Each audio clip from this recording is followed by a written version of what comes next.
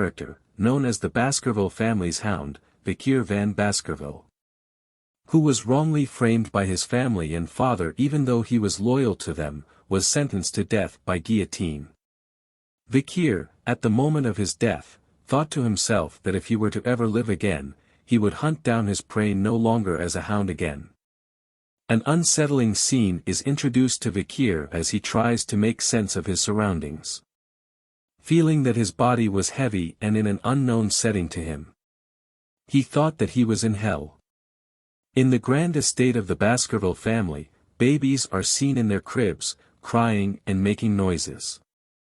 A man is introduced as the patriarch of the Baskerville family. He comments that the babies were insignificant. He walks through the room, commenting that the babies gathered this time were trash. As he walks he notices Vikir being silent as compared to the other babies. He orders the servants to bring the babies to the Cradle of Swords. The servants obey. Vikir recognizes the man as the main culprit behind his death in his previous life. Hugo le Baskerville. Seeing Hugo's younger appearance, the MC concludes that he had regressed to back when he was a baby. Recalling his past life, he was a hound, born from an illegitimate family, while receiving training in a poor environment. Hounds must be devoted to missions that include assassination, intelligence, ambush, and others. A hound simply takes care of dirty work. This was so that the Baskerville could remain the best amongst the 7 families. The MC remained loyal because he wanted to be acknowledged by the family and Hugo. However, 10 years after the gate to the demonic gate was opened, even with the victory of the humans against the demons, the reward our MC was given was being put down like a simple dog. The main reason behind his execution was that he knew too much. MC clenches his fist, swearing to never live that life again. MC wanted to take revenge immediately but was unable due to his baby's body. He rolls around angrily. He realizes that he needs to become stronger and that the Cradle of Swords was the perfect opportunity. The Cradle of Swords was a trial that every child in the Baskerville family must go through. Children are thrown into a maze of swords, where they need to reach the Styx River to be assessed for their talent.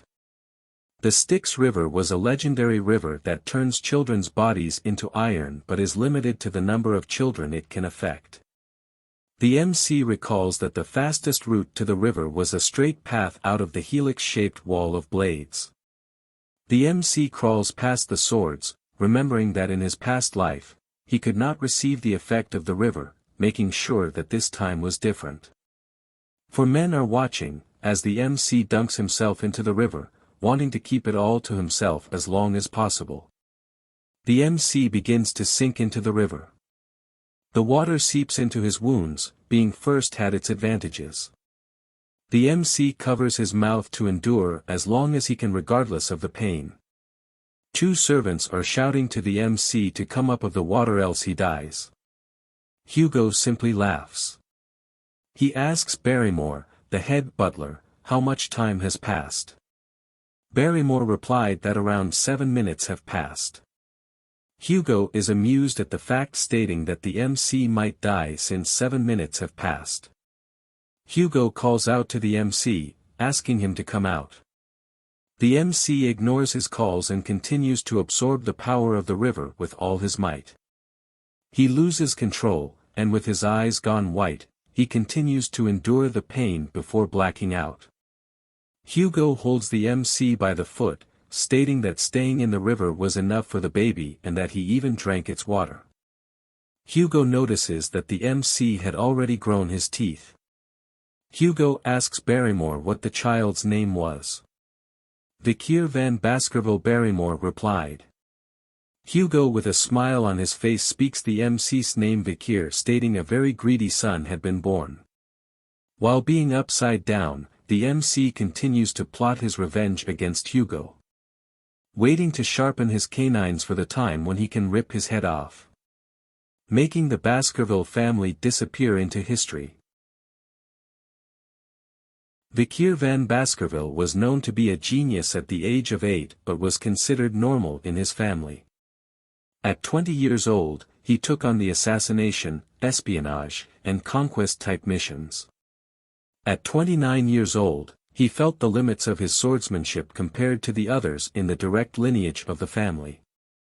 At 30 years old, the demonic realm gate was opened, marking the beginning of the Demon's Clan invasion. At 35 years old, he endured the era of destruction, slaughtering monsters left and right.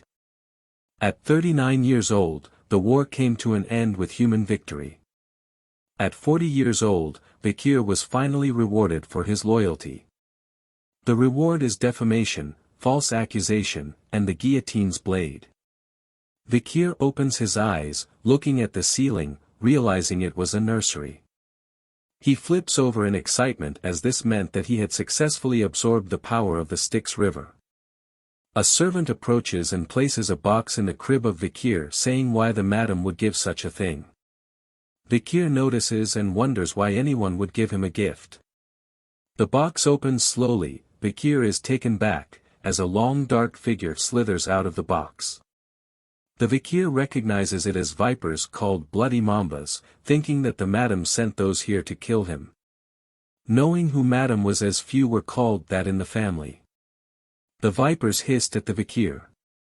Vikir quickly grabs both vipers by the throat while smiling widely like a blood-driven hound, as he expected such treatment from the Baskervilles. He strangles the vipers with force, thinking to bring down the family with his own 2 hands.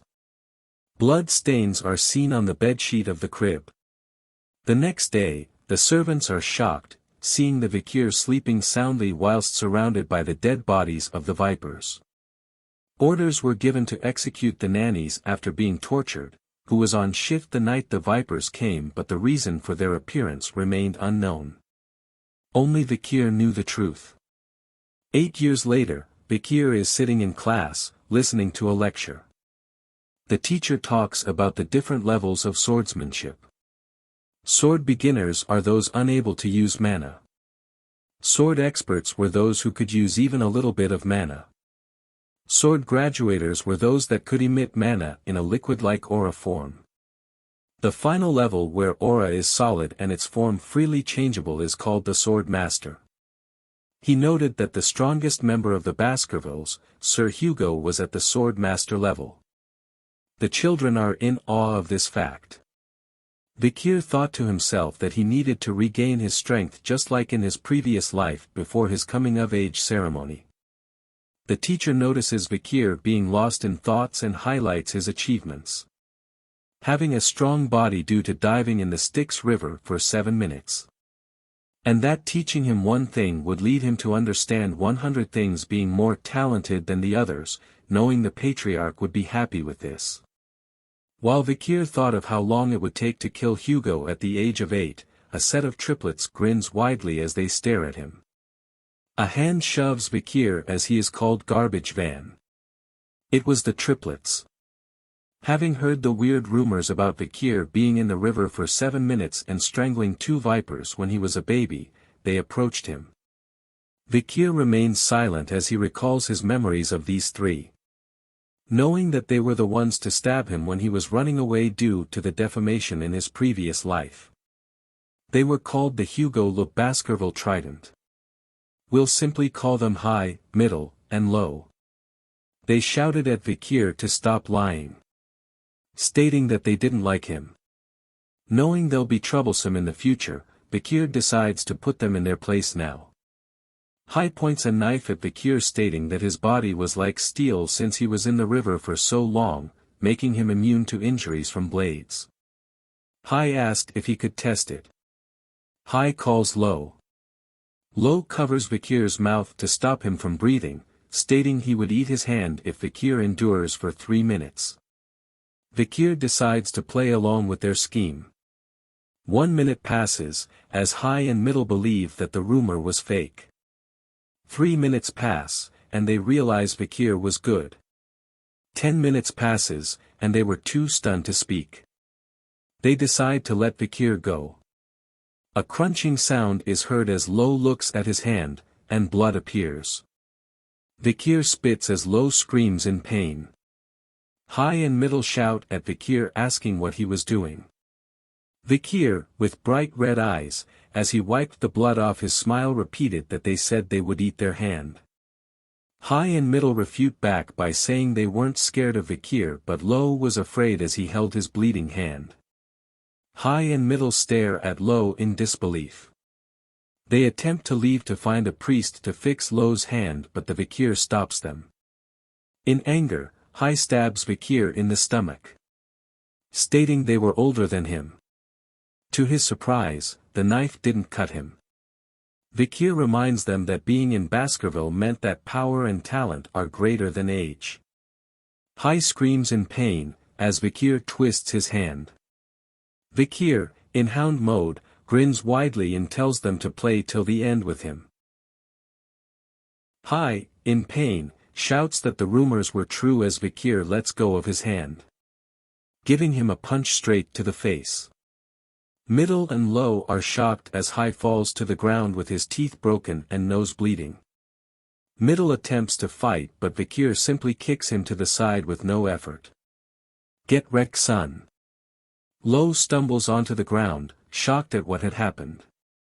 Vikir tells him to not be afraid as he'll get better in no time once treated. But warns him as he picks the knife off the floor, that he won't be leaving the room.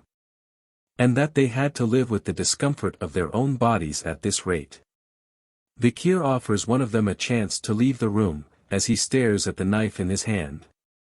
Lo asks which of them could leave, as the other two brothers hold their wounds. The knife is tossed to them as Vikir tells them to decide amongst themselves. Vikir slowly exits the room and mentions he can't wait too long and that it should be decided quickly. With blood-red eyes and a grin on his face, Vikir turns to them as the door closes saying at least one of them should live. As the door closes, the triplets are left in shocked, but soon stared at one another. Sounds of fighting and yelling could be heard behind the doors as Vikir stands to listen while smiling. The Triton of Baskerville have began to split. Barrymore reports to Hugo that another bloody situation have occurred with the Morgue clan in regards to the ruby mines, with the Morgue clan stating that it was theirs. Hugo says an opportunity in the future will allow them to discuss it properly and wonders what else was there to report. Barrymore reports that Vikir had scored the highest in the Titan exam. Hugo smiles happily at that fact and wonders when the practical exam will happen. In 5 days, Guardian Knights have left to prepare. Barrymore replies, making the fortress vacant now. Barrymore further reports about the fight between the young masters, stating that there were no deaths but that High's teeth were completely damaged, Middle's jaw was smashed in and Lo's left index finger was amputated. They had recovered from their physical injuries but their mental state was damaged. Hugo is surprised to hear that the triplets were fighting amongst themselves as they were close with one another. Barrymore states that Vikir was involved, causing Hugo to be alarmed. Vikir is seen standing before Hugo and Barrymore. He greets Hugo as the patriarch. Hugo tells Vikir about how he disabled the triplets. Vikir replies that they had received the proper medical treatment since then. Hugo states that their hearts were disabled. The triplets were no longer eating or talking together anymore, making their combination technique completely torn apart. Vikir smiles in silence. Hugo asks if it was wrong that Vikir turned his brothers into a total mess. Vikir replies he was simply stronger and wonders if the stronger person is ever wrong. Hugo shares that his brothers had came before and forgiven him. Vikir recalls a past memory, where the youngest daughter of the family that Baskerville ruined paid Hugo a visit. She had become a nun and told Hugo she forgave him and offered him a mass. Hugo's response was as Vikir speaks it out loud that forgiveness is just an excuse made by the weak who cannot seek revenge due to their lack of strength. Vikir's eyes glow red as he spoke those words. Hugo is elated at what was said as he smiles widely. Hugo recites the family motto, only the strong will reign supreme, weakness is a sin. Hugo rewards Vikir by allowing him to take any snack from the food storage. Just enough for him to carry. Vikir is happy and asks for chocolate as he thanks the patriarch for the reward. As he turns to leave, Hugo calls him his son and to do well on the interim evaluation, not to lose to direct descendants. Vikir is disgusted at what he hears but replies yes my lord anyways. Barrymore introduces the infamous chocolate enjoyed by the gourmands of the Morgue clan, saying it's the highest quality which was hard to get. Vikir declines it, saying he needs cacao beans that have a rich aroma. Barrymore and the chefs were confused at the request. Cacao beans colored purple called bloody beans were given to Vikir, each bean being able to produce 100 liters of chocolate. Vikir tastes them and is appalled by their taste. Barrymore wonders to himself, that Vikir must really like chocolate to eat such bitter beans on their own and that he was brilliant for finding a way to get chocolate even with the restrictions placed by the patriarch. The chef asks if he wants to process the beans, Vikir declines and takes them as is. Barrymore wonders if Vikir had such peculiar taste. However, Vikir did not get the chocolate to eat but to use them in the practical exam 5 days later. Up in the mountains, Vikir stands, grinning widely knowing that a huge catastrophe would occur that has never happened in the clan before. Children of the Baskerville family are put through strenuous events and early education from a young age. Being able to take their first steps meant they had to run up a steep mountain. Never allowed to lie down or be on their stomachs. Time to sleep is only ever with a monster corpse to adjust to tough environments. When completed, they turn 8 years old, starting their deadly evaluation. Bringing us to the practical evaluation, which is a survival exam. The young masters are gathered in a territory far end of the Le Rouge-et-le-Noir mountain. Pavlov, the instructor of the exam, instructs the masters on what needs to be done. Survive for 1 month while hunting large and strong monsters. 10 points were given for surviving. 30 if they survive without being disabled. Failing others and surviving 50 points. Surviving after beating a monster, 70 points. If all conditions mentioned were done, 90 points. Stealing badges from others make their points yours. Dying results in 0 points. 100 points do not exist. Pavlov reminds them of Hugo's lesson that a swordsman dies when they become arrogant. He advises them not to leave the designated area as the mountain contains many undiscovered things. During the exam, shadow dogs will hide and grade them. Gossip spreads amongst the candidates as they talk of the rumors about Vikir. Wondering if he was going to be good at the practical as well. Vikir smiles as he remembers the mountain. The triplets avoid looking at him. Pavlov rings the bell, marking the start of the exam, and praying for their fortune. The young masters instantly vanished, each with a plan of their own. The triplets argue with one another. The killing was not prohibited as it resulted in deducting points. Pavlov smokes a cigarette knowing that the shadow dogs will keep casualties to a minimum. A shadow dog is seen following Vikir. Wondering where he was going, looking forward to Vikir's skills due to his previous achievements since young. Vikir arrives at a huge tree, noting that the soft ground is best. He decides to live and take a break here as the shadow dog watches him. Shadow dog is shocked at him taking a break. Vikir gathers wood and is building things like in Minecraft as the others fight amongst themselves. The shadow dog is in disbelief as Vikir simply was gathering resources and wonders if he plans to just hide here. He decides to leave. Vikir takes note that he had left while reminiscing about the past. Before, a subordinate had told Vikir that cacao beans make fish less smelly and that bloody beans were the best. Vikir stares into flames and smoke knowing he had finished preparing. Deciding to start hunting as pits of spears are seen surrounding him. A few days have gone by as Vikir walks into the restricted area. Back when he was a scout, he could walk around here causally. He notes a burning smell and finds burning poop. Yes, poop is on fire in this world. Meaning only one monster has that kind of poop in this area. Vikir is happy to find what he was looking for. A beast with flames in its mouth stands above Vikir. It was a hellhound. The hellhound was a beast that swallowed the hellfires of the oil world, causing its body to become one with flames. Vikir was barely able to defeat one at the age of 18 in his past life. Being 8 years old now, it was impossible for him to defeat it now. However, Vikir, thanks to his past life, he knew a way to beat it. He dashes towards the hellhound. Knowing that one of its weaknesses was moving in straight lines only, making it hard to change directions but easy to dodge.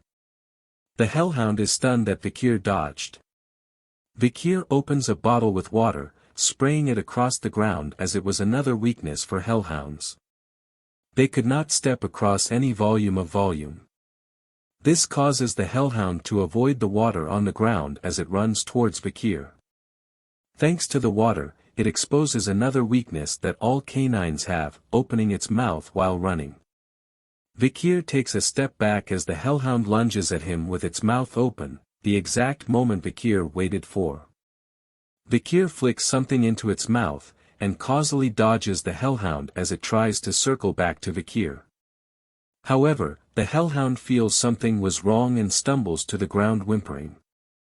Vikir reveals that chocolate was poison to canines, and since one bloody bean could make 100 liters of chocolate, it was the ultimate poison for it. The hellhound lays on the ground whimpering, unable to move. Vikir walks towards it drawing his sword, looking for where the ribs aren't present to target its kidney. The hellhound whimpers in pain as the sword pierces its body. Vikir does the final blow and a blue essence forms from the body. It was called XP or Karma, created when you catch monsters after energy accumulates in their body making them stronger. Vikir absorbs it, making the short sword he wields lighter. Vikir is happy as he'll be able to catch up to his regression state before he is of age. He wonders what Hugo's face would make when finding out that an 8-year-old brought back a monster whose rate is B+. With this monster, Vikir secures first place in the practical test and has decided on what reward to get. The reward is a book that only he knew its true worth. Vikir proceeds to decapitate the head of the hellhound but senses a presence behind him. He turns to see 4 more hellhounds. He wonders if they came because of its cries and that they wanted to avenge it. Vikir chops off the head of the dead hellhound, excited at the thought of fighting more of the hellhounds as he had more beans left. However, a bigger presence is felt by the hellhounds, and Vikir notices. Believing the hellhounds to be afraid of his bloodthirst, the hellhounds bow their heads in fear. But hellhounds never submit even if they were to die. Vikir realizes something and turns around to see a 3-headed figure. A Cerberus? Vikir is alarmed as it has a rating of A+, but it was supposed to be at the 7th ridge. Why was it here, Vikir thought. Vikir notices wounds and blood dripping from its body. Multiple arrows with other injuries were inflicted upon the beast upon closer inspection. Vikir concluded that it was because of the barbarian tribes across the mountain as it was their territory and that it came all this way because of being chased by them. Vikir saw the chance of a lifetime. To hunt an injured A+ beast. He must kill it no matter what.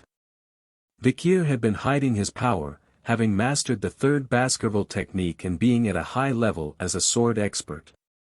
But he had already reached a level that no other hounds have reached when they had become adults. Vikir covers his blade in aura and dashes to the injured Cerberus. He attempts to slice one of its heads but was interfered with by its other head. He slices it in reaction. Upon slicing it, he realizes that killing it was possible.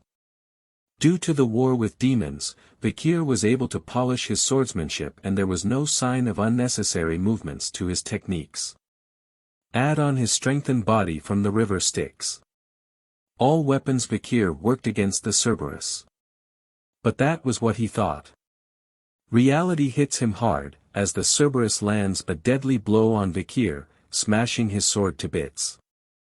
Vikir lets his guard down for a moment, resulting in a deadly blow from its claws. Vikir is flung straight into a tree.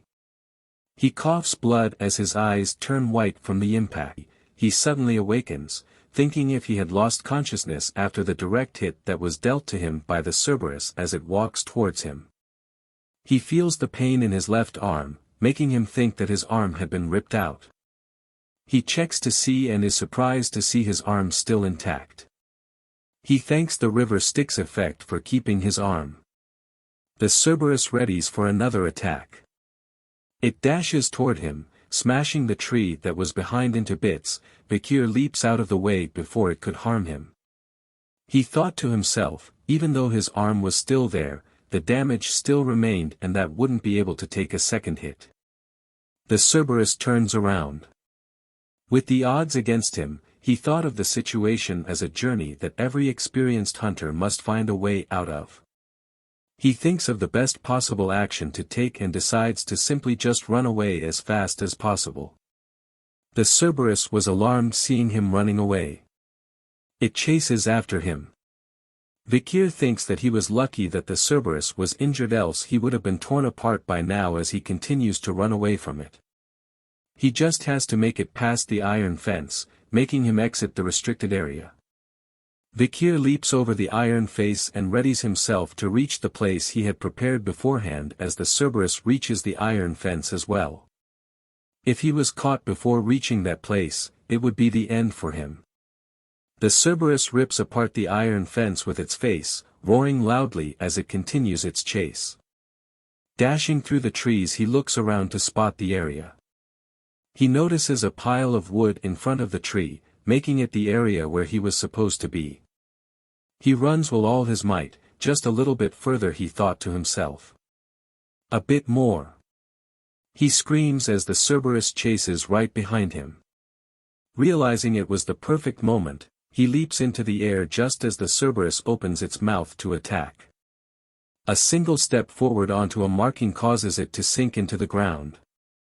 Vikir lands on his back, safe from its attack, breathing heavily. While the Cerberus was met with many spears hidden in the ground below. He welcomes it to the cradle of swords. Wiping the sweat off his face, he was happy that the traps he made for hellhounds were useful against the Cerberus. Bloody beans were spread onto the spears that were in the ground. Being the same species as the hellhounds, the Cerberus was poisoned easily as its two heads cough vomit and are in pain. Its middle head notices Vikir, growling at him. As he holds a spear aimed at it and throws it with all his might. The spear bounces off its body as it growls loudly toward Vikir. Vikir starts to count down from 7. With each step the Cerberus took, a second passed. It slowly reaches Vikir, as the countdown approaches 0. Once it reached 0, it simply fell to the ground. Vikir lets out a sigh of relief as the Cerberus falls to the ground just before him. Happy to know that the rumors were true about the 7 steps. He explains that the spear he threw was different. That it was laced with the poison of the bloody mamba's venomous fang from when he was a baby. He goes on to absorb the mana from the Cerberus, meaning that it was fully dead this time. He stares at its corpse, thinking about how he should bring it back. But before that, he had something else to do. He knew that the presence of a Cerberus meant one thing: dungeon.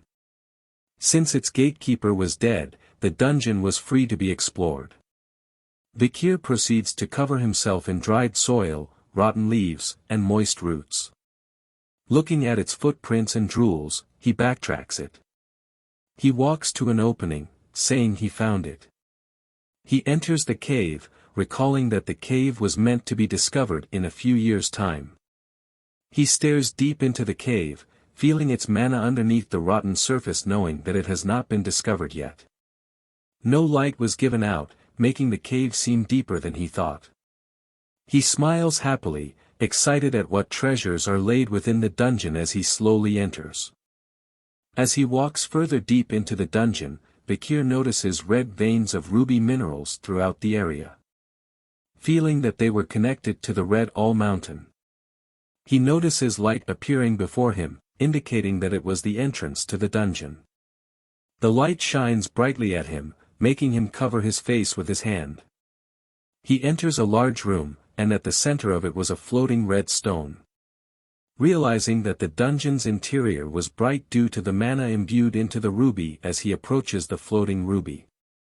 He notices something behind it, a skeleton with a note.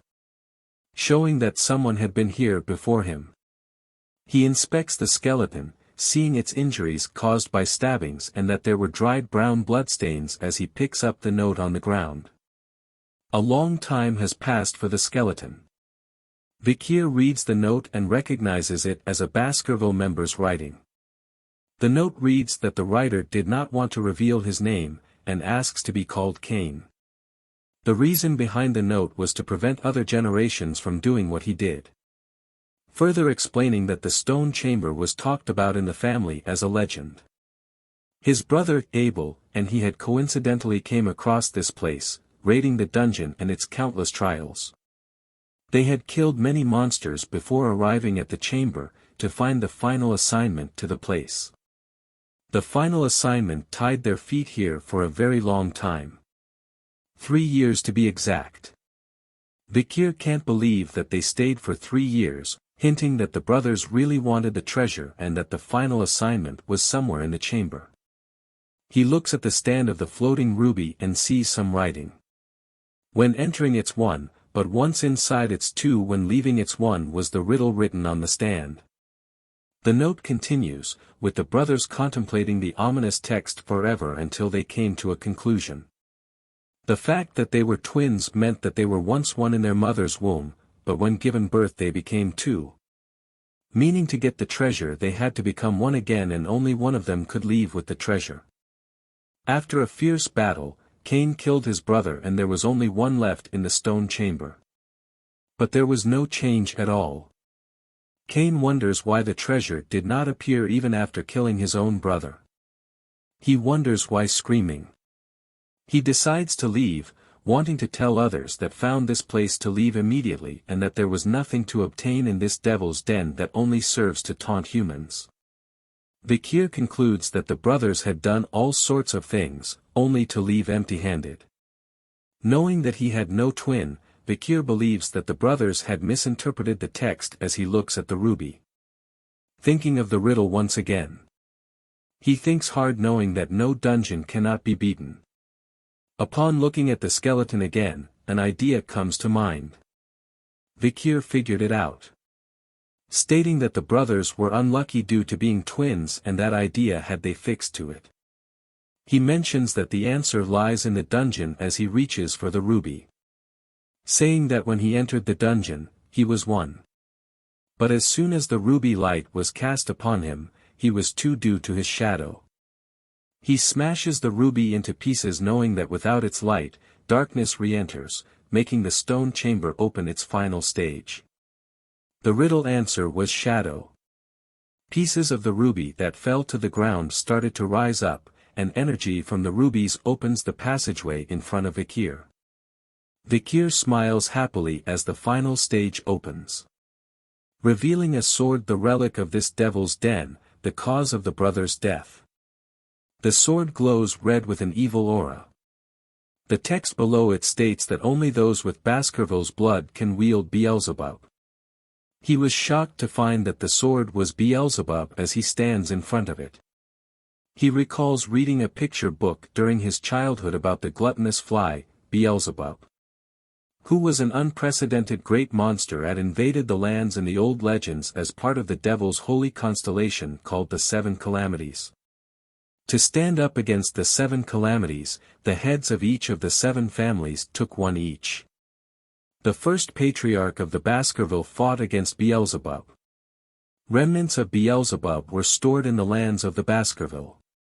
Its demonic energy was said to lure monsters, an old legend that no one believes now. But the legend was true, as the sword was taken by the demon clans, resulting in countless deaths among the humans on the battlefield. Vikir grabs the sword in excitement, saying that it won't happen again, as the sword was now his. As he holds on to the sword, it lets out a ferocious energy as if it was howling. He grunts loudly as the sword seems to be absorbed by his hand. The sword places itself into Vikir's hand before appearing as a blade from his arm. He mentions that he was lucky to have a blade made from a devil's holy constellation, as the blade exudes a murderous aura. His red eyes glow similar to the blade as he raises it to his face, wondering how much stronger he'll be in this life. Looking around, he realizes that there was nothing else for him to take and prepares to leave. But he feels something was wrong with his body. He stumbles onto the ground, wondering what was wrong. Was he dizzy? No, he was hungry. The blade makes noise and Vikir wonders if it wants to eat something. He leaves the dungeon, holding his stomach in hunger. Hunger was ringing inside his stomach. Noting that his sense of smell had improved as he smelled something delicious. The sword pulls him along, much to his surprise, wondering if there was something to eat in the direction it was pulling him to. He reaches the corpse of the hellhound he had killed before. The blade shoots out a tube into the corpse. As it absorbs the blood, Vikir feels his inside were getting back to normal, guessing he was starving for a long time. He hoped that the mountain's dried condition was not due to the sword's hunger and wondered how long it takes to feed it. Beelzebub makes a happy sound as it had eaten well and has absorbed the hellhound's ability, hemorrhage. Vikir wonders if this was Beelzebub's inherent ability. Beelzebub was the glutton of files and was said to possess the power to absorb its enemies' skills as its own. Since its absorption amount was close to infinite, many people lost their abilities and became obsolete. But due to its hazard, Vikir could absorb 3 skills only for now. He describes the hellhound's ability as a skill that constantly pumps out the blood of its opponent even through its smallest wounds. Realizing he could steal abilities, he looks at the Cerberus corpse. Beelzebub grows excited at the thought of feeding on it. Vikir is alarmed and asks it to wait. He explains to it that it can't eat all of it as if it was too damaged. He couldn't explain it during the autopsy. He thinks silently as Beelzebub makes constant noises as it consumes the corpse. He slaps Beelzebub, saying he had enough. Beelzebub was upset but had gotten 2 new skills. He had even absorbed the power of the sewer rat underneath the Cerberus. Vikir picks up the rat, happy that he had absorbed many powerful skills this time. He decides to wait at the practical exam site as he was done preparing the monster. The young hounds had gathered back together, each covered in various injuries. They would receive a shield, sword or necklace as their reward based on the parts produced from the monsters they hunted during the practical exam, as monster parts are laid on the table. The senior members are astonished at what Vikir had hunted. Hugo is alarmed to hear the news. Barrymore reports that Vikir during the practical exam had accidentally crossed over to the restricted area, allowing him to hunt an A+ Cerberus. He further reports that it was wounded by the Barbarian clan and that Vikir had applied poison to his wooden spear, as Hugo mentions that a Cerberus was something that even the family's guardians would avoid. Hugo further asks what kind of poison could kill a Cerberus and where Vikir had gotten it. Barrymore mentions that the report did not include such details and wanted to ask Vikir, but Vikir had returned to the dorm as he was too tired. Hugo compliments Vikir, saying he was so sly already and that information was power, and that power is your worth. Barrymore was shocked that a master named Van and not Lo or La was this talented. Hugo replies that he was unlike the previous leaders. He didn't discriminate against a hound based on its bloodline when raising them as long as it had enough talent and spite. Adding on that there were mutts that came from the royal bloodlines, asking if Barrymore understood him. Barrymore is concerned as he ponders whether Hugo was thinking about his second son who was preparing for isolation training as he apologizes to Hugo. Hugo says it's alright and asks for Vikir to be summoned. Vikir stands in front of them with a smile on his face. Hugo asks how he caught the Cerberus during the exam. Vikir says that he placed the chocolate on his wooden spear, saying that it was lethal to canine monsters. Hugo asks if that was the reason why he asked for chocolate before, and Vikir says yes. Barrymore thought to himself if this is how fathers and sons usually talk to one another as they didn't greet each other. Hugo further questions Vikir on why he did not respond, and the butler asked him about the hunt. "He wasn't my master," Vikir replied. "Who is your master?" Hugo asks. "The master of the clan, since he belonged to the clan," Vikir responds. Hugo is happy with the reply. He rewards Vikir with the corpse of the monster and grants him a wish. Vikir wishes to be granted access to the 10,000 Epistle Library. The 10,000 Epistle Library was one of the largest libraries in the Empire and resided deep within the heart of the Baskerville clan. Hugo ponders, asking if he knew that only the patriarch and second in command along with their direct descendants were allowed to enter. Vikir says that if it was not permitted, he would give up on it, thinking that he needs to sneak in instead. Hugo grants him access, much to Vikir's surprise. He asks him to read the 6th technique of the family located within the 6th restricted zone deep inside the library. Vikir is stunned as he was just given permission to learn a technique that an illegitimate child was not allowed to. Recalling that Hugo's current level was the 7th technique and that in his past life, Hugo had reached the 9th. Remembering the discrimination he faced in his past life, Vikir promises that in this life, he will surpass Hugo. As he will obtain the greatest essence of Baskerville, a textbook containing the teachings of the first patriarch who subjugated the 7 great disasters. Hugo stares at Vikir, looking forwards to his progress, and wishes him luck. He bows his head thanking Hugo and saying he'll surpass his expectations. 2 guards stand in front of a large door. Vikir enters the room, leading to the library. He stands there saying it was the first time he came in person. He searches through the books, seeing the names of the books that he had wanted to learn in his past life. Knowing that any illegitimate child could not learn any of the advanced techniques to ensure that they do not bare their teeth towards their master, this was a defense mechanism the Baskerville family had created. A book is locked with a chain and he wonders if this was the book. Vikir takes out a key, not believing that Hugo would offer him the book on the 6th technique, an opportunity that was never given in his previous life. As he turns the key in the lock, he wonders if Hugo thought that he couldn't memorize the technique in a day. As he reads the book, Vikir recalls that due to his past life, he had memorized the theory behind the 1st to 4th techniques till he was sick of it. He did it so that he could deduce and speculate the theory behind the 5th technique.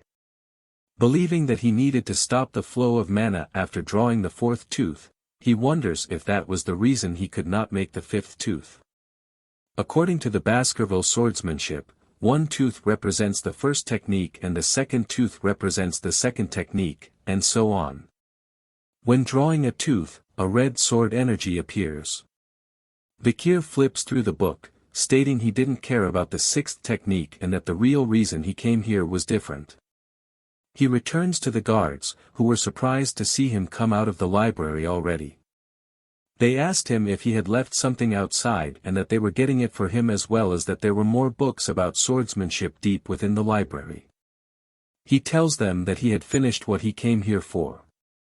The guard asks if he wants to stay longer, but he declines and wants to read other books and that they should do what they need to do in the meantime.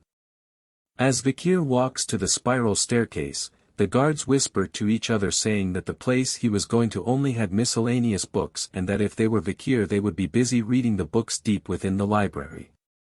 They wonder if Vikir didn't know the worth of the books, but Vikir chooses to leave them to their thoughts. Knowing that they did not realize the true value of the books in the miscellaneous section. He reaches the next floor and looks around the books, noticing one that stood out. He found it, the book called A Lurking Ambush. Vikir is happy to find it. He opens it to see a ripped page and that due to it, it became a useless miscellaneous book. He grins widely as he was the only one that knew its true worth. Recalling a memory from before his regression, Vikir belonged to a squad that had found a strange relic in the dungeon that was on the border of the Le Rouge-et-le-Noir mountain. It contained a page from a swordsmanship book. A single ripped page. Written with Baskerville handwriting, only Hugo found this remarkable, ordering everyone to search through the whole library to find the book that matched the page. The book was A Lurking Ambush. The same one that Vikir was holding. The book contained the 10th technique that the ancestors had written. Further recalling that Hugo had gone crazy for the 10th technique and released the hounds to find the remaining 6 pages that contained the technique. Hugo realized that the pages were hidden in the 7 great families, declaring war on them and sending hounds to those that refused.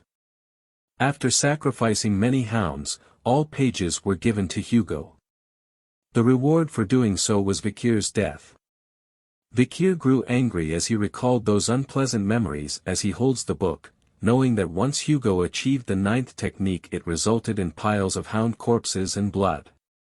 He makes sure that it won't happen in this life.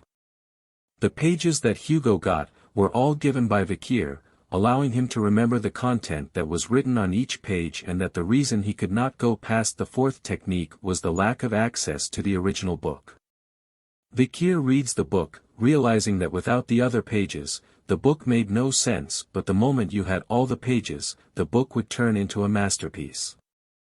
He reminds himself of his past strengths as he reads the book, knowing that before he turned 15 he had to reclaim the power he had before his regression. Night turns to day as Vikir immerses himself in reading the book. He closes the book, having read enough. Wondering if he had read the whole day, but thanks to that he was able to memorize the book's contents from start to finish. He looks around and does not feel the presence of the guardian knights.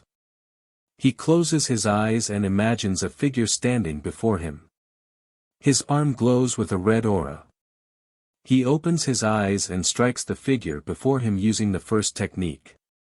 Continuing the strikes and moving on from the 1st to the 2nd technique and more. He grits his teeth as he thinks of his past self as pathetic. He worked hard to reach the highest level of graduator aura but was unsuitable to learn a proper sword technique, making the direct bloodline hostile to him. The main reason was that he was an illegitimate child. He dashes to the side of the figure once again, asking if they thought he would live the same way again. As he approaches the figure, it transforms into the older version of Hugo. Vikir slices Hugo relentlessly and exits the imaginary space. Breathing hard, he looks at his hand, thinking he was still weak and if he actually drew out the 5th tooth. He clenches both his fists in victory at the feat he had just done and felt happy to the point that he almost cried. He continues to look around, wondering if a sword was nearby to test the 5th technique again.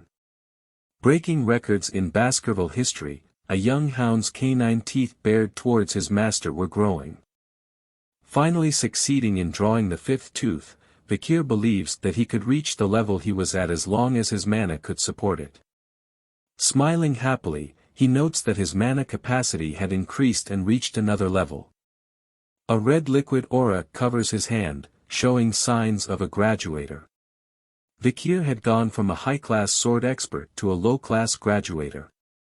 A point that had taken him 30 years to reach, but he reached it at 8 years old now. Graduators are on a whole different level compared to sword experts as their aura turns from solid to liquid, density increases, and allows for it to be used more freely. Knowing his swordsmanship was better now and that he could reach the 10th technique, meant endless possibilities. Piercing Fong was what he learned before, which was able to make him stronger in a short period of time but had limitations. However, the lurking ambush was the perfect sword technique that could transition between offense and defense with no growth limitations. Vikir places the book near the window, thinking that he could challenge a mid-class graduator and has a 100% chance of assassination and about 50% if they faced head-on. The only problem he had now was how much to show Hugo. He couldn't show too much or too little of his strength as he takes out an object from his pocket. He places it in front of the book, using the sunlight to make a small fire on the book itself. Vikir grins to himself at what he just did. The book is set aflame as he makes it impossible for other to reach the 10th technique and that he was the only one that knew how this time. The guardian knights appear behind him, asking what the smell was. They question Vikir, and he replied that he accidentally left the magnifying glass around and burnt the book. The guards are relieved to hear that only a useless book was damaged. Vikir asks the guards if they should bother with such a small thing since there were bigger problems to handle. The guards agree to keep it a secret if Vikir agrees. Vikir agrees and proceeds to leave. The guards are happy and think of him as a nice person deserving their respect as he walks away with a smile. Vikir appears before Hugo and Barrymore once again. Hugo asks if he had reached enlightenment. He replies sort of. Hugo asks what he had learned, and Vikir mentions that he felt something warm and sharp yet soft and viscous. Both Barrymore and Hugo are alarmed at hearing this. Barrymore wonders if it was an aura. Aura was something that only 15-year-olds could obtain after years of training. Hugo thinks to himself about why he was getting excited for over an 8-year-old and asks Vikir to show him. He accepts happily. An arena is showcased. Many young masters are confused as Vikir is seen standing with a sword. Barrymore asks Hugo how he intends to test his skills. Hugo replies that a monster will be released. The gate opens and a huge orc exits with chains all over its body. It growls loudly with menacing red eyes. Other young masters in the stand are shocked to see it as they wonder if an 8-year-old could take on an orc by himself. Vikir and the orc are standing face to face. Hugo waves his hand, signaling to the knight to remove the orc's chains. It screams out powerfully and rushes towards Vikir. Vikir takes a prepared stance as it comes towards him.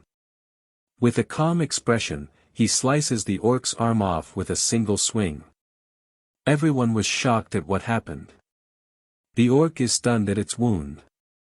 Vikir wastes no time and dashes low to swing at its leg.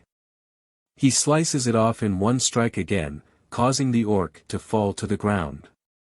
The orc remains confused at what happened to it. Vikir looks back, thinking that the orc was confused about why it was bleeding for the first time and that its regenerative skill won't activate. It was due to the skill of the bloodhound. It overpowered the orc's ability. People in the stands are wondering how he was that strong. Hugo stares, thinking deeply. Vikir looks at him, knowing he was trying to determine what he learned in the library, and proceeds to show him what he wants. Hugo and Barrymore looked alarmed. Vikir had revealed Aura Blade as his sword is covered in a strong red aura. The orc tries to get up, but senses a red presence approaching it. Its head was smashed to bits as Vikir slashes through it like butter with a quick dash and his sword was covered in the aura. Hugo is shocked from his seat from seeing that red aura from Vikir. Barrymore congratulates Hugo on witnessing the birth of a genius, making Hugo wonder if that was it. Barrymore further states he had not seen this kind of talent from the other families. Hugo stops him noting that something was wrong with the orc. Seeing its blood not stopping even though orcs were famous for its regeneration. He pushes Vikir's victory as a result of the orc being weakened while Barrymore wonders why he can't express his happiness. Vikir calls out to his father and asks if there was anything stronger with a smile on his face. Surprising Hugo. He tells his father to wait, asking with a smile if there was anything stronger than an orc. This shocks the crowd. He thinks that it would be better to show off his power to a certain degree, hoping that his progress will allow him to be separated from Hugo. Hugo agrees with Vikir and asks for a creature that they captured from the Barbarian raid to be released. The beast was starving since then. The crowd is shocked once again. But Vikir looks happy. A troll was his new opponent. It growls at him. Vikir asks Hugo if he could start right away. Hugo says he may. He rushes to the troll. The troll attacks Vikir with a mighty punch. He dodges and is annoyed, and decides to back away from the troll. The crowd is confused by his actions as it was the perfect moment to attack. Hugo agrees with his actions and that it was the right move due to the troll's Regan powers. Vikir continues to dodge its attacks. The troll begins to breath heavy. The crowd calls Vikir a genius at 8 years old and that his plan was to tire the troll out first. Vikir thinks that it's too slow and that he needed to act but is unable to unleash his full power as it would make it troublesome for him. Instead, he decides to use the troll's power against itself as he slices its arm. The troll falls to the ground, holding its bleeding shoulder. The crowd praises Vikir for what he has done. Vikir thinks that the first technique was not enough to slice the troll's thick skin. Hugo asks him to stop as it could become dangerous, but Vikir tells him he was almost done. He realized that he was getting an epiphany and that he'll give up if he can't kill it in the next attack. The troll growls in anger. He releases his red aura, preparing for an attack. The troll yells at him as he stood still. But it realizes something from him. A deadly aura and image was seen as from Vikir. In the next moment, the troll was sliced in half by Vikir as he unleashed the Hound's aura. Everyone is stunned at what happened. Even Vikir was shocked at what he just did. He laughs saying he did it. Hugo and everyone in the arena could not believe what they just saw. A week later in the dining room, Vikir is upset over the food. He turns to look around, realizing that everyone has been avoiding him since the day of the arena battle. But he was happy to see Hugo's stunned face. And that he had only shown a small part of his power to them but was actually more powerful. He had also gained the super speed regeneration skill from the troll. He thinks about the fact that he has been eating more with Beelzebub as the triplets appeared behind him. He readies himself. Vikir asks the triplets if last time was not enough, but them claim it was not what he was thinking. They wanted to tell him he was cool when he defeated the monsters, causing Vikir to spit out his food. The triplets ask if he was okay as Vikir thinks it was some sort of scheme. Just as he was feeling goosebumps at what they said, Butler Barrymore appears, telling him he needs to go to the Patriarch room. Back at the mansion of the Baskerville family, Hugo is seen chatting with the Morgue clan patriarch, Adolf Morgue. They talk about the annual training event between the families, hoping no accidents would happen. Hugo tells Adolf that it was just a scratch and that the Morgue's children were dramatic. Adolf said it was because they were noble and dignified. The Rion Mage clan, the Morgues, and the Iron-Blooded Sword clan, the Baskervilles. They were not always on bad terms. The Emperor said that magic and swords were a pair. Because of those words, the two families would have annual joint trainings as a sign of good faith between them. However, a ruby mine between the two families' land was discovered, causing a problem of who owns it. Adolf asks if there was a supernova in the Baskerville family that was born with great blessings and skill, and Hugo brushes it off saying it's not a big deal. Adolf is surprised to see Hugo reacting to a complement of a child. He then tells him that the Morgue family also had a genius. He calls for Camus to come in. The doors open and a little girl walks in. Hugo looks at her. Adolf introduces her as his sister's Respinese daughter, Camus. He tells her to greet Hugo, but she remains silent. Instead of greeting, she calls him a thief that stole the ruby mine and that he should give it back. Hugo was angry to hear the word thief. Adolf is surprised at her words, and she told him that it was what he said in the carriage and that the annoying Chin Beard stole the ruby mine. The words annoying Chin Beard further annoys Hugo. Adolf says it was a misunderstanding and Hugo agrees saying she was just a child. But Camus shouts at Hugo to give back the rubies as she doesn't have enough to do research. Enough! Hugo says as he holds back his anger. Adolf holds Camus tightly, asking what Hugo plans to do to the child, as Hugo states that the Morgues didn't teach manners at all. Adolf asks if he was threatening an 8-year-old girl. "I guess the Morgues didn't teach their children to not envy what is others," said by Vikir as he enters the room. Adolf wonders if Vikir was the supernova and realizes that Camus was missing. Camus appears in front of Vikir asking what he just said. Vikir hears her name and recalls her as the Morgue's clan iron-blooded empress, Camus Morgue. She was known as the genius among the genius even in the Morgue clan that raised countless mages. At her peak she killed all monsters and barbarians in the Lenoir mountain by herself, burning them to death on spears, creating her legend. Vikir also remembered that her beauty was captivating. Camus yells at him, saying that the ruby mines were hers and not his. "You sure came a long way just to throw a tantrum," Vikir replies. The leaders notice something. Flames erupt from Camus due to the word tantrum. She tells him that he'll explain why the ruby mines belong to her so that a stupid dog could understand. Vikir simply smiles, saying that would be fun. A replica of ice is made.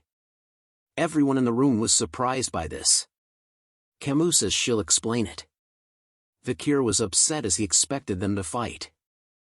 She explains that the ruby mine was located in the area between the Morgue and Baskerville called Joint Security Area, and that the problem was that the entrance was located in the Morgue area but the mine runs underneath the Baskerville area. Adolf was happy while Hugo became upset due to the explanation. Vikir adds on saying that the Baskerville doesn't need to mine the rubies as they were meant for magic ingredients. But he calls her an idiot as no one would allow someone to enter their lands based on a few pennies. Hearing this made Camus angry. She points to the sculpture, pointing to which side belongs to each family. She moves her arm across both areas, asking whose arm is this then? Vikir repeats her question back to her and grabs her arm. "Mine, of course," Vikir says, making Camus blush. She stutters, wondering why she was his. Vikir tells her who said you're mine, much to her surprise. He grabs the knife, shocking Adolf and Barrymore. He smiles while showing the knife, saying that only her arm belongs to him. Both Hugo and Camus are shocked at what he said. Vikir holds her arm high, ready to cut it with the knife. Camus tears up and screams for her uncle to help. Adolf appears behind Vikir in an angry state, telling him to get away from his niece now. He lets go of her arm, allowing her to run to her uncle and hug him. Adolf yells at Hugo, saying, "What the hell is this matter?" Hugo remains silent and turns to Vikir. He tells him that he has gone too far with his joke. Vikir apologizes, saying it was a common joke in the family and that the knife was fake. Adolf was shocked to see that toy knives were given to children as Vikir bows down to him, saying he was sorry. Hugo tells Adolf that he was getting too involved in the children's play and that he had some ideas regarding to the ruby mines that he should hear. He tells them that they should compete in friendly duels first, as Camus tells Vikir that he better watch out and she won't forget this. Vikir simply smiles and nods. The friendly duels between the Baskervilles and Morgues had begun. It was an occasion where children ages 8 to 15 gather and battle it out. However, everyone's attention was headed somewhere else this year. It was the Morgue's clan Camus Morgue against the Baskerville clan Vikir van Baskerville. Using practical training rules was to showcase the duel between the two geniuses of the clans. The bells rings announcing the start of the duel. Camus tells him she won't hold back and begins to cast a spell. Everyone was stunned at this. She was doing quadra-casting. Adolf smiles at Hugo as the crowd were amazed that Camus was doing something that was difficult for a 15-year-old. Camus unleashes her attacks, but Vikir dodges them with ease. He tells her she should focus on one spell, but she calls him an idiot who doesn't understand magic. She summons a stone wall just as Vikir reaches her. He simply smashes through the wall. Camus was shocked to see this, wondering if this was the power of the Baskerville basked in the river Styx. She closes her eyes and opens them again, and sees Vikir with his hand out. He flicks her straight in the head, sending her flying. Adolf was surprised to see a flick while Hugo chuckles. Camus asks him why he flicked her and wonders if he was going easy on her. He points to his forehead, saying hers might hurt. and that they should end things before it gets out of hand, but she ignores him and summons 2 stone walls. She laughs at him behind the 2 walls as Vikir wonders if he should just go around it. He decides to play along and smashes through the wall with just his bare hands. Camus is startled to see his hand come from the wall. Vikir now asks her whose arm it was that crossed the wall, and tells her as he flicks her forehead, the stronger individual. He smiles as Camus falls down again from the flick. With a huge red bump on her forehead, Camus holds it and growls at him. She yells at him saying she'll kill him as Vikir dodges the fire spell and wonders that dealing with children is much harder. He continues to dodge her attacks, wondering what he should do to calm her down. Vikir looks behind, wondering if he should let others handle the problem.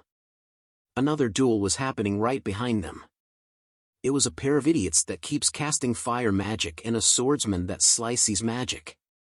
He believes that they might be useful as Camus shouts out why he wasn't getting hit. She walks to him asking him not to turn away and to face her. The idiot mage behind begins chanting a magic spell, giving Vikir the perfect moment.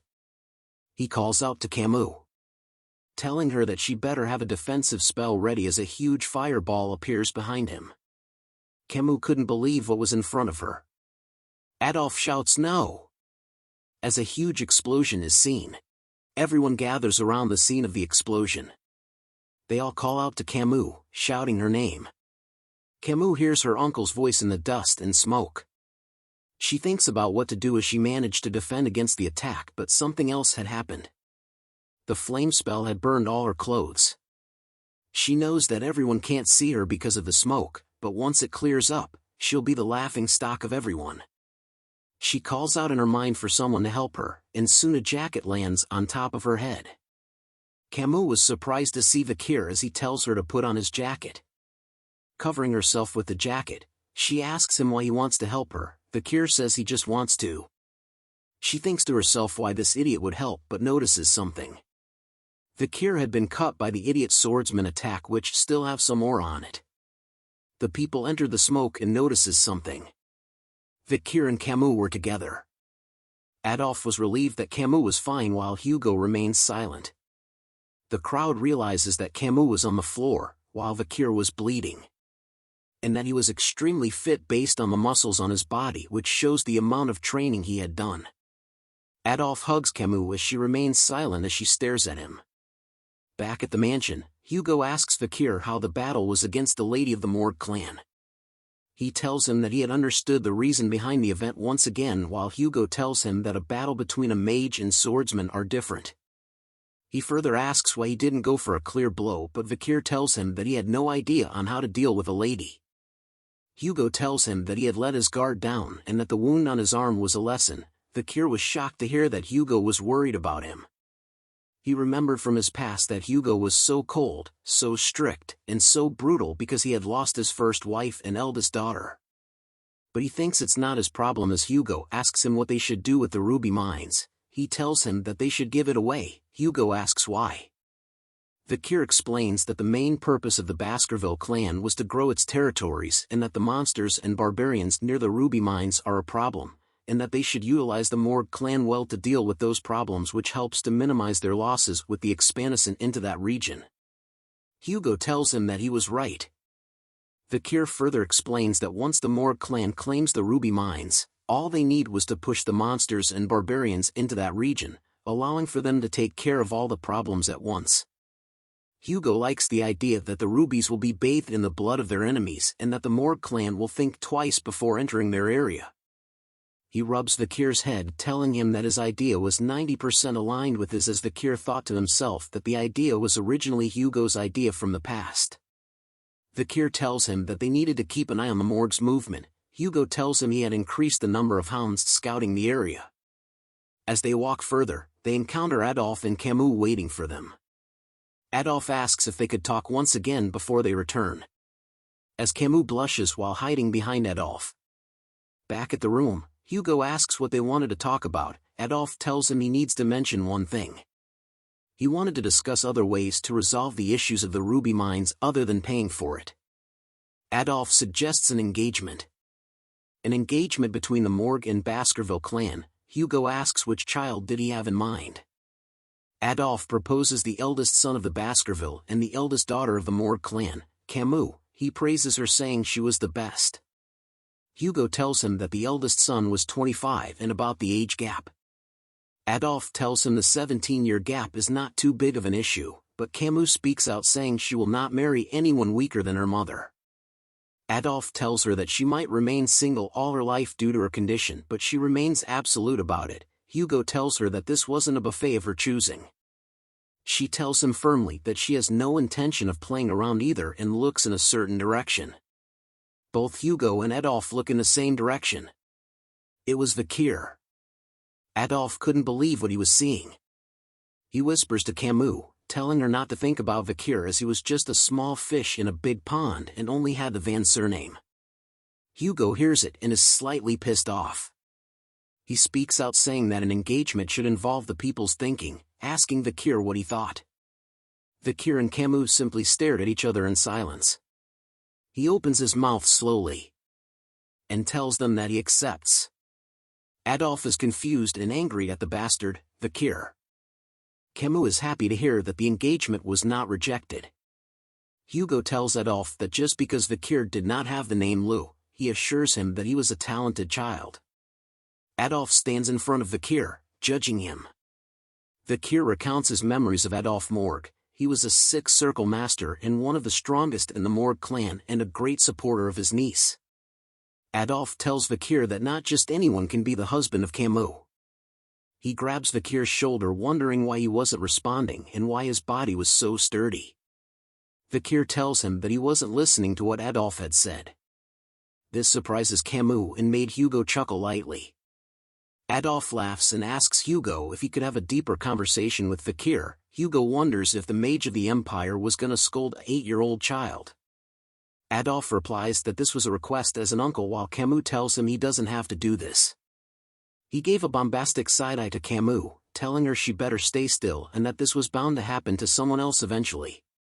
He then asks Hugo for the chance and Hugo agrees. Back at the training arena, Hugo and Camus are standing at the side while Adolphe and Vikir are in the arena. Adolphe tells him that they will be testing Vikir and wants to see everything he is capable of. Vikir agrees, while thinking if he did show everything, Adolphe might faint. Adolphe casts a spell telling Vikir he will give him a handicap. A pot was being created from a combination of spells. This amazes Camus, as Adolphe was casting fire, earth and water magic perfectly. He tells Vikir that they would duel with a pot of water on his head, and that if a single drop falls, it would be his victory. Vikir remains silent, thinking that this chance was a great way to experience the power of Adolphe and what he's capable of. He looks at Hugo, knowing what he thought was the same reason why Hugo accepted this. Adolphe calls out to Vikir to start the duel, making Vikir rush out. He closes into Adolphe, ready to strike with his sword. Camus is surprised at his action and yells out that he can't run straight towards his uncle as a bright light appears on his face. A shield was casted to block the swing of his sword. Adolphe calls out to his niece, asking why she told him that and that shield magic was best used against swordsmen. Vikir steps back, annoyed. Fireballs are created in the air behind Adolphe as he prepares to go on the offense. He sends out the flame magic towards Vikir, making him leap back. Camus tells him that it was unfair he didn't use that magic against her in their duels, while Adolphe wonders which side she was on. Hugo thinks of the attack as not something impossible to dodge and decides not to stop them. Vikir thinks that by using his past knowledge and skills, he may cause Adolphe to let his guard down, and that he might even be able to kill him. He strikes hard once again against the shield magic, and continuous hits it again and again. Adolphe tells him that it'll be the same no matter how many times he hits it, as his sword will never pierce through his shield.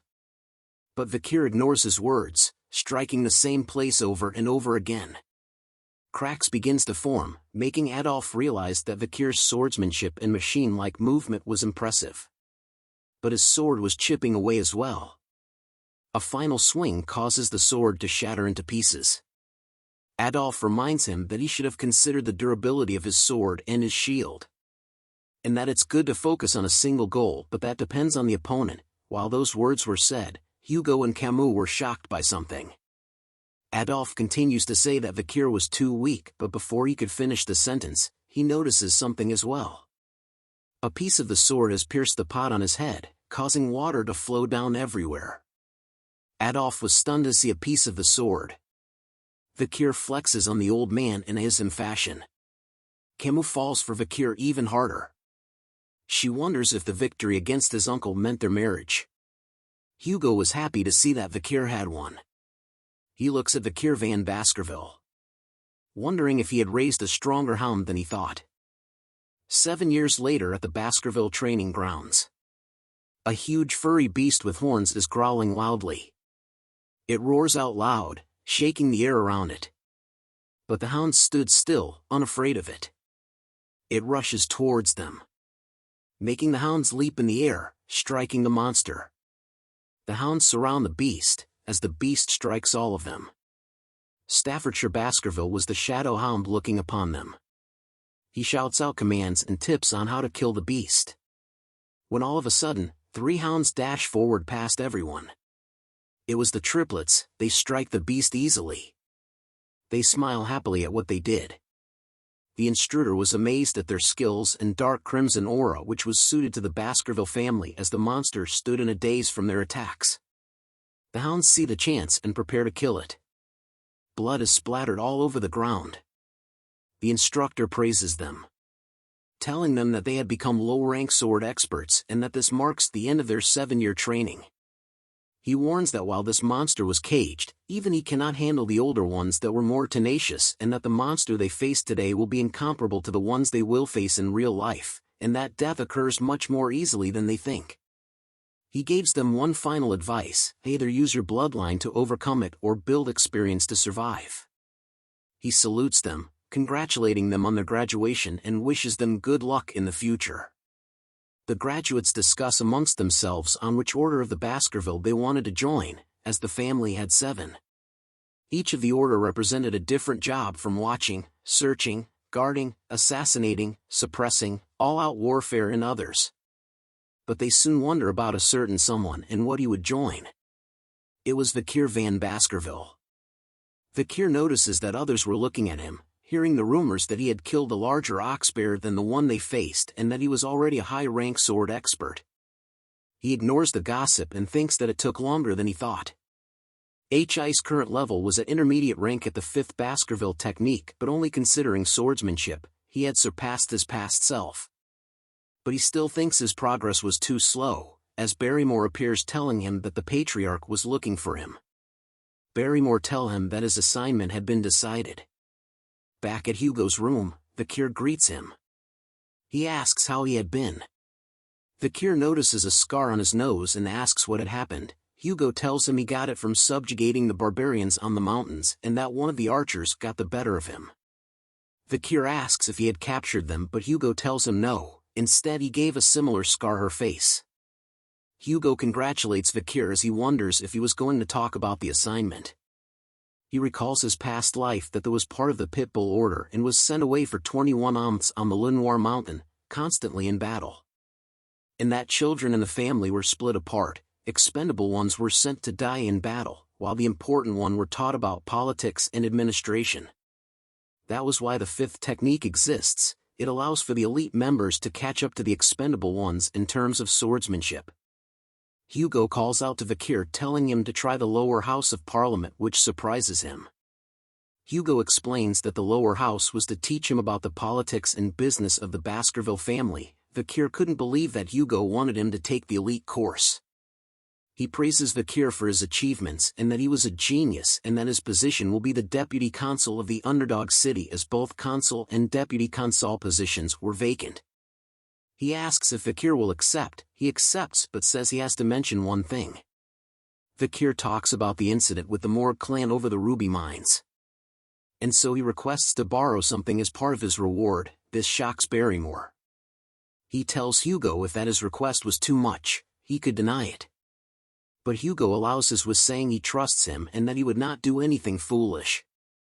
Vikir tells him he won't do anything to worry him, still not comfortable with him calling Vikir a son. As Barrymore and Vikir leave the room, Barrymore tells something to Vikir. That Hugo treasures him deeply and that was why he did not dispatch him into battle immediately and that this was a form of kinship between them. But Vikir tells him that only happens if he does a good job. He recalls his past memories, where he was betrayed and killed by Hugo, feeling the sensation of when his head had rolled off the guillotine. With deep hatred in his eyes, Vikir promises that Hugo will experience the same sensation in this life.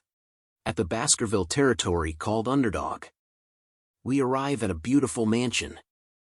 A bald man is telling a pair of servants that the mansion and area has to be squeaky clean by tomorrow as the new deputy consult from the Baskerville family will be coming. A servant wonders what kind of person the new deputy would be and hopes that the person would be experienced in business. The servants continue to talk as Vikir walks by, catching their attention. The servant grabs Vikir's shoulder wondering whose kid this belongs to while telling Vikir this was a place you can't just enter. Vikir looks at him and tells him to remove his hand in an instant. He reveals a piece of paper to the servants. Making them realize that he was the new deputy, Vikir tells them to prepare women and drinks to have a party right now as he enters the building. The servants looked at him confused about the party. Drinks and food are seen along with various people drinking and laughing. A man is staring at this scene in disbelief. His name is Chihuahua Baskerville. He was the general secretary of the city of the Underdog and was very upset right now. He stares out the window wondering how ridiculous Vikir was to drink and party on the first day of his assigned job. This was because of the previous deputy who caused him to have a hard time due to the bribes, and now he's holding a party at the workplace. He finally shouts out that Vikir was a troublemaker and that only once the city was in ruins he will get it together. But Vikir appears behind him, asking if he was the general secretary. Chihuahua wonders when Vikir entered the room as they both introduced themselves to one another. Vikir notices something about Chihuahua's name, that he had no middle name. Chihuahua was stunned as he knows that a lack of middle name signifies that he was outside from the family and he was discriminated against because of this. But Vikir tells him that it was nice. This confuses him. Vikir tells him that he had researched him beforehand and knew that he came from Underdog, making he know all the ins and outs of the city. He tells Chihuahua that he knows how hard people like him had worked and that he wouldn't interfere in his work and trust him to do a good job. Chihuahua wonders if this was a new form of harassment, and why Vikir was here when he had asked for a party. Vikir closes the book, stating that the personal laws had no issue but the judicial system had a lot of flaws. This shocked Chihuahua as Vikir read the book extremely fast. He speaks out about the problem was that Underdog had many illegal business owners who were successful, making the underground hold power above the law. But stopping the illegal businesses itself won't solve the problem. Heads of the underground businesses needs to be removed. Hearing this, Chihuahua just remains silent. Vikir continues on as he stares out the window, saying that the job of the deputy consul is to make laws and execute them, and that he respects the laws already in place but wanted to add a new law. Chihuahua asks him why he needed a new law and Vikir replies that he will destroy the underground economy in a week and needed a cause to make and execute this law.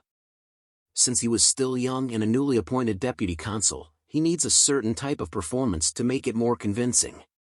To put it differently, I will lay out the poop for the flies. Chihuahua stares at him wondering what he plans to do in the city. The next day at the Underdog's downtown Dortsmile Street, a crowd was gathered. As Vikir stands in front of them dressed well, the servants and Chihuahua stand behind him, wondering what Vikir was planning to do as he had been standing there since the crack of dawn. Vikir announces himself to the crowd as the newly appointed deputy consul as the crowd wonders what a cute young kid can do. He tells them about the notice behind him and that the laws have been in place for a while, and that even if the deputy changes, the laws will continue to be upheld. The crowd doesn't believe him, thinking that the higher-ups won't do anything and that he was gonna be lobbied pretty soon. Chihuahua yells out at them to mind their manners as Vikir was from the main Baskerville family. Vikir remains silent as the crowd continues to mock him. He grips the stick hard in his hand and raises it up high, grabbing the attention of the crowd. He slams the stick straight into the ground with tremendous power. Everyone around couldn't believe what they saw. He lets go of the stick and announces a special with the authority of the deputy consul. Vikir Special Law Section 1 Clause 1, he will reward 100 million hold to whoever removes the stick. Everyone around was still too stunned to speak. They all shout what? Into the air. As the stick remains in the ground. The new law that Vikir had created.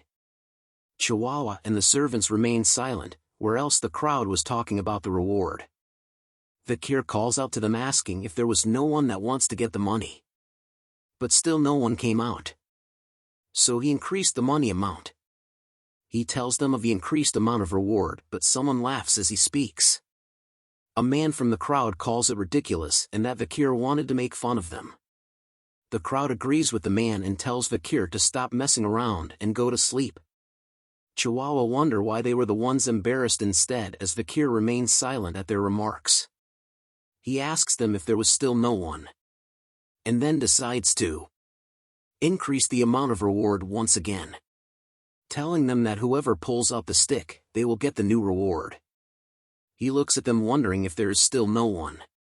The crowd wonders what the hell was going on and if this was a joke. They talk amongst themselves wondering if they should do it. But they see a sword on Vikir's waist and wondered if they would get executed if he thinks they were being too greedy. They continue to wonder about the stick, if it was too heavy or if there was trick. Vikir is disappointed that there was still no one while Chihuahua whispers to him that the city didn't have that amount of money. A hand was raised in the crowd. A little girl with snot on her nose carrying a basket of flowers asks if she could try. A man tells her not to do it as she could be killed, but she tells him that her mother was sick and that she had to try something.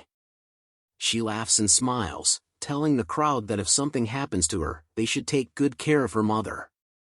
The old man had no words to say.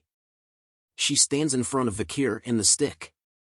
She thinks that Vikir might not kill her and that they would reward her with a few coins as she was volunteering to make herself a fool.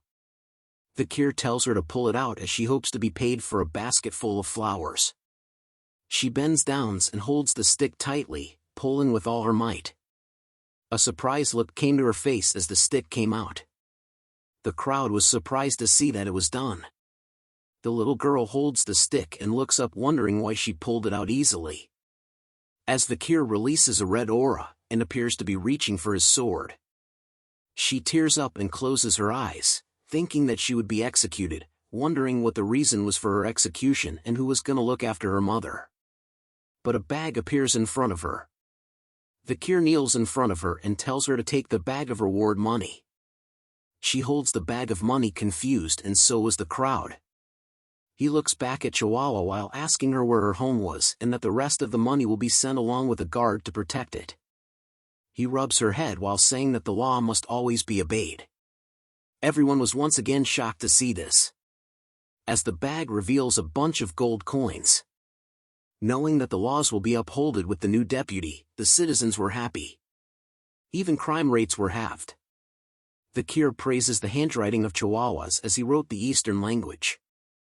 Chihuahua tells him that he has never been touched since the past 20 years that he had worked here, as Vikir tells him that the stick was the idea to grab the attention of the citizens and to leave a lasting impression. Chihuahua vows to follow Vikir for the rest of his days as Vikir tells him to calm down. But the truth was, Camus was supposed to do this act in the future, but because of fear the citizens never liked her. He rolls out a map saying that the problems are only just the beginning and since they used up their money for the reward, they needed a way to get it back. He marks out spots that held illegal groups and where they might hide in the future so as to confiscate their dirty money. Chihuahua looks at the map wondering how he knew where the criminal businesses was. Vikir tells him that he could smell it but it was acutely because of his regression. Chihuahua thinks of him as a flawless man for investigating this much already as a man opens the door. The man informs them that the Young Autonomy Association has requested a meeting, which was what Vikir had expected. Chihuahua explained to Vikir that the group was made up of several clans but was just a social club, that the young masters were above the law and had something to say about the Vikir special law. Vikir tells them that the dung flies have started to smell the shit. He shows a grin and tells them if they should start to annihilate the pests that are eating away at the city. a club that was located within the high-end hotel in the Underdog city called Burning Suspension, there was a party. The people in the club were the 7 crucial members of the Youth Autonomy Association. They were the second and third generation of the 7 families located within the Baskerville territory. The blonde guy tells the servant to like the drinks spilled on the table, and they thank him for being able to enjoy this precious drink. He tells the others that no matter how much they spent, the money will keep replenishing thanks to the Baskervilles. A man raises a glass, saying it was easy to kidnap barbarians to sell as the demand for slaves continues to grow as the Baskerville only cared about territorial expansion. They talk about how this club was better than the ones in the capital and that even the Baskervilles were protecting them as their personal hunting dogs. The blonde man calls the Baskervilles as idiots with swords as they had caused them to take the blame as they destroyed a loyal clan called the Mesamadunaro clan. And thanks to that incident, there were only 7 clans now. They continue to talk about the new deputy.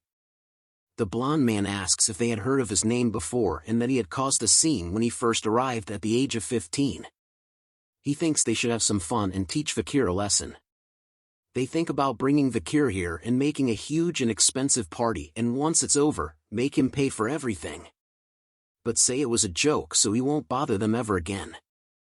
A servant appears in the room bringing out the female escorts.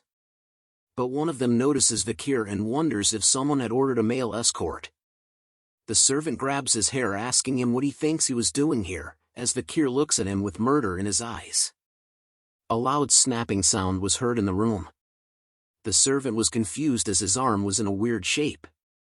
He screams in pain as the members wonder what happened. Vikir introduces himself to them, and they realize who he was. They asked what the deputy was doing here, and Vikir tells them they called him here. They greeted him in a nervous manner. As they whisper to each other, wondering if they should do the plan now. Vikir places his hand on the table, telling them to stop the pointless chatter. He releases a red aura, grabbing the attention of the members. Glasses shake all around. The tower of drinks vibrate. And finally exploded. They realize that he used mana manipulation to force the champagne tower to explode by touching the table, making him a graduator class. They continue to whisper among themselves, shocked to find out that he was graduator class at 15 years old. Vikir calls out to one of them and grabs his shoulder as he tells Vikir that they were gonna pay for the drinks. But Vikir leans into him telling him that they should pay for their drinks and wondered if they were planning to force him to pay for it. The rest of them tries to calm Vikir down, saying they wouldn't make him do such a thing. And that they were just testing him as the city was a corrupt place. But Vikir strikes them in the stomach. With his fingers deep inside the body as it bleeds, he tells them that a dog should never trust their owner no matter the situation. And that they act this way because they have never seen something truly frightening before. As he throws the guy onto the floor, he steps on his face, asking the others if they knew why he did this to him. And they tell him that they knew why he did this. But Vikir continues to step on his head, and tells him that they would understand what he wants to do next as he smashes the guy's head to pieces. They all stand up asking Vikir if he thinks that he will get away from this while calling him a bastard. Vikir leans face to face to another guy as he knew they wouldn't understand. He lists out their crimes: abduction, kidnapping, illegal slave trafficking, insulting Baskerville, and a bunch of other crimes. He smacks the guy in the face, saying that animals don't learn until you teach them. He looks at them with a sadistic smile as his eyes glow, telling them that they were gonna see what he can do to teach a disobedient creature a lesson. Deep in the underground dungeon, Vikir and Chihuahua are looking at something in disgust. A hand is seen on the bars, telling Vikir if he thinks he would survive after pulling such a stunt, and that he would tell his father everything. It was the blonde man. He tells Vikir that he will get out of here and kill him. Chihuahua asks Vikir why he had them beaten so much. Vikir asks him if he thinks this was too much. Chihuahua said that he can't turn people into a meat bag, but Vikir tells him that he hasn't even started yet. He walks towards explaining that the village hall was to manage wicked people, but they had turned it into a hideous organization, and based on their arrogant expressions, they still lack proper education. Vikir tells them that once the sun set, he will execute all of them, shocking the blonde man. Chihuahua asks Vikir if he was serious, and Vikir said he will bury those that associate with them. Hearing this, Chihuahua advises him not to do it as their family will fight back. But Vikir tells him not to worry as their crimes are tied to the criminals of Underdog City and that he had his ways. This confuses Chihuahua. Vikir looks at them and informs them of their charges: human trafficking, kidnapping, bribery, blackmail, threatening, assault and murder. The blonde man tells him that they didn't do those crimes, so Vikir asks if they would accept punishment if there was evidence. Looking at them hard, he tells them they look like they did the crime but have no proof. This causes the man to stutter. Vikir thinks deeply what to do, as a man enters carrying a bag. The bag was covered in blood and had a knife sticking out. The man tells Vikir that his custom order was ready. Vikir tells him great timing and good job. The bag revealed a bunch of tools covered in blood. The man asks Vikir where he got the ideas for the tools because for the past 30 years, he had never seen such scary tool. Vikir tells him they were common tools from where he came from. The man asks if Vikir came from hell, but Vikir asks if he wanted to learn, but the man declines, saying he would vomit when he sees the work with those tools. Vikir looks at the tools, remembering that he learnt these tools from torturing demons during the era of destruction. He removes his jacket, frightening the blowed man. He asks them as they stare at him, "Where's that expression of yours that said you won't admit to anything no matter what?" Vikir rolls up his sleeves telling them not to say anything, so he could relieve his cherished memories of his past for once. Rumors spread throughout the town of the 7 members' arrest. The people discuss about the arrest, thinking that the deputy would let them go. Some think that he was going to execute them, but others believe that he would not as it would cause trouble. They believe that the situation was just a political play between the new and native politicians. As the citizens predicted, the 7 families sent an apology to the new deputy consul. The local powerhouses had bent their will, making it possible for the prisoners to be released and the new deputy to be punished by the patriarch. But something else happened. The 7 heads were hung in the middle of the center square. The heads were preserved with salt, displaying expressions of agony as if they experienced excruciating pain until their last breaths. A notice was hung behind the heads, explaining the crimes of the heads and their execution details. The citizens were speechless upon seeing the heads. Vikir tells Chihuahua that this was expected because of the laws, and now new change will come to the city. Seeing this will soon cause a bloodbath in the Underdog City, Vikir tells Chihuahua to brace himself.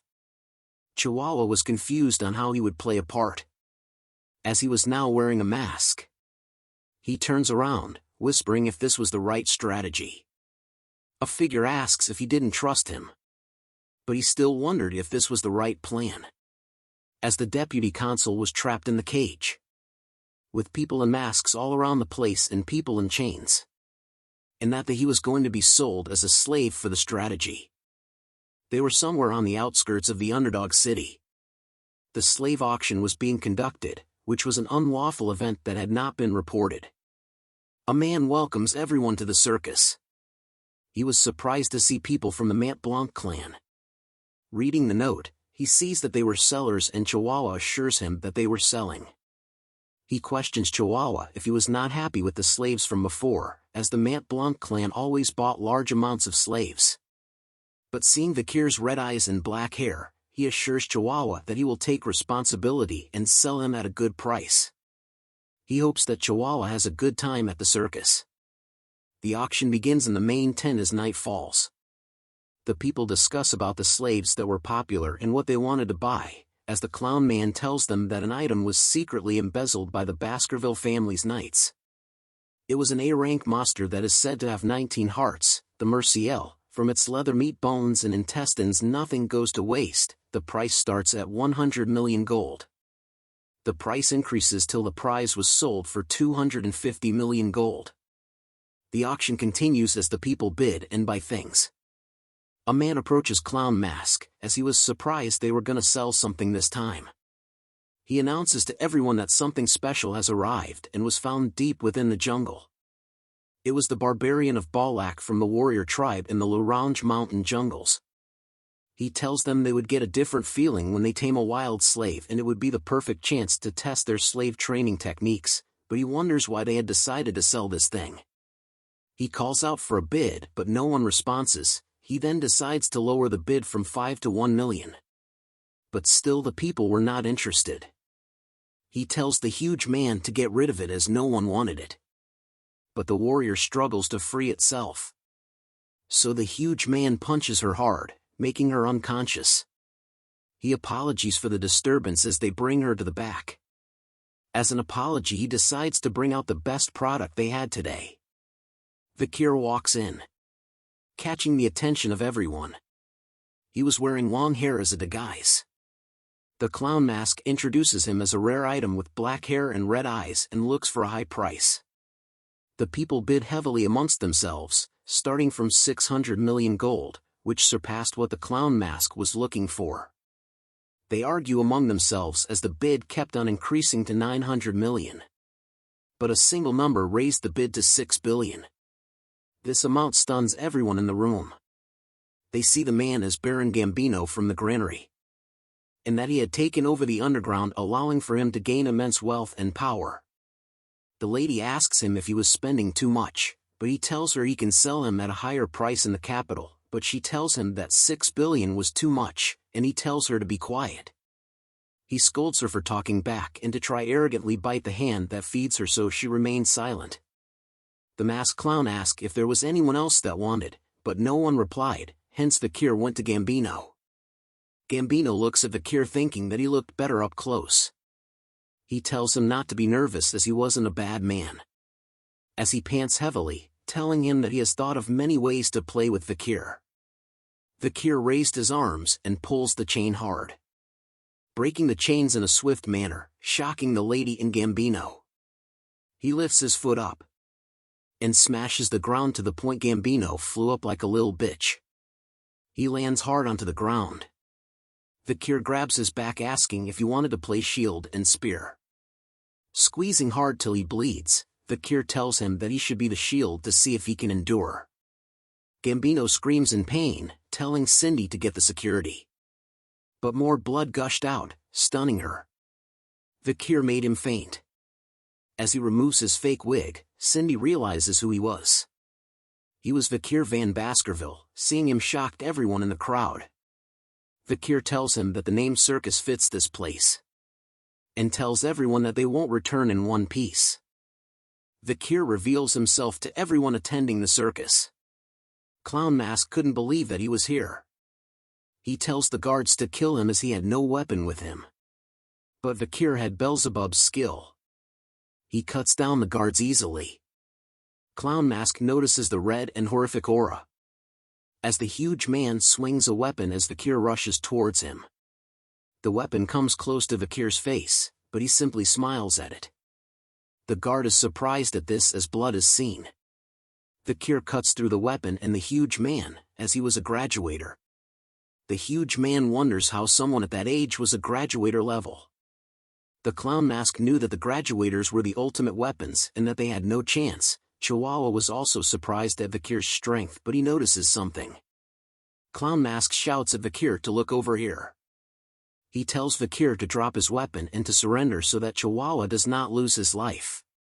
But Vikir remains silent, so Clown Mask asks him if he could not understand what he was saying. Chihuahua struggles but yells out to Vikir that he was alright and to look after himself. Clown Mask tells him to stop struggling, but Chihuahua continues to speak out, telling Vikir that things like injustice and compromise does not exist for him, and that he would rather die than be a burden to his superior. Vikir laughs at this, saying his loyalty was great. He tells him not to worry because he had received a trump card from the Patriarch, showing them a whistle. Vikir takes a deep breath in and blows hard into the whistle. The sound of the whistle stuns everyone in the room due to the sharp and loud noise. Vikir stops blowing and stares at them. Clown Mask soon chuckles nervously as nothing had happened. He tells him that even a graduator can't do anything here, but something enters his throat as he looks down. A figure appears behind him. As he falls, Chihuahua screams as the man sheathes his blade. A man asks who the figure was as he tries to attack him. But the figure slices the man in three like pie.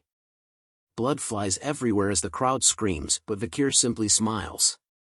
Soon a bunch of men enters the room. Wearing hoods and swords, their very presence silenced the room. They stare with an intense look. The guards and Cindy see them, and slowly began to realize who they were.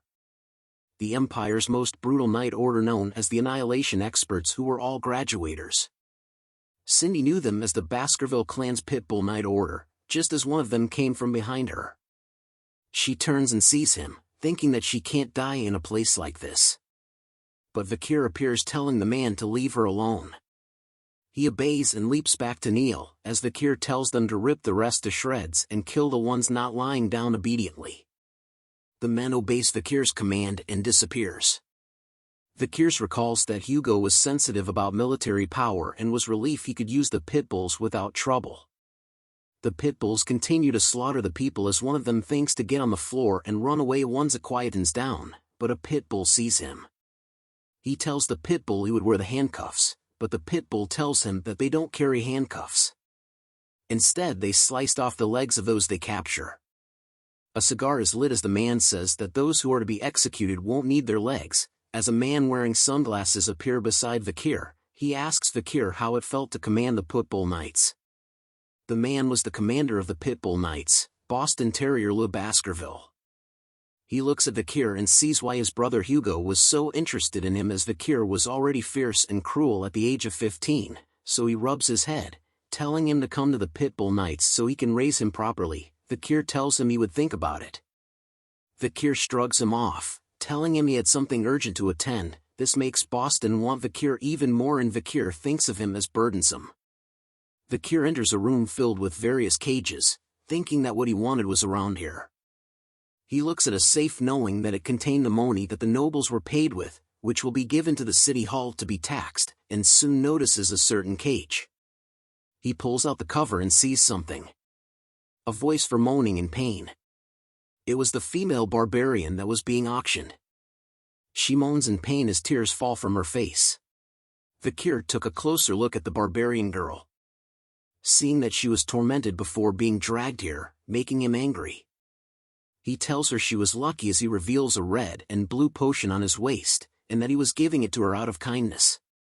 She drinks the potion and its effects are seen on her body. All of a sudden, she awakens. And dashed to the back of the cage, as Vikir asked her why she was so surprised. She looks at him in wonder as all her wounds have healed. Vikir tells her to go in her language. She slowly comes out the cage, as Vikir points to the exit, while still telling her to run away in her language, as he knew the basics of her language from fighting the barbarians countless times in the past. But she yells out a bunch of words that Vikir couldn't understand as he was not that fluent. But before she left the place, she turns to Vikir and spoke something in her language. Vikir believes that she was thanking her, and began to look for what he came here for and found it. It was the Merciel's corpse that was being auctioned before. Beelzebub suddenly became active. It screams out loudly, as it has been a while that it had feasted on an A-rank monster, so Vikir tells it to quickly consume the corpse before the Pitbull order arrives. Beelzebub was happy. Soon, rumors of what happened at the circus spreads in the town, and that nobles and participants were taken to the Underdog city prison with their limbs torn off. And that day, the building burned. And the entire club of Burning Suspension burnt down and disappeared. With the heads of the club's VIPs were put on display, which created more awareness towards criminal acts. The 7 families who lost their children sent letters of protests to the administrative office. But the reply they received was firm, that the death penalty was given to the criminals involved with the Imperial's family most forbidden act, illegal slave trading.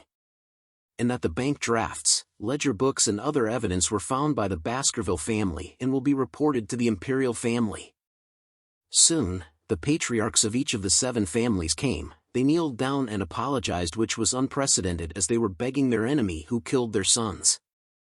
However, Vikir's reply was simply that due to the investigation, the 7 families' assets will be confiscated.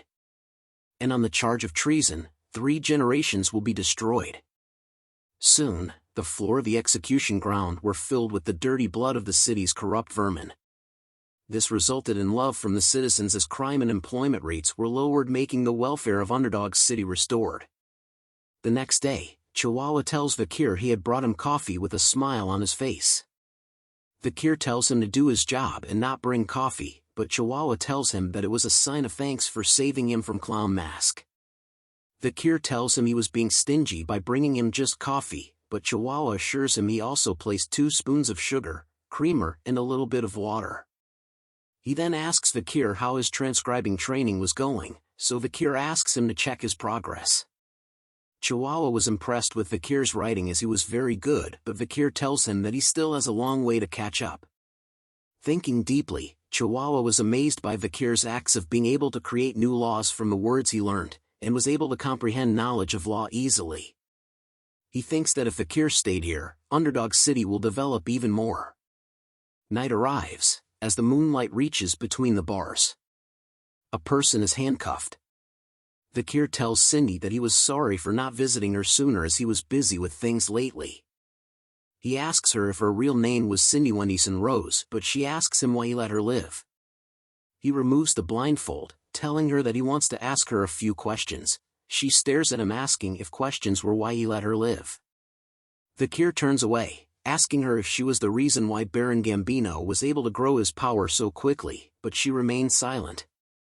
He pulls out a chair, telling her that her ability to earn money was impressive, and had she grown her talent in other places, she would have become a great merchant or banker. Then he promises her that once she answers his questions, he will let her go. But if she doesn't, she will regret her actions today. She agrees to answer his answer, so Vikir asks her if she thinks he has been enforcing the law well. He tells her to answer seriously or he won't keep his promise. This makes her upset. She tells him that he was doing well. The reply makes Vikir grin widely.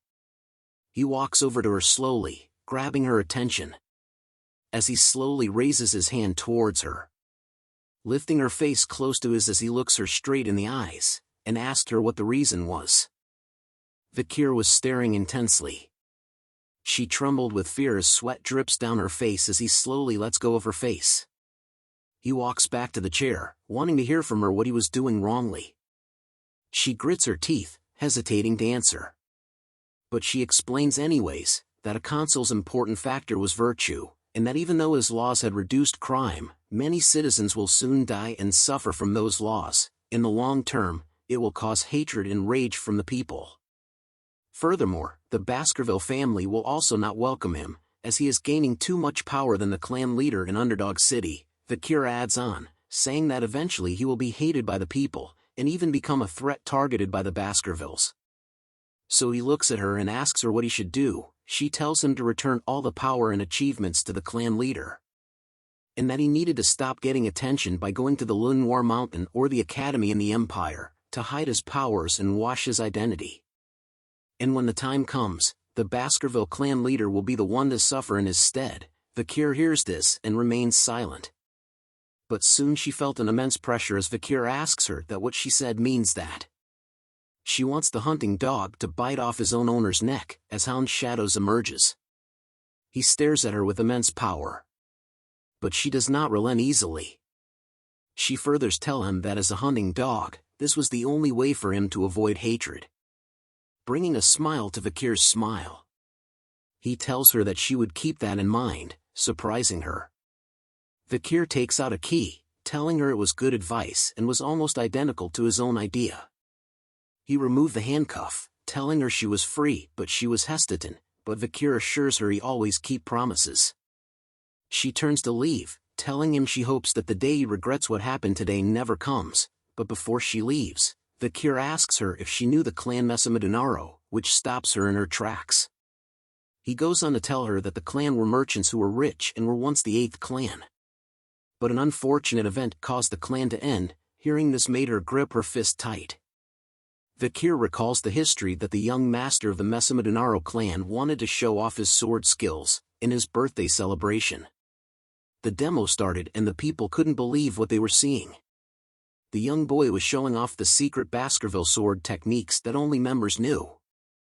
This later reached the ears of the leader of the Baskerville family, confirming that top-secret information had been leaked, releasing the hunting dogs of the family, causing the Mesamedunaro clan to go extinct. But the truth was, it was the young demons of the Seven family that made the young master learn the stolen techniques. Cindy smiles awkwardly, asking Vikir what that story had to do with her. Vikir continues the story, saying that there was a survivor from the clan, that the Seven idiots had sneaked out a 1-year-old girl from the devastation.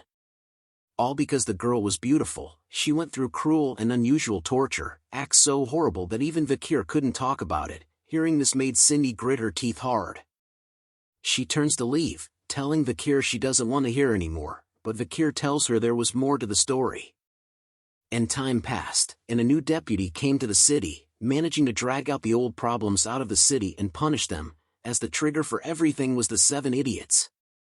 And that the new deputy made sure that the Seven idiots were tortured properly and they admitted their crimes as they met their end, making them say their last words. "I'm sorry for committing such a heinous crime," or so they say. Hearing this made Cindy tear up as she turns to look at Vikir. She yells at him, wondering who the hell they were saying sorry towards. And Vikir tells her that the sorry was meant for the young girl using the fake name Cindy Wendyson Rose, the sole survivor of the Mesamedunaro clan, but Cindy could not believe him, telling Vikir how she was supposed to believe him when he tortured them. Vikir grabs a torch, telling her that it would be easier for her to see with her own eyes. They reached a certain cell, where he told her to take a look. Tears fall from her eyes, as she was alarmed from what she saw. Bodies and walls were covered in blood everywhere in the cell she looked in. Words were written on the floor with blood, as the Seven idiots confessed, saying they were sorry and begged for forgiveness. The scene before her made Cindy throw up. Vikir walks towards her, saying there was still one clan left to hate, and tells her to hate the Baskerville clan. She had more than enough rights to do so. She wipes her mouth, staring at him. She asks him why he was helping her even though he was part of the Baskerville clan, but Vikir tells her she was asking the wrong question. She pauses for a moment, then tells him she understands what he was trying to say. She stands up, telling him that she will repay this debt. As she makes her exit, she tells him that whatever he does for the rest of his life, he will never worry about money ever again. This brings a smile to Vikir's face, as he tells her that he will remind her of this promise in the future. The next day, back at the mansion, Chihuahua greets Vikir good morning, but was shocked to see blood and dead bodies in the room. Vikir wakes up, rubbing his eyes and saying good morning to Chihuahua. Chihuahua asks him what was with the bodies and blood. Vikir tells him that he killed them in his sleep. They continue the talk as Chihuahua asks Vikir what his childhood was like. But Vikir tells him that a lot of inconveniences were happening in his way lately. There were poison arrows, poison drinks, acid, snipers, arson, getting run over by a cart and many more. Vikir wonders if this meant he was getting more attention as Chihuahua calls him insane. But it was thanks to his 3 skills that he was able to survive all these attacks. And thanks to the river of sticks and tough life enhancing his body, graduator-class assassin couldn't pierce his skin. Vikir thinks of all this as annoying and wants to look into it. Chihuahua tells him it was a wise decision. Soon a carriage carrying the Baskerville flag appeared in front of them. Vikir recognizes them were sent by the main family. The carriage door opens, and a pair of feet appears. Chihuahua is shocked to see who came out, as a white head appears. It was Barrymore the butler. He greets Vikir saying it has been a long time. Vikir tells Barrymore that he looks better now. They continue to talk as Chihuahua looks at Barrymore in disbelief. Barrymore was famous as being able to survive in the main family as a single mistake could cost him his life, and that he was the head butler for 4 generations. Chihuahua was happy to see the role model of servants in front of him. Vikir asks Barrymore if the reason he came was for that. Barrymore agrees, saying that Hugo was happy with his results and wants him back at the main residence. Vikir thinks of Hugo, not believing that his face meant being happy. Hugo is seen reading about Vikir in the paper, and that he had achieved first place as the most beloved figure of Underdog City. He reads a quote out loud to Vikir that states, the Baskervilles are only good at using weapons and not their brains, but with Vikir's achievements, they could get rid of that image. Hugo praises Vikir, but Vikir tells him he was doing what he was supposed to, still thinking if Hugo's face is his actually happy face. Hugo then tells him that one must reward and punish according to the situation. He informs Vikir that he was the one to go to the academy this year as Vikir expected. The best academy Colosio was where the Empire's elites gathered. It was the perfect opportunity for Vikir to grow stronger without Hugo's attention. Hugo asks Vikir if he wanted any other siblings to go to the attend with him. Vikir tells him that he was close to the triplets but was actually thinking of using them as sandbags. Hugo tells him he would send them with him and asks if he remembers the plan he thought of when he was 8 years old. Vikir remembers the plan regarding the ruby mines with the Morgue clan to use them to get rid of the barbarians. Hugo smiles, telling him that the plan had worked.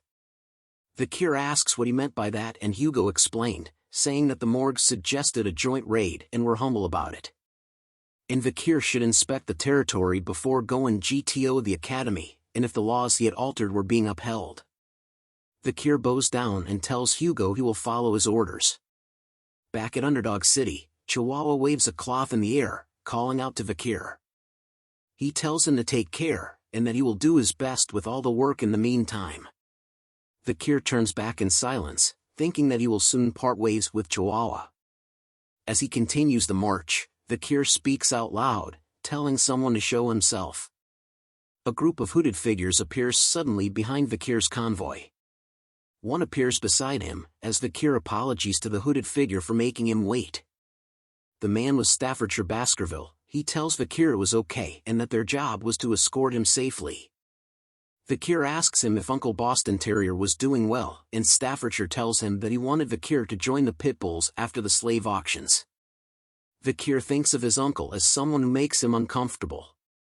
They soon reach a mountain. Looking at the mountain, they wonder if this was the region they lent to the Morgue clan. Vikir looks around, noticing that nobody was breaking the laws. Staffordshire tells Vikir that a team was sent to inspect before, but Vikir knew that they were really meant to get rid of the barbarians. He informs Vikir that the Morgue clan had formed a huge group showing that they were serious.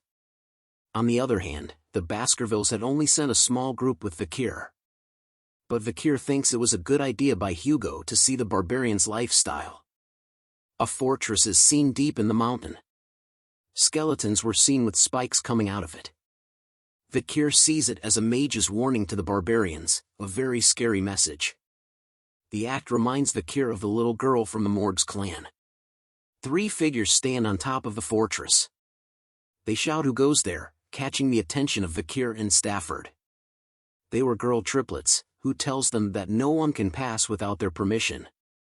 Vikir knew who they were.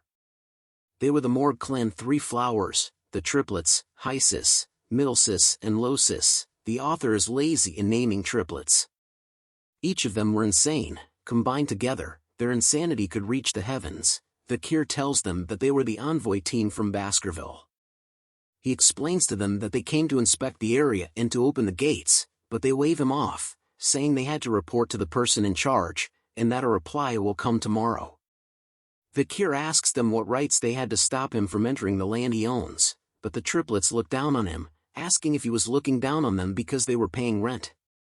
The triplets asks Vikir if he knew about the tenant's law, which was his family's law, causing Vikir to have a headache.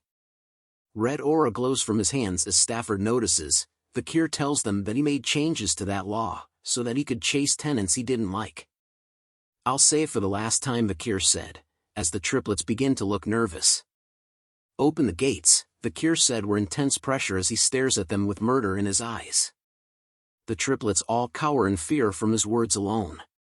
One of them grits her teeth, casting a spell, saying they heard a psycho kid took charge of Underdog City, unleashing the spell towards Vikir, saying they had dealt with such kids before. The spell lands near Vikir, scaring his horse. The triplets yell at Vikir for being a stupid swordsman and that he can't enter the Morgue's land without permission, pissing Vikir off even more. Stafford reaches for his sword, telling Vikir he thinks that this can't be resolved with words. Vikir agrees with him. but three hooded figures from the back shouted back, saying what absurdity coming from girl who don't even know their place. This alarmed Vikir. He turns around, recognizing a voice as sweat drips down his face. The girls shout at them, saying they were mere underlings and if they think their ranks were higher than theirs. The three hooded figures jump in front of Vikir, saying not us. They removed their hoods, revealing themselves as the triplets of the Baskerville family, with the same names as the girls, point to Vikir as the symbol of the Baskerville family. They look at Vikir, winking and showing thumbs up, telling him to leave the girls to them. Vikir gave them a certain look, like what the actual F is going on here. As his annoyance is raised to the power of 2, Vikir found himself puzzled, questioning the identity and intentions of the individuals standing before him. Their peculiar behavior left him bewildered and curious, seeking to understand the situation at hand. Highborough glanced back at Vikir, expressing his gratitude for recommending them to the academy. He signaled to Vikir that he should leave this situation in their capable hands, implying that they were capable of handling it themselves. As Vikir's thoughts raced, he started piecing together the puzzle before him. It became clear that the group's actions were driven by their affiliation with the academy. However, Vikir couldn't help but see them as mere sandbags, lacking independent judgment but able to effectively carry out orders. Aware of the triplets' future as skilled warriors, Vikir believed that with his training, they could become valuable assets. With a smile, he expressed his intention to trust the triplets, affectionately referring to them as his older brothers. Upon receiving Vikir's affirmation, the Baskerville triplets displayed signs of joy and satisfaction, pleased to have earned Vikir's trust. Morgue's 3 flowers, who had observed this exchange, expressed disdain for the close bond among the Baskerville triplets, labeling them as ignorant fools who relied solely on each other. Unfazed by the taunts, the Baskerville triplets responded defiantly, raising their middle fingers in a cheeky manner, asserting that it was Morgue's 3 flowers who were the true fools. The tension escalated as Morgue's 3 flowers, fueled by anger, vowed to discipline the Baskerville triplets for their insolence. Vikir's thoughts shifted as he recalled his past knowledge. Before his regression, he had known the Morgue triplets as powerful mages with water, earth, and nature attributes. Their combined magic abilities exponentially enhanced the effects of their spells, earning them the title of the Morgue's 3 flowers. As the Morgue's 3 flowers merged their magical abilities, a colossal vine made of soil and plants emerged, creating a formidable barrier. Hysis, positioned atop the wall, burst into laughter, mocking the Baskerville triplets with her taunts. Middleborough and Lowborough turned to their adversaries, questioning if they could overcome the obstacle. Undeterred, Highborough readied his sword, dismissing the plant barrier as insignificant. With precision and skill, Highborough executed the Baskerville first technique, effortlessly slicing through the massive vines. Staffordshire marveled at his flawless execution.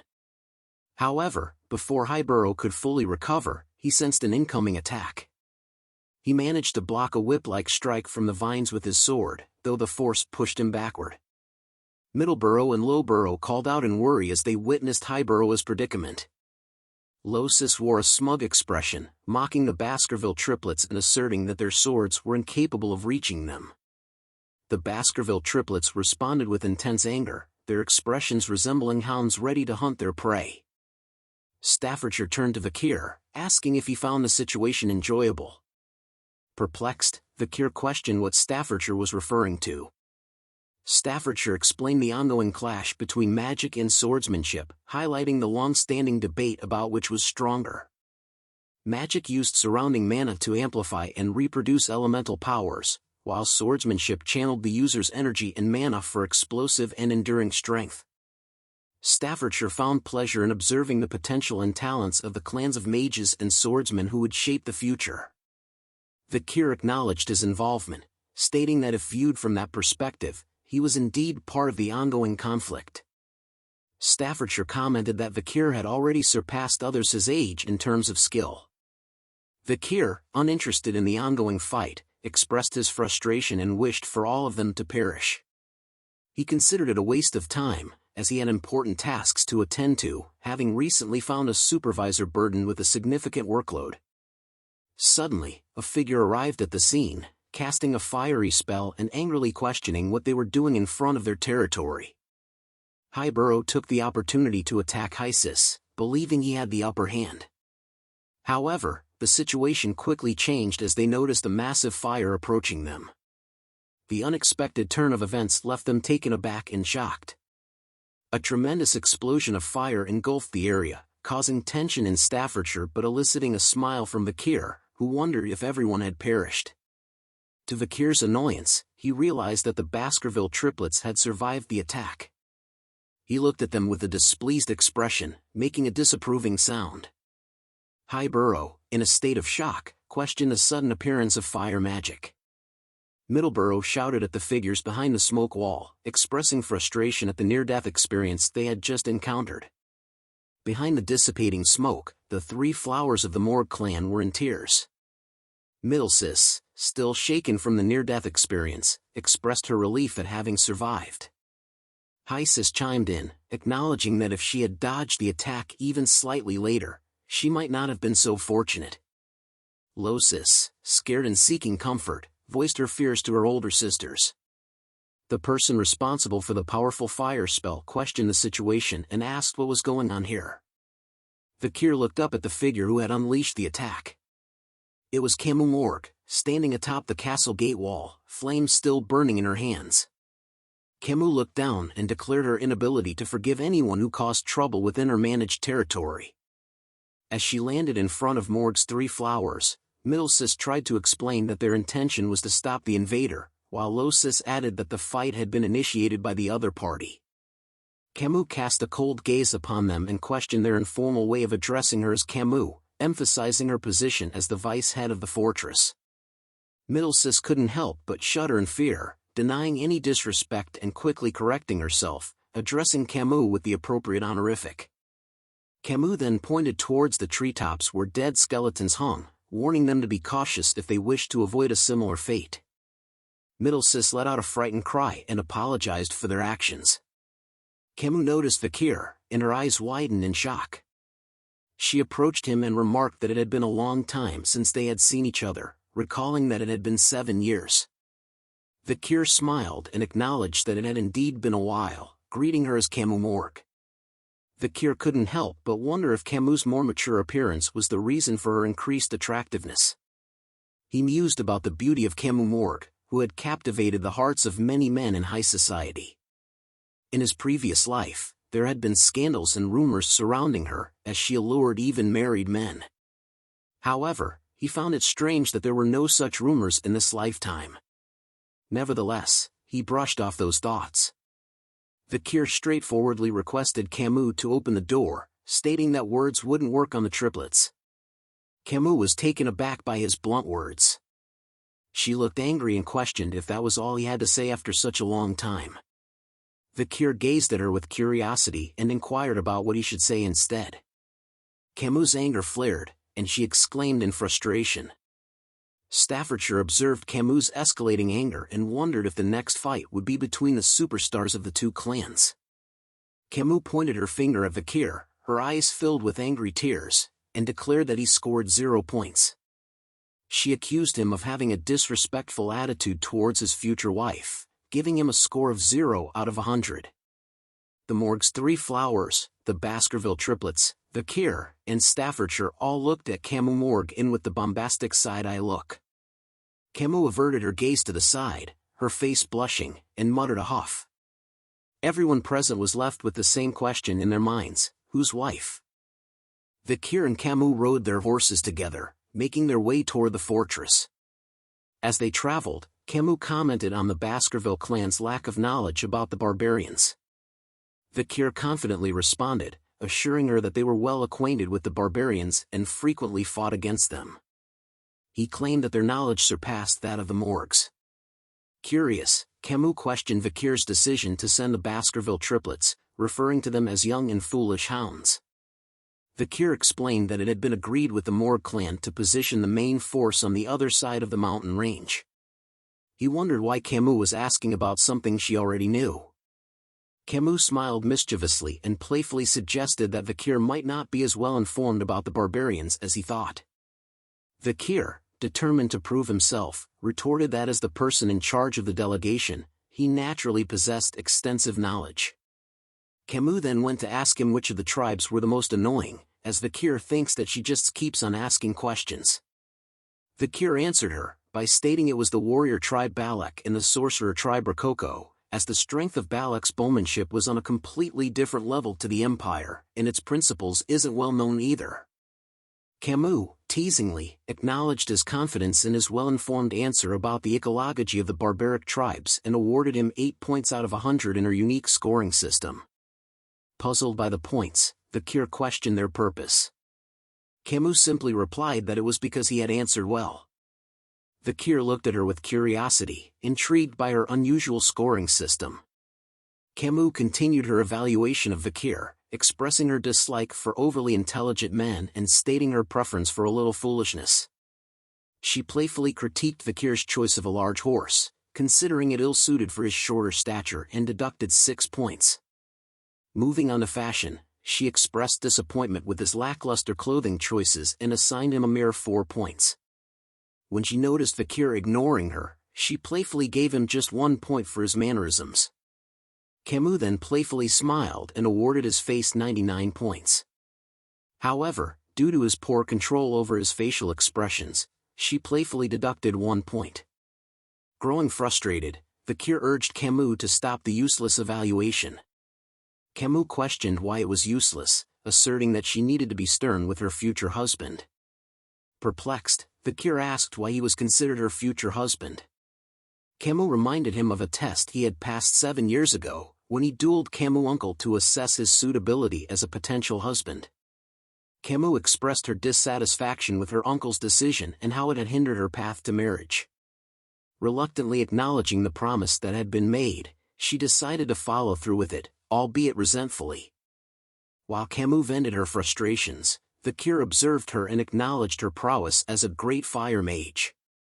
Interrupting her, Vikir declared that he had forgotten about what happened that day and wished to make it as if it never occurred.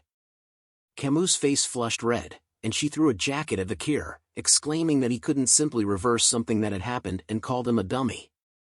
She boasted about her genius intellect, claiming that once she witnessed something, she never forgot it.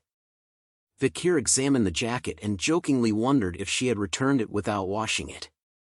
As they reached the outskirts of the fortress, Camus informed Vikir that the barbarians had ambushed the ruby mine, plundering either the indigenous slaves or the crops. She explained that they took slaves to sell elsewhere. Pointing to a wall built by earth and iron mages over the course of a month, she proudly showcased the skill of the Morgue mages. Impressed, Vikir acknowledged their talent, noting that it would have taken several hundred regular people around a year to achieve the same result. Camus affirmed his observation with pride. Vikir noticed some large holes in the wall and jokingly asked if they were caused by the arrows shot by the Balaks. Camus confirmed that the arrows carried a strong aura and had caused numerous casualties during nighttime guard duty. She mentioned that the arrows were capable of breaking through walls 2 to 3 meters thick, emphasizing the exceptional archery skills of the Balaks. She revealed that her uncle had suffered a severe chest injury from one of these arrows but had luckily survived, albeit with wounded pride. Recalling a similar experience from his own clan, Vikir mentioned that his patriarch had injured his nose bridge. Curious, Vikir inquired about the talented individuals among the barbarians, and Camus responded that she believed there was a skilled female among them. Due to their black-painted faces, it was challenging to discern their physical traits. As they turned around, a mage approached them, addressing Camus as the vice-head of the fortress. The mage reported that a recon member of the barbarians had been captured and urged them to come quickly. Curious and concerned, Camus and Vikir followed the mage to a tent where the captive barbarian was being held. Vikir observed the barbarian and identified him as a member of the Rococo sorcerer tribe. Camus inquired if any information had been extracted from him. The mage informed them that the barbarian remained uncooperative and resistant to psychic magic due to his strong sorcery, making it impossible to read his mind. Camus then questioned the barbarian about the recent ambush on the Morgue clan's fortress, specifically asking about her cousin, Rose, who had been kidnapped. The barbarian responded with a smile and spoke in his native barbarian language. Camus turned to the mage, requesting a translation to learn about the whereabouts of the barbarian who rebelled. The mage reported that when the barbarians attacked, everyone at the fortress had either died or been taken away. He informed her that, at that moment, there was no one available to translate the barbarian's words. Suddenly, Vikir spoke up, revealing that he knew a little of the Rococo language. Surprised, Camus questioned what Vikir didn't know how to do. Vikir clarified that he was not fluent and only had a basic understanding of the vocabulary. Camus requested Vikir to ask the barbarian about the whereabouts of her kidnapped sixth cousin, describing her as a 12-year-old girl with red eyes, red hair, and white skin. Vikir posed the question to the barbarian in the barbarian language, and the barbarian responded with an evil smile and gave him a short reply. Closing his eyes for a moment, Vikir relayed the grim news to Camus: her cousin was dead. Anger filled Camus' face upon hearing this devastating information. She declared that since the senator of the audience hall was currently being treated and the senator of the temple was away on an inspection, the decision would be made by her, Camus Morgue, a member of the middle house and the vice head of the fortress. She announced the verdict: immediate execution. A spike pierced the barbarian's body, and soon he was consumed by fire. As the barbarian burned, he uttered something, but Camus dismissed his words, stating that after the war, the language he spoke would only be used in hell. The barbarian's companion watched in horror as he met his fiery demise.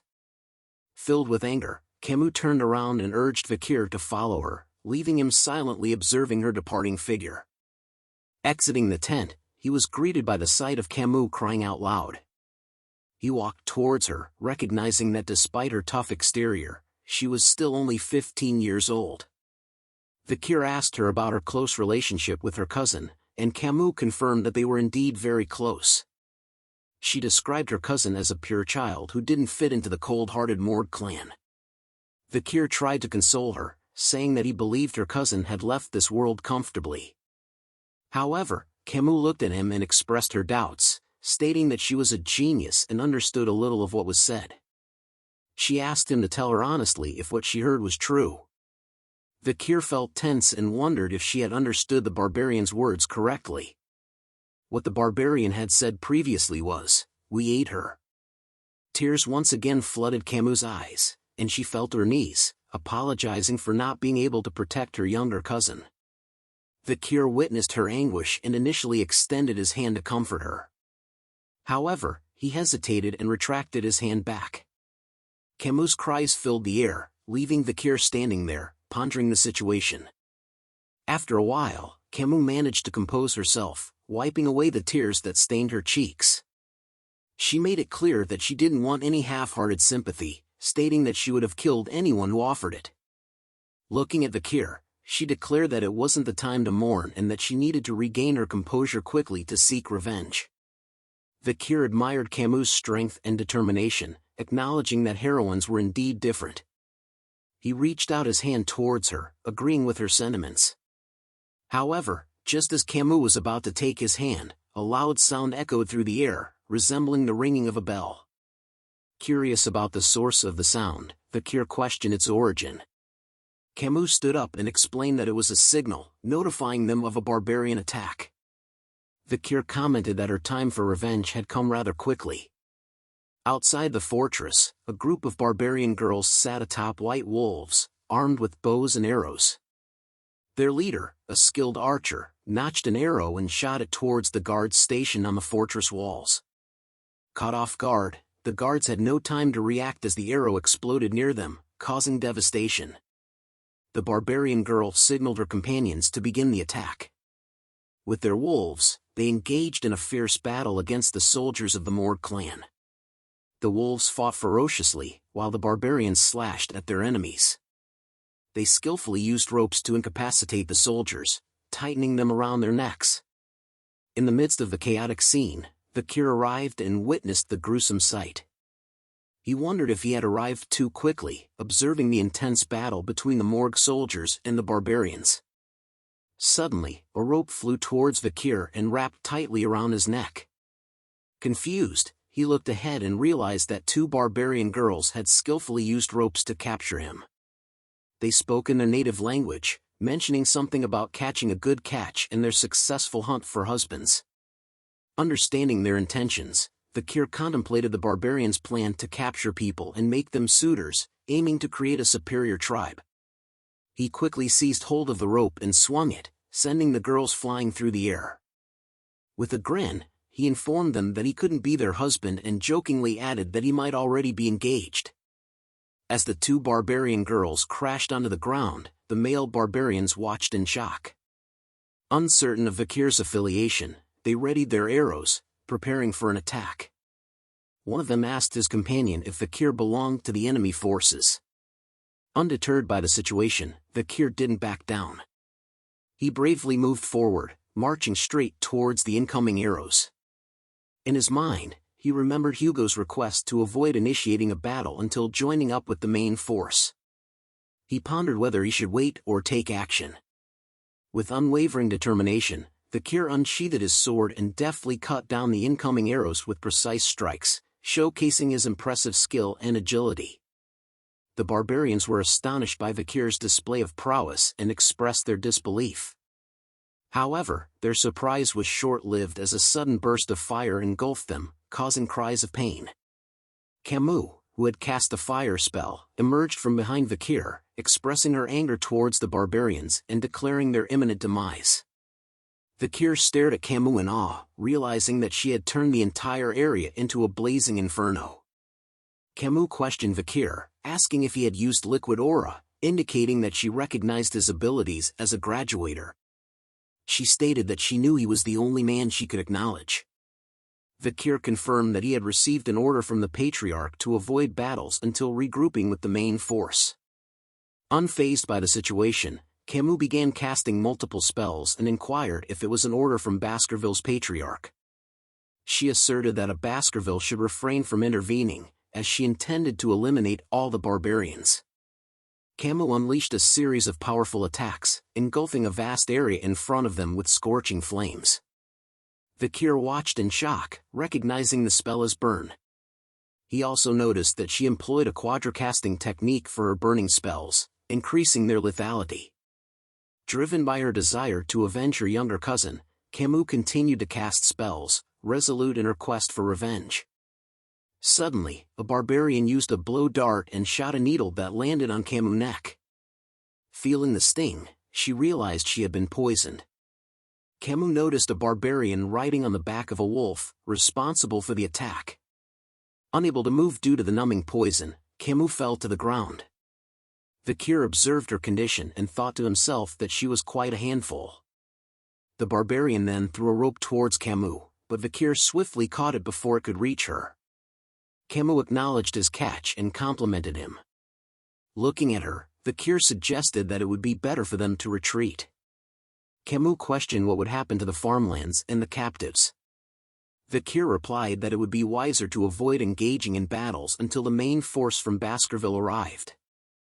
Refusing to retreat, Camus was determined to avenge her cousin who had been taken by the barbarians. Vikir gazed at her and urged her to make a rational decision. However, in the next moment, Vikir sensed an arrow attack coming from behind his head. With quick reflexes, he managed to dodge the arrow just in time. Vikir observed the barbarian girl who had launched the arrow and wondered if this was the destructive power Camus had mentioned earlier. Lost in his thoughts, he was caught off guard as a barbarian approached from behind and swiftly took Camus away. Desperate, Camus called out Vikir's name, pleading for his help. Frustrated by the unfolding scene, Vikir contemplated the situation. He recalled a past incident when Camus Morgue, still an adolescent, had been held captive but returned after annihilating the barbarians. Despite her reputation as the Queen of Le Rouge et Le Noir, Vikir realized that he needed to take action. Suddenly, the barbarian girl lunged at Vikir, launching an attack. With remarkable agility, he evaded her strike, his senses heightened. To his surprise, he noticed that she had used a bow to attack him. The barbarian girl then attempted to speak in his language. "You, me. We meet again," she said. Vikir looked at her and recognized her as the barbarian girl he had freed during the slave auctions. In his mind, he couldn't help but label her as a troublemaker. Vikir notices who the barbarian was. He recalls seeing her at the slave auction as the one that he had let go. Vikir asks her if she was repaying his kindness with revenge, but she tells him that she was a slave, and needed to take revenge for her capture, and that it has nothing to do with him, just the Morgue family.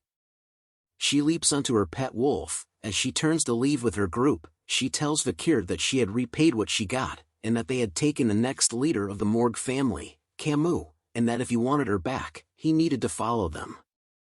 Vikir thinks about revealing his power here, but Uncle Adolf had arrived. He was shouting after Camus while bringing the reinforcement. Vikir sees him and thinks that he had run all the way here after hearing about the ambush. Just as Adolf prepares a blue spell in his hand, he calls the barbarians bastards. He unleashes the spell into the group, sending shockwaves that appear to chase after the barbarians, as he shouts at them to return back Camus to him, but the barbarians were unaffected by the shockwaves from the ground. As they easily rode their wolves, dodging the attack and making a swift exit, they leaped through the rubble that the spell had caused that slowly disappeared from the base. Vikir and Adolf along with the reinforcements could only curse and stare at the barbarians as they easily left them behind. Vikir thinks about the Balak's ambush. Seeing that they had finished the ambush just 3 minutes after the warning bell had been rung, things became worse because it overlapped with Camus' carelessness and lack of practical experience. Vikir notices that a subordinate was telling Adolf that they believed that the Balaks had run off to the restricted area of the Le Rouge et Le Noir mountain. Adolf couldn't believe that the Balaks had gone into the restricted area of the mountain with Camus. Adolf thinks about the restricted area, knowing that it was undiscovered and a dangerous place. Heading there at night was going to be too dangerous, he thinks about Camus and wondered if there was nothing he could do now, but Vikir joins into their talk, telling them that they could still pursue the Balaks, catching Adolf's and his men attention. He tells them that he had been in the dense forest before in his childhood, but deep down in his thoughts, Vikir knew about the forest because of his past regression, and that he had recon and subjugation experience as he went through most of the dense forest. Adolf grabs Vikir's shoulder because of what he just said, asking Vikir if he was actually serious. The man behind Adolf informs him that going into the Le Rouge mountain itself was a suicide mission, but Adolf tells him that he will only bring those that want to go, and wouldn't make an issue out of it later. As Vikir nervously looks at Adolf's hand on his shoulder, Adolf thought to himself that he already knew that Vikir was extraordinary but had no other choice than to rely on him. The moonlight pierces the skies as Adolf tells Vikir that he will leave it to him to save his niece Camus. A metal fence is seen with a skull sign. It was the booty of the dense forest on the Le Rouge mountain residing on the Baskerville territory. Inside the dense forest, there were many creatures such as the bone-sucking mosquitoes, poisonous thorny vines, silent spiders and other dangerous creatures. A normal human being would never last for more than an hour in there, which was why it was called the life-engulfing forest. Something bounces off a tree branch. Adolf and his men are seen following a red streak of light bouncing side to side. Adolf asks Staffordshire if all the kids from the Baskerville clan were like Vikir, but he tells him of course not as the triplets follow them from behind. Yellow hornets with red glowing eyes appears.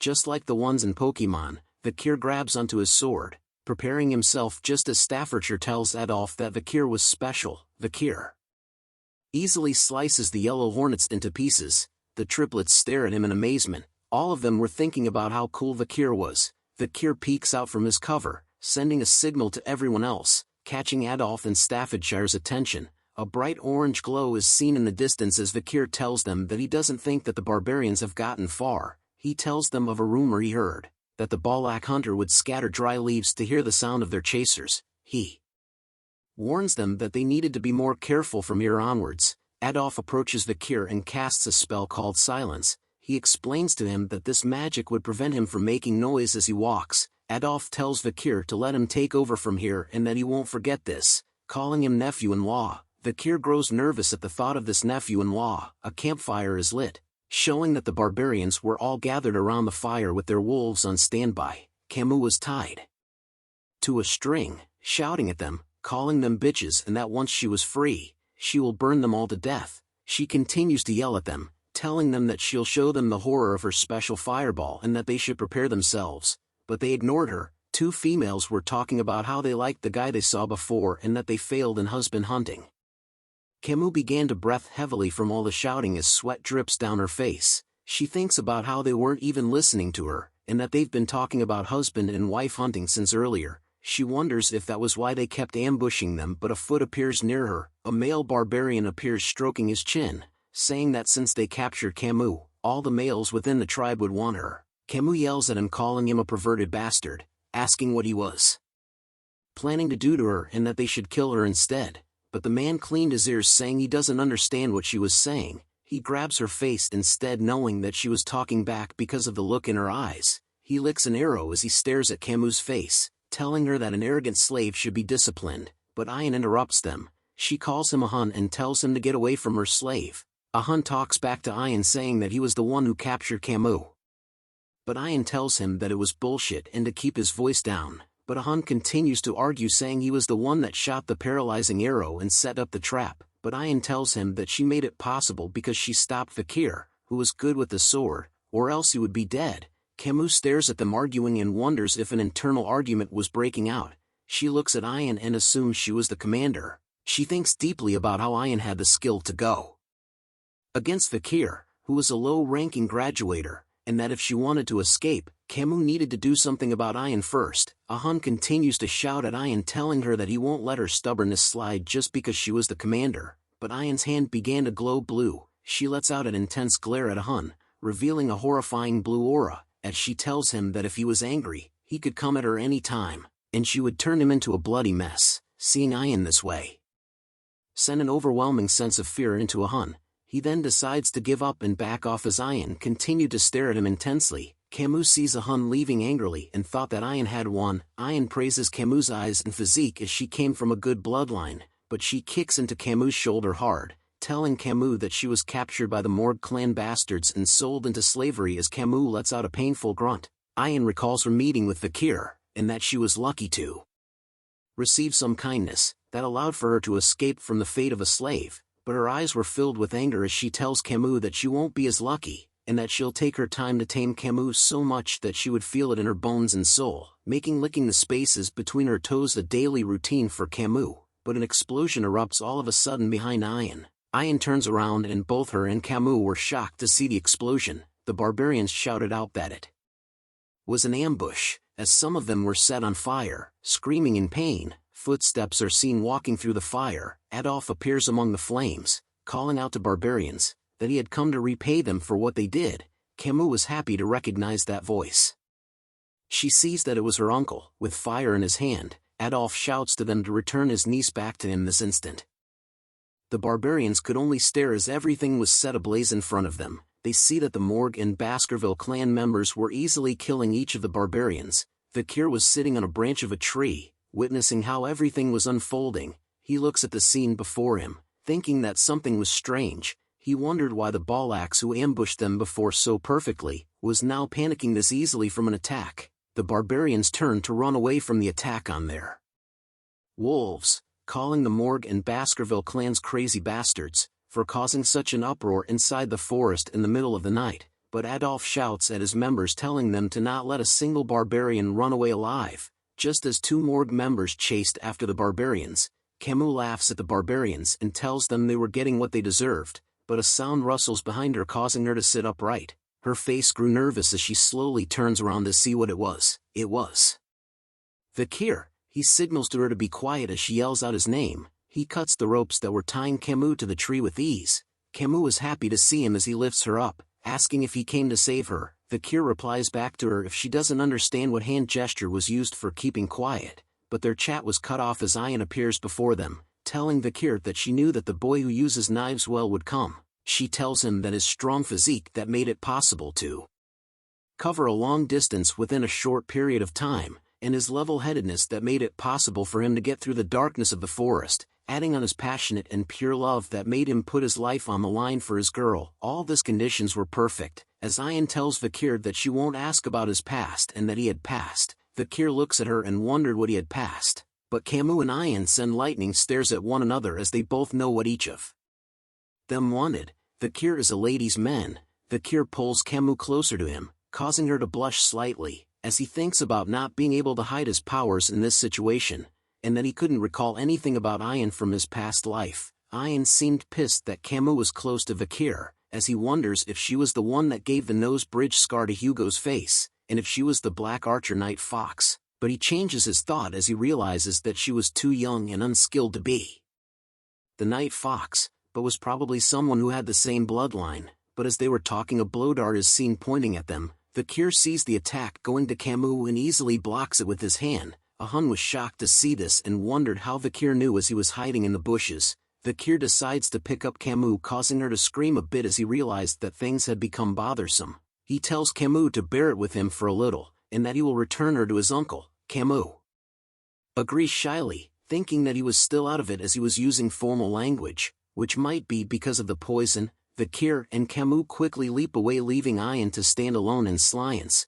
She scratches her head, saying that she wanted Vikir to return with her obediently. As Vikir and Camus escape, he asks her if she was severely poisoned. Camus replies shly while blushing that she thinks so. All of a sudden 2 barbarians appear and shoot arrows at them. Vikir manages to block their attacks with his sword as Camus shrieks from fear. Ian then prepares her arrow, lightly releasing a blue aura that covered the arrow. She stretches the bowstring and prepares her shot, with her arrow glowing blue intensely, her gaze filled with focus as she prepares to get rid of Camus. She lets go of the arrow, which unleashes a powerful blue streak of light. The arrow soon reaches the back of Vikir as he carries Camus. He turns his head in a swift motion and sees the powerful arrow reaching them. Camus turns as well due to Vikir and sees the arrow just inches away from her eye. Huge pillars of ice suddenly erupt throughout the forest following the attack of the arrow. Sweat drips down Camus' face as she spots the arrow standing still just inches from her face. Adolf appears and had used ice magic to freeze the arrow from attack Vikir and Camus.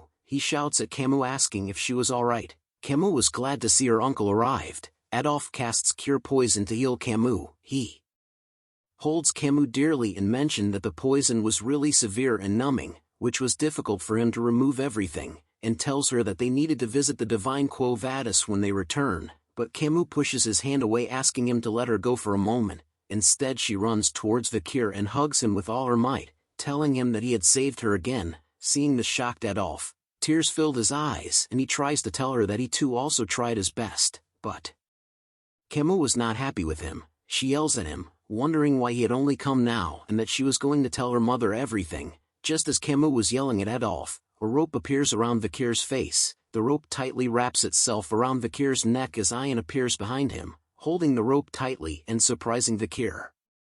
She tries her best to pull Vikir but couldn't. She wondered why he was so strong and why he wasn't moving backwards. She tells Vikir to be obedient and to let himself be captured as she was running out of time. Vikir easily snaps the rope into pieces, thinking why was there no time. Camus yells at her, saying it was you again. Vikir thought deeply about the reason why the Balak were in a hurry. Soon enough a demonic being gaze was felt. An ominous deadly aura was felt throughout the forest.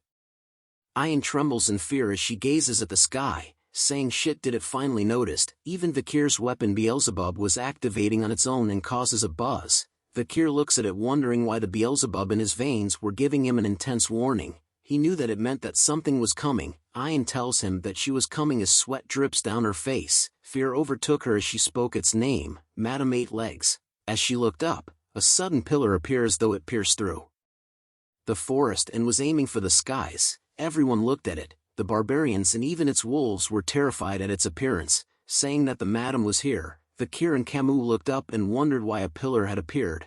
The pillar was releasing a scary-looking purple aura, and soon split into various legs. Hell no, if I was there I would be running away instantly. Like by Felicia, the legs attack various places throughout the forest. As Adolf covers Camus and Vikir, he questions why there was such a monsters hiding in the forest. Vikir recalls what the monster was and didn't expect to see it in a place like this. If Vikir's memory was right, it was Madame Eight Legs who had an S rank rating. Madame Eight Legs lets out a horrifying shriek of madness that was heard throughout the forest as the three of them stare in horror.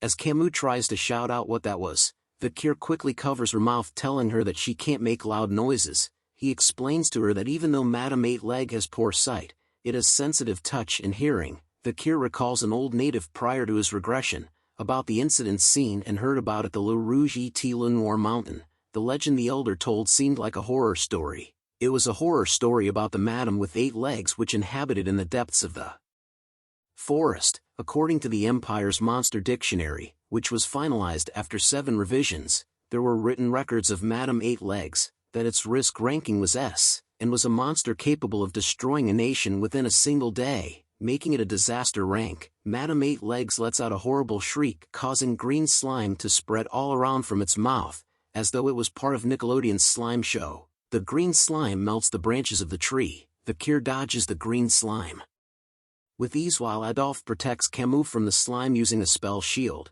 but Hans lets out a scream like a little girl. He shouts out as Madam's poison had landed on his hair. No more man buns for him. The hair covered with poison was quickly cut off. Ian had cut it off, whispering to him that he was an idiot for screaming in front of the madam. Just as Hun kneels down on the ground, Ian couldn't believe what happened and looked up. She sees that Madam 8 Legs was looking right at her. She tells Hun that she would have killed him, but he was lucky that he was the grandchild of the shaman. She whispers to the others to quickly retreat. On the other side, Vikir and others were making a run for it too, as Adolf whispers to them that they needed to get away. But Madam 8 Legs had spotted both groups and slowly senses their movements with her. I don't know what this is, man. Is this a tongue?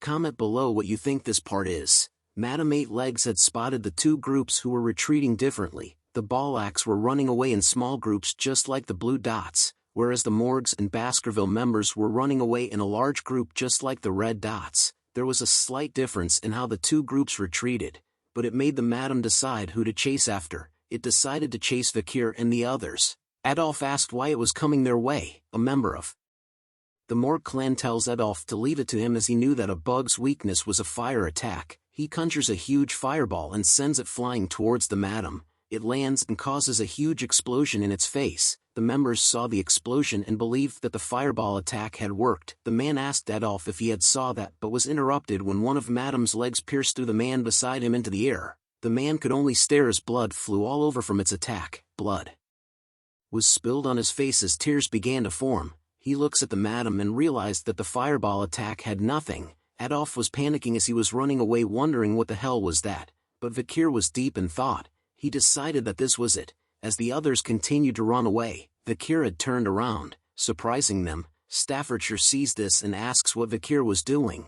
Vikir tells him that at the rate they were going, they were all going to be killed, so one of them is needed to tie down the monster's legs. Staffordshire then offers to do it, but Vikir cuts him off, telling him that his skills were not enough to tie down the monster's leg. Everyone could only stare at Vikir in silence as he explained to them that they couldn't afford to bring the monster back into the territory with them, and that in the current situation, the best person has to tie its leg down, which was Vikir. As he holds his sword closely, he tells Adolf that there was no time and a decision was left at him, but Camus was shocked to see what Vikir was doing. Adolf hesitated at the idea of leaving behind Vikir alone, but Vikir tells him to hurry and run away. Adolf then decides to leave Vikir, telling the others to not let his nephew-in-law's sacrifice be in vain. Tears form in Camus' eyes as she calls out to Vikir while Adolf pulls her away from him. Camus' voice could be heard telling Vikir to return, but Adolf tells her not to move as Vikir holds his sword tightly, but he lets out a deep breath and lets go of his sword.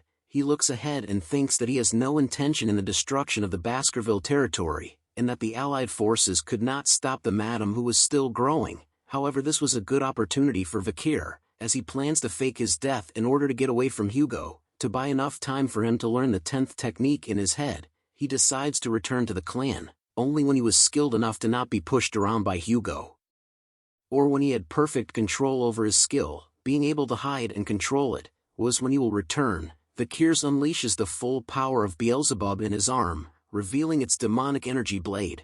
Knowing that if he doesn't go all out, he would die, Madam 8 Legs stares at Vikir as Vikir stares back at it, preparing himself for his hardest fight yet. The Baskervilles and Beelzebub's demonic energy surrounds Vikir's body as he slowly unleashes all his skills. The large amount of mana he received from the river Styx as blessing, the aura that was more worldly and used for high-ranking Baskerville swordsmanship techniques, and finally, the demonic sword Beelzebub. Vikir's eyes were filled with intense focus as he tells the monster that he was going to use everything he has to attack it. Vikir leaps forward with crazy speed in a zigzag motion, and leaps through all the trees in the forest into the night sky. The red aura follows him as he makes his way into the clouds. his demonic sword glowed red as he sees Madame Eight Legs right in front of him. Madame Eight Legs lets out a shriek as it spots Vikir in the air. Vikir gives it a bombastic side-eye while raising his sword up in the air, unleashing an immensely powerful attack that turned the pages black and white and the drawer colorblind,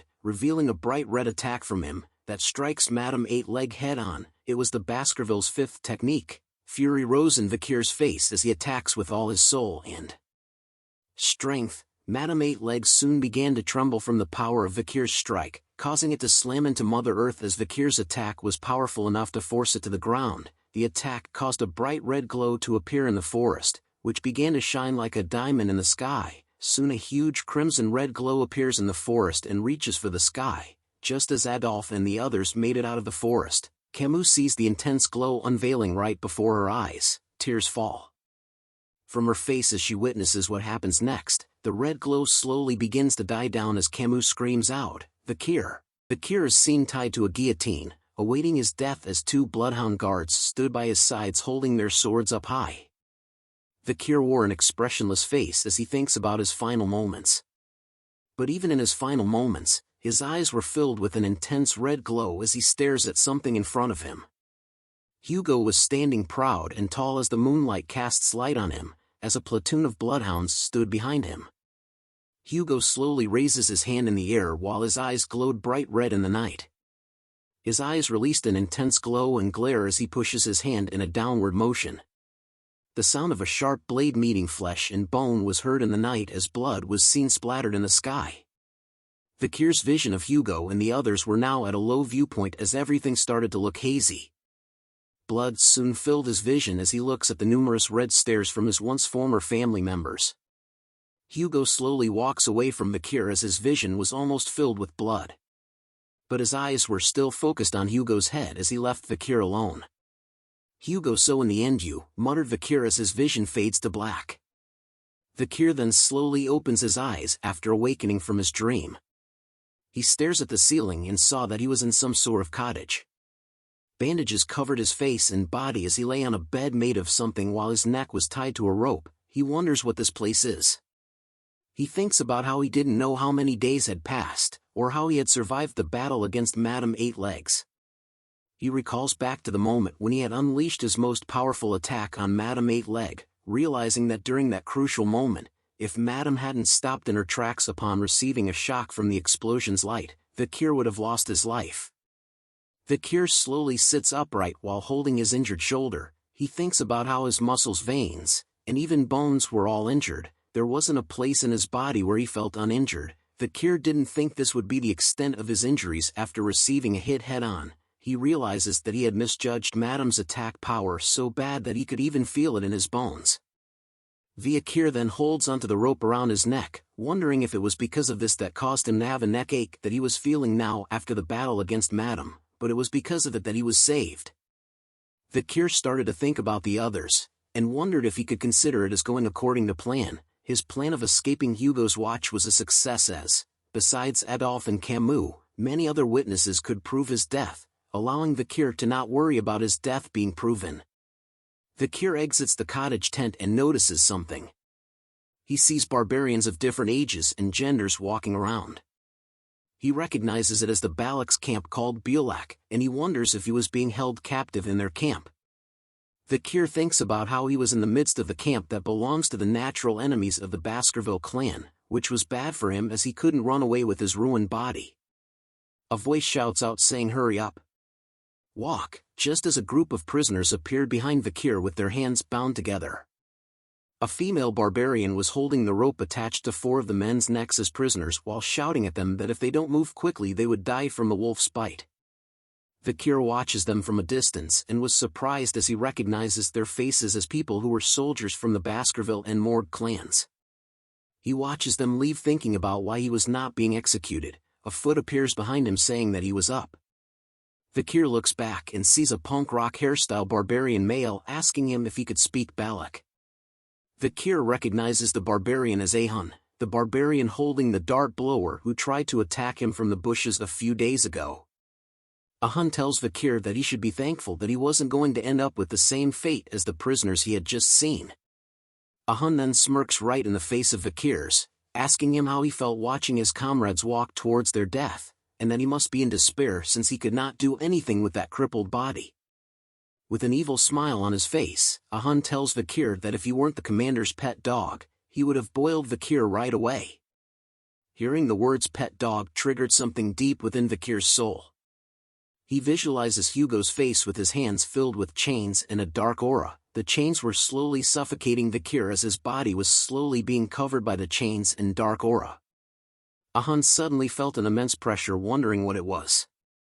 He looks at Vikir and sees that his eyes were filled with murderous intent and that his haki was extremely strong. One Piece reference. Ahu responded with a punch to Vikir's face, calling him an arrogant bastard. The punch left Vikir on the ground trembling slightly as he didn't respond back. Hound leaves him alone, telling Vikir that he should stop standing there and go find his owner, who was at the end of the rope.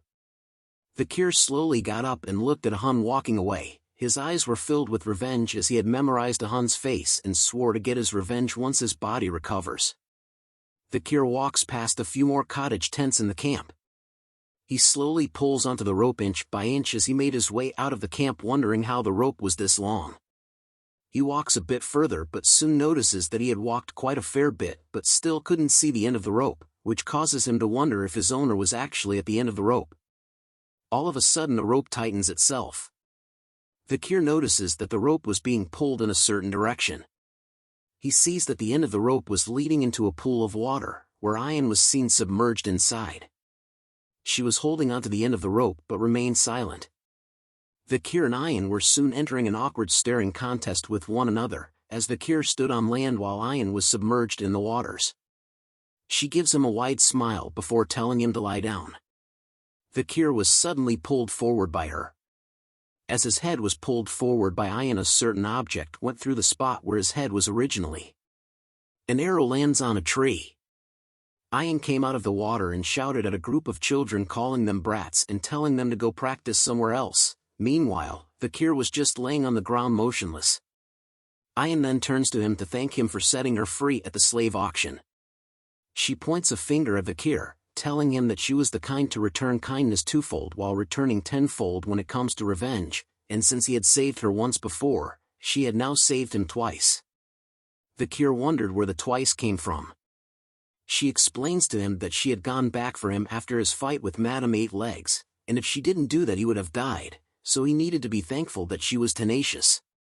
Vikir then asks her if she was the one who had set up the rope attached to his neck.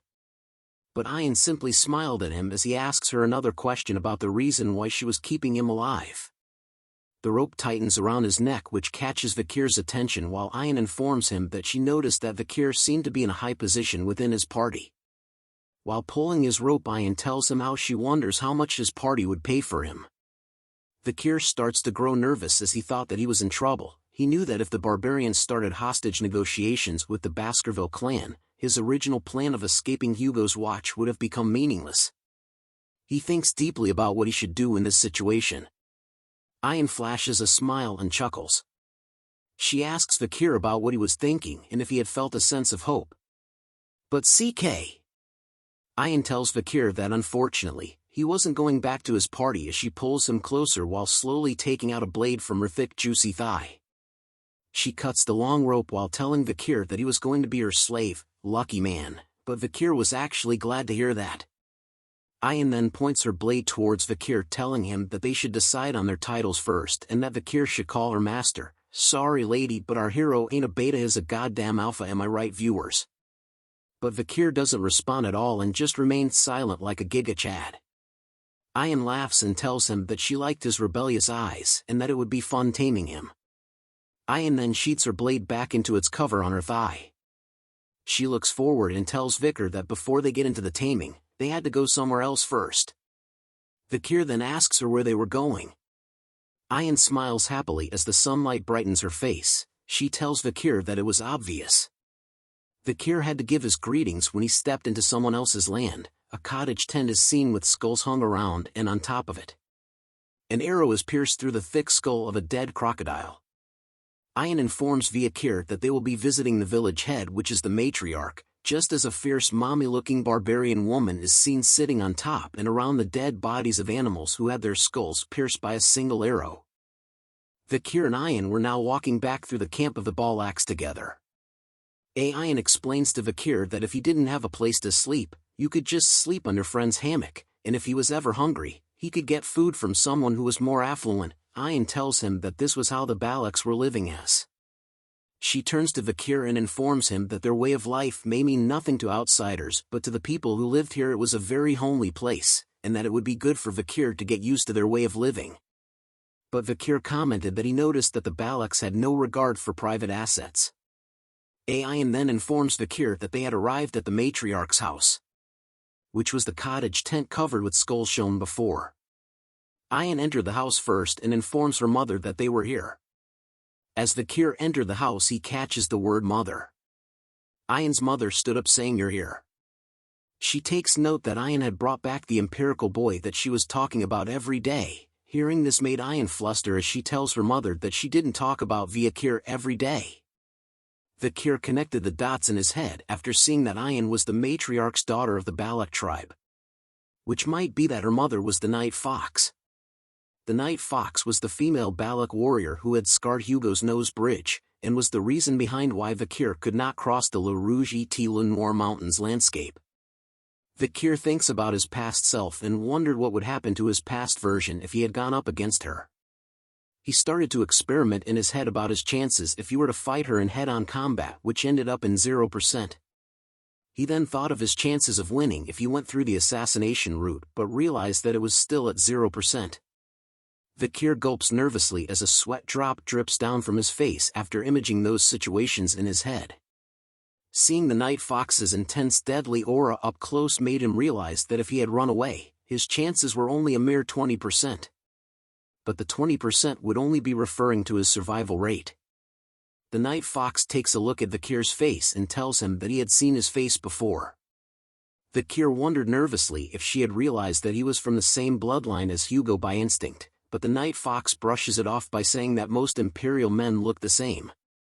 She asks Ayan about what she was planning on doing to Vikir as he was no different from a cripple, but Ayan tells her that Vikir would be useful once he receives good treatment as he was the one who attacked Madame Eight Legs after all. But her mother warns her that taking action without knowing your place might come back to bite you.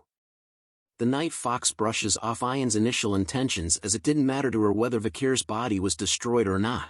She only cared about whether his seed was fine. Ayan became flustered and told her mother that it was not about that. Vikir begins to inspect certain objects in the house while the mother and daughter continued to argue. Ayan tells her mother that she was going to use Vikir as a slave, but her mother was surprised to hear that as she was talking about doing something else to Vikir. Before her mother could complete her sentence, Ayan yells at her that she just needed Vikir as a slave to support her during hunts. Night Fox soon pats Ayan's head, which causes her to blush as she tells her that it is up to the owner to do what they want to do with their slave. Ayan then takes a peek, and sees Vikir checking out the main pillar of the house. They soon left the house and went to walk back to the forest. As they walked together, Vikir tells Ayan that he had a question. He asks her what her name was, causing Ayan to yell at him about suddenly asking a question all of a sudden and how he dared to ask questions as a slave. But Vikir informs her that he does not intend to call her his master, which was why he asked what her name was. Ayan rubs her head before telling Vikir that her name was Ayan. Vikir then introduces himself as Vikir and asks her what she wanted him to do by her name. Ayan was flustered at Vikir calling her by her name and told him how dare a slave call her by her name. She then decides to give Vikir his first order. Ayan points her finger at her and shouts out that his first order was to build a house that he will be living in from now on. Ayan thinks mischievously about how Vikir was acting too arrogant as a slave, and that there was no way an imperial bastard like him would know how to build a house. She continues to think that ordering a slave around was part of a master's competency and that she needed to use this chance to rebalance the hierarchy between them. Meanwhile, Vikir was thinking about the first order of building a house. He smiles and says that this was going to be fun. After some time we see Ayan standing still with her hands behind her back wearing a stunned expression on her face. Vikir points to a makeshift tent and tells her that he had carried out her order. She looks at the tent that Vikir built and wondered why he was so good at building tents. She thought that he would have struggled to build a house because of his injured body. Ayan turns around to look at the building materials that she brought over. She thinks that since he managed to build the house, there was no use for the items that she had brought with her. Vikir was happy with the house he built as he thought that it had been a while. He recalls his past memories during the time of destruction when swordsmen were only good at wielding swords, which was why they couldn't survive. So in order to survive in extreme situations, one would need to learn a variety of survival skills. Ayan inspects the drains that Vikir had dug out and commented that they were perfect too. Vikir informs her that the matriarch's tent looked unstable. This catches Ayan's attention as it was about her mother. Vikir explained to her in detail in regards to her mother's tent problems, stating that in its current state, during the rainy seasons the ground around the central pillar will shake, which might cause water to leak through. If she orders him to, Vikir was willing to mix slimy dirt and gravel on the opposite hill to create bricks, which he will reinforce the bricks by spreading oil and burning it. Hearing the long explanation made Ayan order Vikir to do what he said, as she was thinking the same thing. Vikir then went on to gather the materials to create the bricks as Ayan watched him from behind a tree. He then started to roast the brick mixture to form the actual bricks while Ayan watched closely by his side. They soon met up with the matriarch once again, with Vikir carrying a wagon filled with the bricks he had made. Night Fox was surprised to learn about her house problems from them. After a while, Vikir had created a solution made up of bricks to help resolve the issues the matriarch's house was having. The matriarch tells them that she was frustrated because of the numerous amount of times she had tried to repair the roof. Water would still be leaked through. She now realizes that the main problem was the main pillar.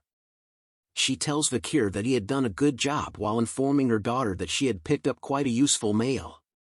She then instructs Vikir to go around the barracks to take care of tedious matters such as this. Ayan remains silent while looking concerned at Vikir nods his head upon hearing her mother's command.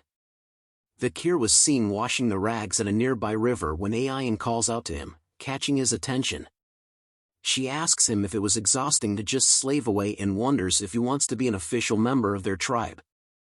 Vikir continues to wash the rags while answering her that slaving away wasn't too bad. He thinks about how it was much more peaceful being a slave here than being part of the Baskervilles or living in the Underdog city. Ayan was surprised to hear that kind of reply from Vikir. She stated that from the way Vikir spoke he had been disciplined well, and that from a slave's perspective, it would be hard to complain. Vikir continued to tell her that it really was not that bad. Ayan the replies saying there was no way it wasn't when he was doing tough and tedious work. Vikir ignores her and continues to do his work. Ayan follows behind him and tells him to not be silent and to follow her, as she would be able to help him in terms of surviving and adjusting in the Balak's tribe. Ayan informs him that if he does a good job, she will remove the rope around his neck. This offer catches Vikir's attention and he turns around to tell her that that offer sounded appealing. He then asks her about what he should do. Ayan smiles and tells him that he was now being honest. She tells Vikir that he needed to go on a hunt and capture a huge prey. She explained that the tribe's warriors haven't been able to catch prey large enough, making the growing children unable to eat meat for a while. In other words, Vikir needed to bring in a huge prey so that changing his title from slave to commoner wouldn't be a pipe dream. Ayan then smacks the back of Vikir's heart, causing him to flinch. With a smile on her face she tells Vikir that he had no problem moving light objects and that all he needed to do was just assist her. Vikir was showing an annoyed expression after being smacked on the back, just as Ayan tells him about how lucky he was to be the slave of the Balak's hunting commander. Vikir thought about the job of hunting for a moment and then agreed to join Ayan in hunting. Hearing this brought joy to Ayan as she smiles widely while blushing a bit. She tells Vikir that they would be leaving tomorrow, but Vikir was curious about why she was smiling like that. Ayan tells him she wasn't, just as a foot appears behind a tree. Ahan was glaring angrily upon hearing the conversation between Ayan and Vikir. He sees how close Vikir was getting to Ayan and calls him a disgusting bastard. Jelly much? An arm covered in bandages is seen placing his hand inside a jar. When the hand is removed from the jar, some sort of grayish mud is seen coming out of the jar. A man wearing a skull headpiece with crazy eyebrows tells the hunters it's time to gather around and it was time to start the hazing ceremony. His hand is covered in the mud that was in the jar. This was a human, the Balak shaman. A human is seen down on a tree stump with a hunter kneeling before him and with other hunters forming a line to see him. He tells the hunter that was kneeling to take his blessing. If he doesn't take it, it would mean that the hunter would have a hard time later on. Ayan explains to Vikir that the Balak hunters feel guilty when they kill their prey, so before they kill, they spread charcoal on their faces to hide themselves from the god of death. Vikir, after hearing the explanation from Ayan, thought about how even the Balaks, which was a warrior tribe, had a shaman as well. The hunters in front of him were complaining about the fact that a human, the shaman, was nagging again, and the male hunter tells the female hunter to let a human be, as he was a shaman that needed to establish his position in the tribe as well. Looking at a human spreading his blessing and writing on the faces of the hunter with charcoal made the hunters question the fact that the shaman's blessings usually fail a lot, and that the hunters were only just seeking his blessings whenever there was an occasion. Vikir overheard the hunters talking and thought about if it meant that a human's position as a shaman was meaningless, and realized that the Balak tribe place was not that much different from other places. Ayan had received the blessing from a human and her face was covered in charcoal markings. She kinda looks like a joke. Vikir points to her and tells her that it was quite a sight to see. Ayan attempts to wipe off the charcoal markings on her face, telling Vikir to shut up and that her markings were funny as she didn't get along with the shaman. While blushing hard, she hands over a collar that has spikes all over it and tells Vikir to wear it. Vikir takes the collar with spikes and recognizes it as a dog collar. Ayan wears a similar one and tells him that the hunters wear them on their necks so that they won't get bitten by their prey. Vikir holds onto the rope around his neck while staring at the dog collar in his hand. He thinks silently for a moment before deciding to put it on, as he thought about how he was already here, and that it would be better for him to adapt to this place. A white wolf with yellow eyes is seen panting heavily with its tongue hanging out of its mouth. Vikir and Ayan are seen riding on its back. She turns around to Vikir asking him if he was really going to be okay, as she had told him to hold onto her waist, but Vikir assures her that he was going to be okay. Ayan then tells him that they were going to leave now, but Vikir suddenly sways heavily to the back. Ayan smiles as she looked behind after hearing a loud sound. She mean faces Vikir and tells him that he should have grabbed onto her waist and that he would fall if he kept that up. Vikir had fallen flat on his back and onto the ground once Ayan had commended her pet wolf. He stayed flat on the ground thinking about whether he could even get up when his body was in such a horrible state. A shadow is cast over him which piques his attention as he looks up to see what it was. A Hun had once again appeared before Ayan and Vikir with his pet wolf behind him. Ayan gets down from her pet wolf and calls out to a Hun. A Hun informs her that it seems like she was very free as she was busy playing around with her slave. He continues to tell her that he was going to catch a bigger prey this time, so that in the next joint hunt, he would become the captain of the hunting group. He was even going to place his grandfather's honor on the line. Ayan questions him about why he was willing to put his grandfather's honor on the line when his grandfather only knew about shamanism. Just after Vikir had sat up to see what Ayan and Hun were talking about, he sees something fast approaching his face. A Hun went on to kick Vikir directly onto the side of his head. This action surprises Ayan, who was shocked to see what Hun was doing to Vikir. She calls him a bastard and asked what he was doing. A Hun smiles after kicking Vikir, which sent him flying backward onto the ground. He commented about the fact that Ayan had given Vikir the dog collar, which was a protective piece meant for hunters but was used on Vikir, who was a slave. As he continues to berate and question Ayan about how she was going to use an injured male such as Vikir as a hunting assistant, he tells her to get a hold of herself as she was a commander and that Vikir was only going to be a burden, but Ayan notices something. She shows a smile and wonders if a Hun actually believed that Vikir was just an injured male. She informs him to take a look at his waistband before saying those things. A Hun takes note of her words and looks at his waistband, which showed signs of being torn apart. This shocks him. Vikir spits out some blood after being kicked by a Hun. He shows a smile and was holding onto a quiver holding onto a few arrows. He informs a Hun that he should grab hold of his weapons as he would with a lover, as a Hun was still stunned as to what had just happened. Vikir then tells him that his quiver and arrows were taken away. Ayan covers her mouth to muffle the sound of her laughter as a Hun continued to look annoyed and stunned while turning to look at Vikir. A Hun finally broke out of his stunned state and rushed over to beat up Vikir even more as he calls Vikir an arrogant slave bastard. But a bow grabs onto his arm just before he lands a punch on Vikir. Ayan tells him that it was enough. She had used her bow to hold onto a Hun to prevent him from attacking Vikir even further. She asks him about whose slave he thought he was going to punish on his own accord. Hun shouts at her that Vikir was a slave and that he dared to insult a Balak warrior. Ayan replies back to him that he was being pathetic in front of Vikir, but Hun continued to explain that Vikir was just a slave and questions why she was defending him so much. He then yells at her asking if she had come to like the slave that was Vikir. Ayan remained silent upon hearing that from Hun and didn't reply back. After a brief moment, she touches her head and tells Hun that a slave was a slave and that since Vikir did something wrong he should be punished. Hun agrees with what Ayan was saying and explained that it was what he was saying as well. But Ayan informs him that Vikir was her slave and that he does not have the right to punish him. Vikir then looks curious at what was happening. Ayan had given Vikir a Saitama's one punch straight into his face as blood was splattered out. More blood could be seen splattered onto the nearby grass. Hun was shocked and stunned once again to see what Ayan had done to Vikir as she continues to beat the crap out of Vikir as punishment. Ayan had finally stopped her punishment as Vikir falls onto the ground with a heavy sound. She then looks at Hun with her eyes glowing brightly while Vikir lies flat out on the ground in front of them. She asks Hun if he was happy now.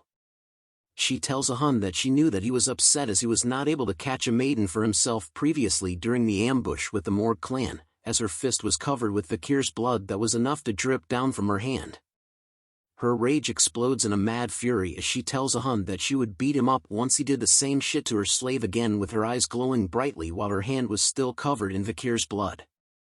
Hun was too stunned to speak as Ayan asked if he got it. He tells her that he got it as Vikir continued to lie on the ground without even a single muscle moving. Some time had passed after the incident with Hun. Ayan peeks behind with a sad and nervous look on her face. Vikir was behind her with injuries covering his face. They moved slowly through the forest on the back of Ayan's pet wolf. She then asks Vikir if her punishment had hurt and if he was angry, but Vikir remained silent and did not respond to any of her questions. She then explains to Vikir that she needed to have him punished as Hun was a petty and stubborn guy, and that beating up Vikir as a punishment was the only way to stop his petty retaliations. Vikir remains silent even after Ayan explained her actions. She then asks him about why he was not replying to her. After a while Vikir finally replies to Ayan and states that it was because her punishment hurts. Ayan's eyes open wide as she hears his words. Ayan instantly does a headstand to spin around in the air as Vikir looks at her. She grabs onto Vikir's face, quickly asking a bunch of questions. She asks him if it hurts a lot, or if it was bad, and whether his life was in danger. With his mouth being squeezed by Ayan's hand, he slowly tells her that it hurts to talk. He explains to her that he had these types of injuries a lot, but Ayan moves her face close to his, which stops his sentence halfway. Let's go, girl. Comment below if you are Team Ayan or Team Camus. Licking sounds could be heard in the forest. Ayan was blushing heavily as she touches her mouth while facing Vikir. She then quickly turns around to face away from Vikir. Her eyes are shown to be intensely red as she tells Vikir that she knew that she was right about him and that even though he was an imperial bastard, Vikir had shown promise. Vikir wipes his face with the back of his hand, wondering if the barbarians usually licked each other's injuries, and that licking an injury like how Ayan just did was dangerous as it might spread an infection. She turns around shyly and asked Vikir if he needed something from her, and then even if it was one thing he should tell her, because if it was something that Ayan could do, she would do anything for him. Vikir then asks if he could really ask for anything. This startles Ayan as she jolts up while telling Vikir that a Balak warrior does not go back on their word. Vikir then takes a moment to think deeply about what he wanted. Ayan's heart began to beat hard and loud. She blushes and sweats hard about what he was thinking about so hard. She wonders if Vikir wanted to actually do the deed. Vikir then tells her that if he could do anything, then what he wanted was good. Ayan's heart continued to beat hard and fast in anticipation of what Vikir wanted. Vikir then tells her that he wanted her to teach him how to shoot arrows. Ayan was extremely disappointed in hearing his request and tells him that since it's about arrows it was fine. They continued to travel through the forest on the back of Ayan's pet wolf as she raises her arm, telling Vikir that from tomorrow onwards they would be doing special training. Vikir agrees with her suggestion. A bunch of arrows are seen stuck into a tree. Ayan comments to Vikir that it looked like her slave has no talent in the bow and arrow and that she had told him to aim at the arrow that was already stuck in the tree. Vikir was drawing the string of the bow with sweat dripping down his face as he calls out to Ayan. He asks her if it was alright to teach him how to shoot a bow in such a position as Ian could be seen holding onto Vikir with her legs warped around his. She smirks upon hearing Vikir's question and informs him that he was the one that asked her to teach him how to use the bow and that this was the way how young Balak warriors were taught. She continues to instruct Vikir that he should bend his back a little more, while explaining that he won't be able to use the sword for a long time. Because of his body he needed to learn how to use the bow well, as Vikir needed to capture a large prey for the sake of his reputation after all. Vikir struggles to get into position based on Ian's instructions as he notes that his bones were at their limits. The sudden appearance of Ian's pet wolf appearing in the bushes behind them causes Ian to press a little too hard on Vikir's back as a loud cracking sound is heard. She calls out to her pet wolf called Bakira asking if he had found something. Bakira barks in response as Vikir is seen kneeling on the ground trembling in pain over Ian's touch on his back. His face turns purple as he struggles with the pain while Ian calls him a slave and to get up. She smiles widely at him and informs him that from here onwards they would be moving quickly. A long stream of water is seen moving rapidly as large spikes of rocks are located at the end. Ian explains to Vikir that this is the area where the river and ocean connect so that both the ocean's water and animals could occupy this area. Ian informs him that her grandmother told her about this, that a salmon believes that if it successfully swims up the waterfall, it could evolve into a huge beast, as large numbers of salmon fishes could be seen swimming in the waters and jumping into the air.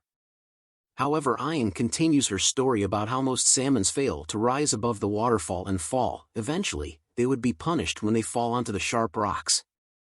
And that the fish that falls onto the sharp rocks would become good food for an ox bear. A huge bear with horns on its head is seen standing over a salmon that had failed to escape the waterfall and instead had been impaled by a sharp rock. Vikir asks if what they were seeing was an ox bear as it looked like a completely different species. It was totally different level compared to the ones that he had seen. Ian tells Vikir that the ox bear in front of them was not an ordinary one as they continue to hide behind the bushes.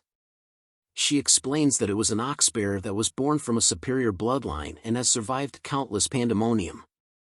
Vikir looks over to Ian nervously and asked if she was telling him to capture that bear version of Godzilla. Ian tells him that there was no way as she didn't tell her pet wolf Bakira to find her a strong female to hunt. A clawed brown foot appears while Ian tells Vikir that their prey was the male bear that comes to court the female bear, just as a huge number of male ox bears appear beside the female ox bear. The female and male ox bears were soon engaged in an intense eye-staring contest. The female ox bear soon bitch slaps the male ox bear straight into his face. Seeing this situation caused Vikir to be shocked. The female ox bear continues to bitch slap each of the male ox bears one by one easily with each of her claws. Vikir commented that the female ox bear keeps rejecting the proposal of the male ox bears. He soon wonders about how strong of a male ox bear was the female ox bear she was looking for as the male ox bear continued to leave the female ox bear one by one. Ian turns to Vikir and informs him that he had the wrong way of thinking about it as it was the opposite. She finally tells him that the female ox bear was not looking for a strong male ox bear just as a pink-looking male ox bear appears in front of the female ox bear. Both the male and female ox bears soon touch noses with each other. Vikir was stunned to see that the strong Godzilla-like female ox bear had chosen the weakest-looking male ox bear, but Ian seemed happy as she explains that the female ox bear was looking for a mate that she could boss around.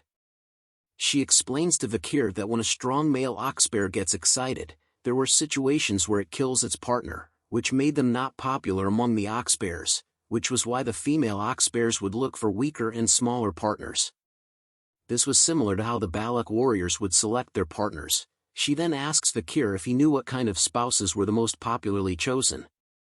She answers her own question by saying it was a young entity that possessed excellent DNA and it would be even better if they were weakened due to an injury. Vikir remained silent upon hearing Ian's explanation and thought about how Ian was basically saying that as long as she gets the DNA, then everything would be fine. The female and male ox bear soon left together as Ian tells Vikir that they were going to wait as the female ox bear will suppress the male ox bear's strength completely. Deep within the forest, a mix of roaring and growling sexual sounds could be heard throughout the forest. Vikir was seen standing still with a dull expression on his face as he continues to hear the sexual roars and moans of the ox bears. He was standing silently in front of a cave entrance as the growling noises became louder. Food made up of berries, fish and fruits are seen piled on top of leaves. It had been 4 days since Vikir had to listen to the oxbear's moans, which soon made Vikir unaware of what he was doing right now. Ian soon appears and asks him if he had left any food for the oxbears. He tells her that he did as he returns to their campsite where a shelter and campfire had been made. Vikir has been giving the hungry oxbears food over the past 4 days so that they could continue their mating. Our boy has become a fluffer for the bears, lol. Ian picks up a pinkish berry in her hand and explains to him that the fruit has an effect where it boosts one's strength temporarily, but in the end, it was harmful as it consumes one's lifespan instead. She further explains that the female who was more intelligent would understand their intentions and that the male would understand as well, but in order to handle the female he had no choice but to eat it. Vikir thought of the scenario where the male oxbear was attempting to escape from the female oxbear. He now understood the reason why Ian had chosen a big and strong female as their target. Her plan was to deplete the male's strength. 2 bowls of soup are seen on the ground which Ian had made. She tells Vikir to eat up so he could heal. Vikir accepts the meal and commented that the oxbears were really mating like crazy. Isn't that normal? Ian tells Vikir, which causes him to spit out the bowl of soup. She giggles at Vikir's reaction and tells him that all male Balaks were like that, but guessed that imperial males like Vikir weren't, and then she guessed that since he came from a geeky country, it meant that Vikir couldn't mate as the crazy oxbears could. Ian continues to taunt Vikir, asking him if he could do it like the oxbears as he wipes the soup off his face. She leans closer to Vikir, playfully teasing him and asking if he could. A fierce loud roar soon catches Ian's attention. Vikir was alarmed to see Ian's reaction as she quickly grabs onto her bow, telling Vikir to get ready as the fierce roar continues to be heard. She noted that the female oxbear had finally been impregnated as the female oxbear is seen towering over the collapsed body of the male oxbear. Good job bro, you tried your hardest. The female oxbear lets out one more loud and fierce roar into the air that causes it to shake. The fierce roar causes the male oxbear to run away from the cave in a hurry. Vikir and Ian are seen sitting on the branches of the tree. Vikir then asks Ian about why the female oxbear was chasing the male oxbear away. She explains that an oxbear that has finished mating is no different from a competitive predator who has intruded a territory and that it was a warning to the male oxbear to never come back. Vikir understands and commented that the female oxbear wants to sleep since she had used her strength and has not slept for the past 4 days as he looks at Ian. Ian looks at him and tells him that the female oxbear would hide herself in a safe and remote place and that from here onwards they would find her traces and chase after her quietly. As Ian prepares her bow and arrows, she tells Vikir that once the female oxbear starts to go to sleep, that was when they would start their hunt. Up in the snowy mountains, Vikir's legs could be seen walking through the mountains. Ian and Vikir are seen riding on Vikir's back between 2 large pillars of stone. Vikir commented that the female oxbear would be tired but is moving so far away. Ian tells him that she was finding a place that has the least number of threats that the forest possesses, and that the place where they were was cold, making sure that mosquitoes that suck bones or blood could not live here. Vikir then asks Ian if the female oxbear knew about those facts and came here knowing that. Ian tells him that the female oxbear's intelligence is quite high and that its acquired knowledge is better than its instincts. As they continued to follow the trail of the female oxbear, Vikir could start to feel the coldness of the area due to his body's condition as he covers his body with his arms. Ian turns around to ask if Vikir was feeling cold and that if he was, he could put his body closer to hers, but Vikir tells her that he was fine. Ian warns him that his body temperature could decrease, making his body become stiff, and when his body becomes stiff it might get in their way when they start hunting. She then asks if he plans on getting in her way. Vikir thinks deeply about the facts Ian had stated, thinking that it was a rational reason, and wonders if she was capable of making such rational decisions. He soon agrees and hugs tightly onto Ian's body, causing her to jolt up and blush heavily. Ian soon grew nervous and thought to herself that she was only doing this because she was concerned for her slave's health and that it was the duty of a master to look after their slave. Bakira soon notices something up ahead. He lets out a fierce growl which catches both Ian's and Vikir's attention. They soon noticed that the female oxbear footprints on the ground soon disappeared halfway. Ayan shouted out that the female oxbear's trace had disappeared. She turns to look around and wondered where the female oxbear had disappeared to, just as a pair of red eyes appear in the shadows right behind Ayan. Something fast was approaching Ayan at a high speed. She soon realizes it and turns to see what it was. It was the female oxbear. She launches straight towards Ayan at full speed with her claws close to Ayan while letting out a devastating roar.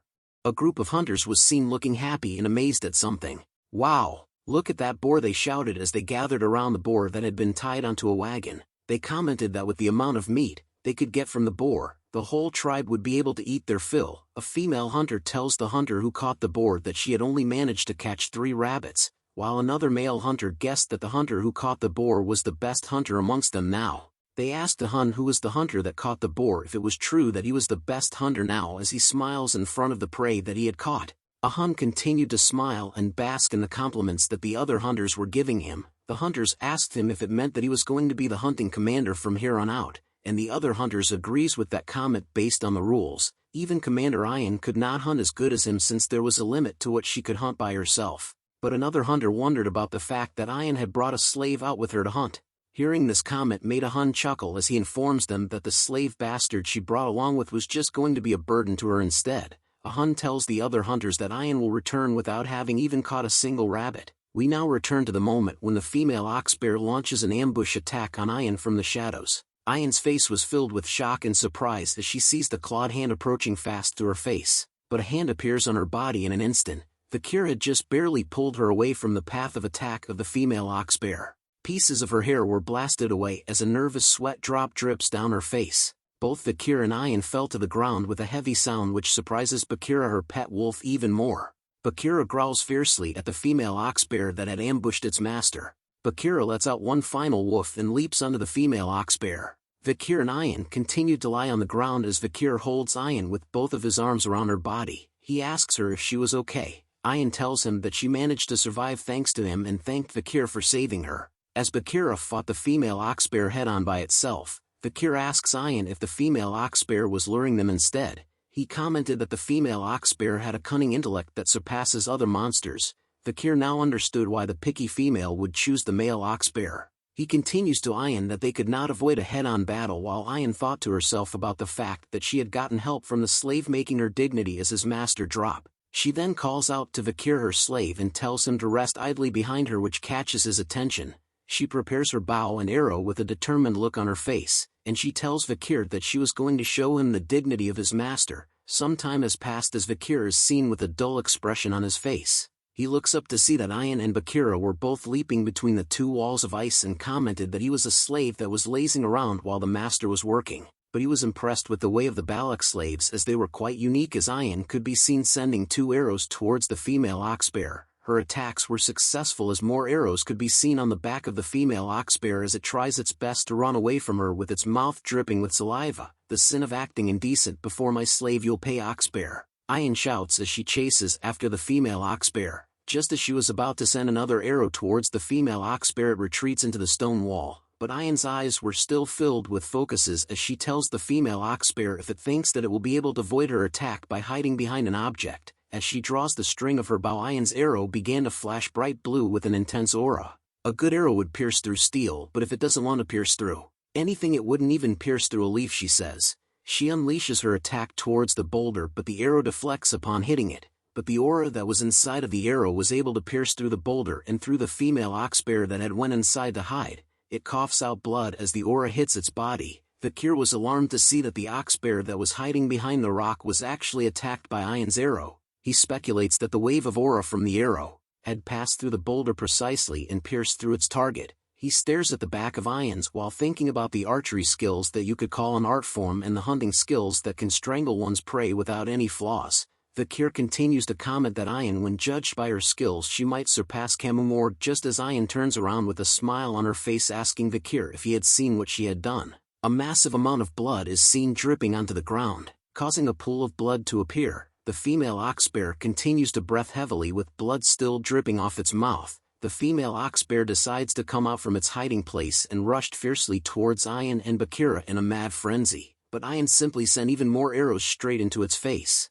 With one of its eye pierced by Ian's arrow, it still continues to charge towards Ian without stopping as Ian tells it if it thinks whether it could go up against her arrows. Ian then pulls back the string of her bow with an arrow filled with her aura. She tells the female oxbear that an arrow filled with her sincerity could even break a castle wall, she says, as her blue aura filled everything from her body to her arrow. She finally unleashes the Giga Chad arrow that looked Goku's Kamehameha. The female oxbear finally stood still with fear in its face as Ian's bright light is shown on its face, but with its remaining eye still filled with determination, it bends its head, like Beckham, to dodge Ian's powerful arrow attack. Ian was too stunned to speak after witnessing the female oxbear dodge her attack. The female oxbear slams hard enough Ian and Bakira, causing both of them to be flung up high in the air. After being smashed by the oxbear, Ian rolls and tumbles away on the ground.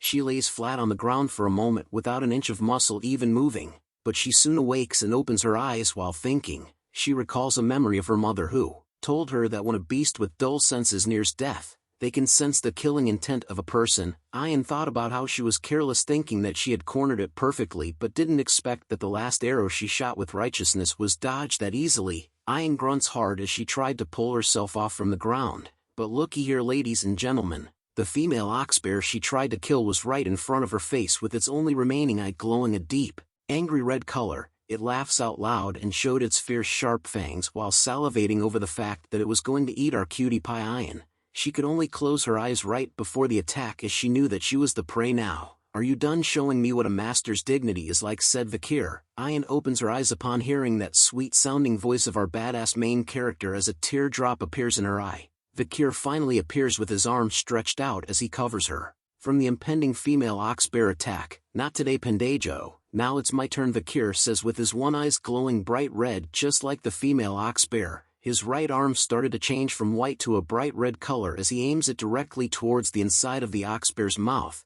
With his hand covered in bandages and a red aura, it slowly rips apart as his sword skill Beelzebub reveals itself along with a tattoo. Vikir lets out a huge scale of flames that toasts the female oxbear right in its face. It's epic mealtime, everyone. Even Ian was surprised to see that Vikir had managed to use a fire skill. The female oxbear was totally knocked out as it lets out a quiet growl after being toasted from Vikir's hot flames. Bandages could be seen burned apart in the air. Vikir's bandages that wrapped around his face and body were slowly burned away from his body. "Our boy is back, guys." Ian could only blushed upon seeing Vikir's glorious body that was hidden by the bandages, but Vikir spoke out that he knew it. Using that skill was too much for his body as a dizzy and hazy feeling came over his body as his eyes turn white. He falls forward flat on the ground, which shocks Ian, while the female oxbear was also laying on the ground completely toasted. "Vikir!" Ian shouts with concern after seeing him drop flat on the ground.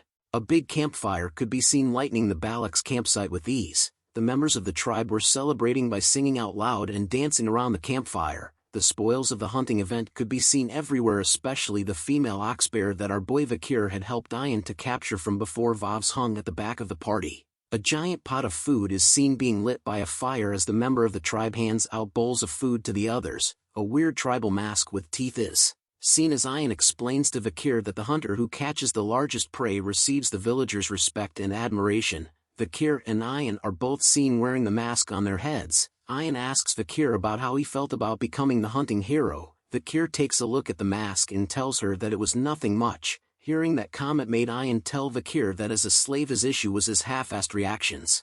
As they continue to talk, Ian explains to him that the female oxbear wasn't just strong and fierce but was also highly intelligent, making it an honorable catch. Those were the reasons why they were chosen as the main figures of this pillaging ceremony. She looks up with a smile on her face as she tells him that it was different from a boar that was sluggish, scared, and poops whenever it runs away. She then asks Ahun if he agrees as he was seen standing beside Vikir with a disgruntled look on his face as he had no choice to agree with what Ian had said. "Here, this is yours, slave," Ahun said to Vikir as he hands him a bowl of stew. Vikir looks at the bowl of food that was handed to him, asking what it was, which causes Ahun to shout at him about what he meant. Vikir then asks him why he couldn't get lots of meat, but Ahun assures him that it was because the little amount of meat in the soup represented the worth of his honor. Ian explains to Vikir that it was a tradition of the Balaks. The one who contributes the most in the hunt gets the least amount of meat and gains that much honor in return. Ahun leaves angrily and shouted at Vikir that he too wanted to give him lots of meat. Vikir thought deeply about how being more honorable meant having less meat.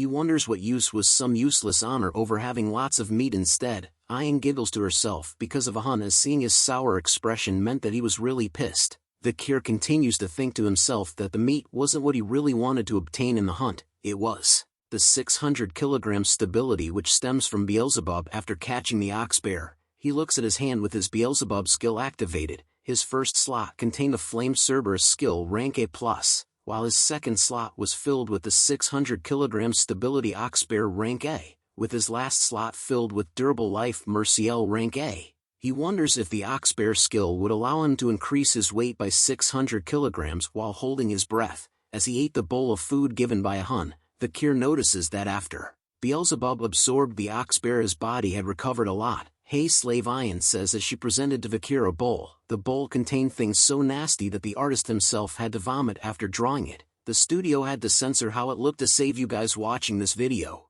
Ayan blushes slightly while asking Vikir if the bowl of food he had wasn't enough and that the bowl she was giving him was taken away from the shaman who wanted this particular meat, but instead she had taken it to give it to Vikir as it was his hunter's right. Vikir brushes her off by telling her that he had already gotten a portion of meat, a bowl of blood and a portion of intestines. Ayan shouts at him that he has to eat what she was giving him. She continues to scold Vikir by saying that if his eyes were bad he should eat the eyes, and that if his heart was weak he should eat the heart, and if he had weak limbs he should eat the legs. As Ayan continues to scold him, Vikir thought about how the long, purple censored thing was the intestine, and if it meant that his insides were weak. 3 female barbarians appear behind Ayan. They boot her together and stated that they knew what she was planning on doing to Vikir and could see through her motives. Ayan hears their shouts and seems and tells them to shut up. Vikir takes a bite of the censored food and thought about how it was very chewy. He soon swallows the food down his throat, which Ayan spots and smiles happily. She continues to smile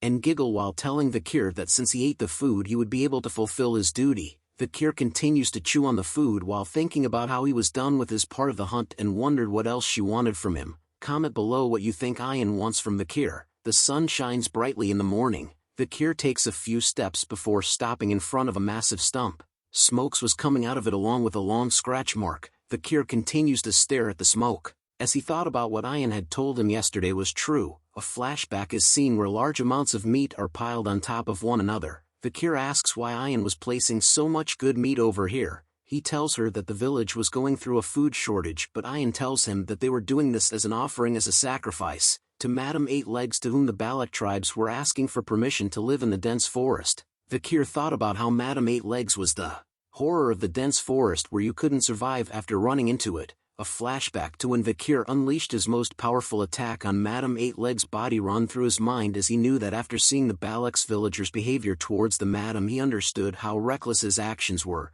Vikir then tells her that Madame Eight Legs was an annoying monster. Back at the tribe nobody could be seen walking around. Vikir walks past a certain tent before noticing something. He stares at a long line that extends all the way outside of the chief's house made up of the members of the tribe. Vikir wonders if there was still another ceremony or something. The members of the tribe queuing outside the tribe chief's house were talking about how some of them had been in line since dawn, others were glad to be at the front end of the line, while another stated that they had stayed awake the entire night. The female members talked amongst themselves about based on the results of yesterday's pillage there was a high possibility that Vikir might be able to become a commoner. Another member commented that they were sure that a woman from the village will become his wife, while the last one commented that if he was strong enough to hunt an ox bear it would mean that Vikir was really strong.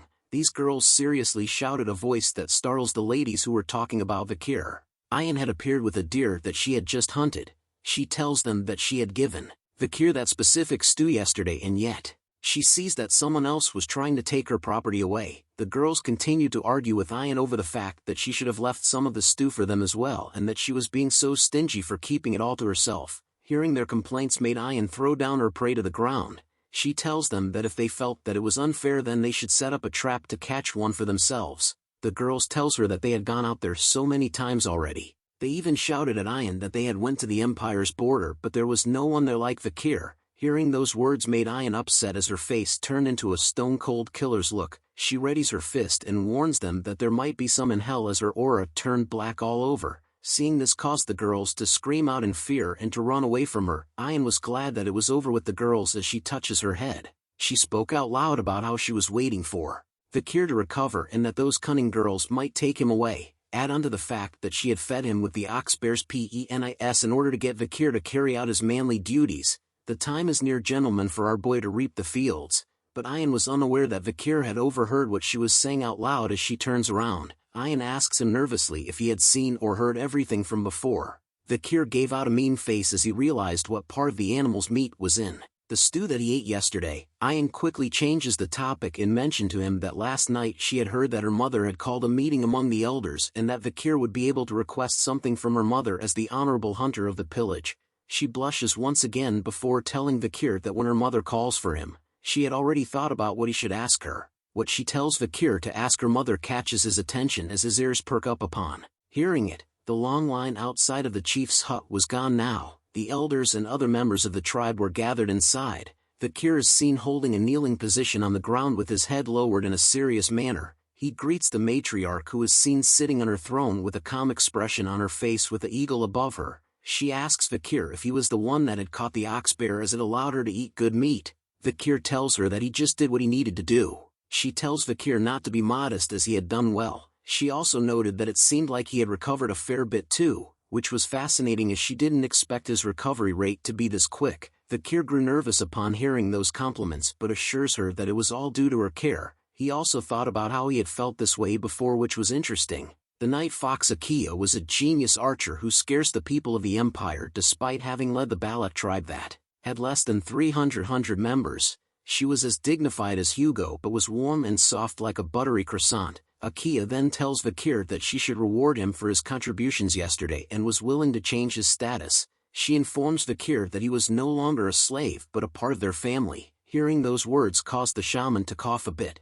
Vikir notices this reaction and recalled that Ian had mentioned to him that the elders were dissatisfied about his status change. He looks at the shaman and recognizes him as the old man who smeared ashes on the hunters' faces as the Balak shaman called a Human, who was also a Hun's grandfather. Akia slowly stood up from her throne while asking Vikir to tell her what he wanted, as he was now officially a member of the Balaks. She offers him her hand and tells him that since he was part of the family, even though she did not give birth or raised him, she was willing to accept his request. Akia tells him that if he wanted a beautiful village maiden, then she would give him and his partner her blessing, or if he didn't want a partner, a slave would be fine too. Ian could be seen doing some Naruto hand seals with her arms towards Vikir, which translates to "You didn't forget what I told you, right?" Vikir could see her actions and takes a moment to close his eyes. He then tells Akia that he does have one request. She then tells Vikir to tell her comfortably while looking at Ian, as she noticed that she was signaling to Vikir like crazy and wondered if she really wanted him that badly. Vikir had a darkened expression on his face as he hesitated to ask what he wanted,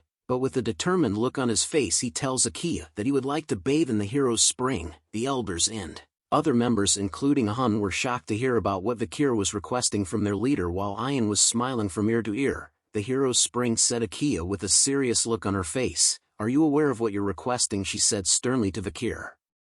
Silence filled the room after Vikir had told his request to the leader. "You bastard!" shouted the shaman, who asked Vikir if he knew whose presence he was in to display such arrogance. The shaman complained to the matriarch that the people who are able to bathe in the hero's spring are high-ranked warriors, and that there was no need to listen to the trash known as Vikir request. A Hun agrees with what his grandfather is saying. He added on that only heroes who have proved their incredible strength can enter the hero's spring, making Vikir an ignorant bastard for asking such a question that was not in his place. But Ian disagrees with the Hun and his grandfather. She argued that Vikir had already proved his strength by catching the ox bear at the pillaging ceremony. Akia the matriarch take note of their worries and arguments. She then looks at Vikir and asked if he even knew that the hero's spring is. Vikir, our boy, just looked straight at her and told her that he knew what the hero's spring is. "But let me do the explanation. The hero's spring, it's the Balak shrine where only the strongest Balak warriors are submerged in. It's also a hot spring where both internal and external injuries recover just by bathing in it."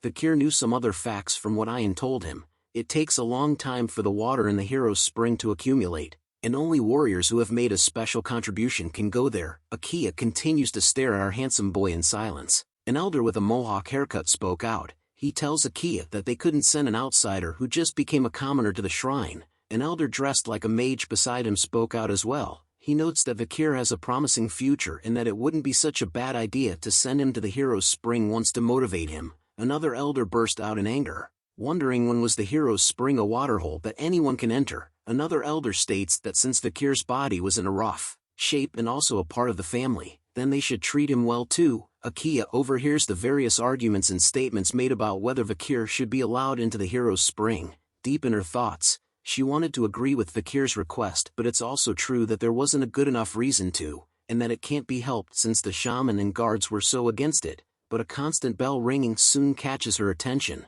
The ringing noise can be heard throughout the Balak's camp. Vikir notices the sound as well and wonders if the bell meant it was time for war. Ian tells him that it was a signal that meant that the tribe has a guest, and that there was no way any insane bastard would pick a fight with the Balaks in the forest. Akia begins to leave the tent first, but before leaving she tells Vikir that they would discuss this matter another time and that everyone should return to their duties. The shamans and elders continued to remain silent and seated as Akia left the tent, but soon a human's face was filled with anger and disgust as his eyes began to glow bright blue. Members of the Balak's tribe could be seen gathering in huge numbers. Vikir and Ian had arrived on the scene.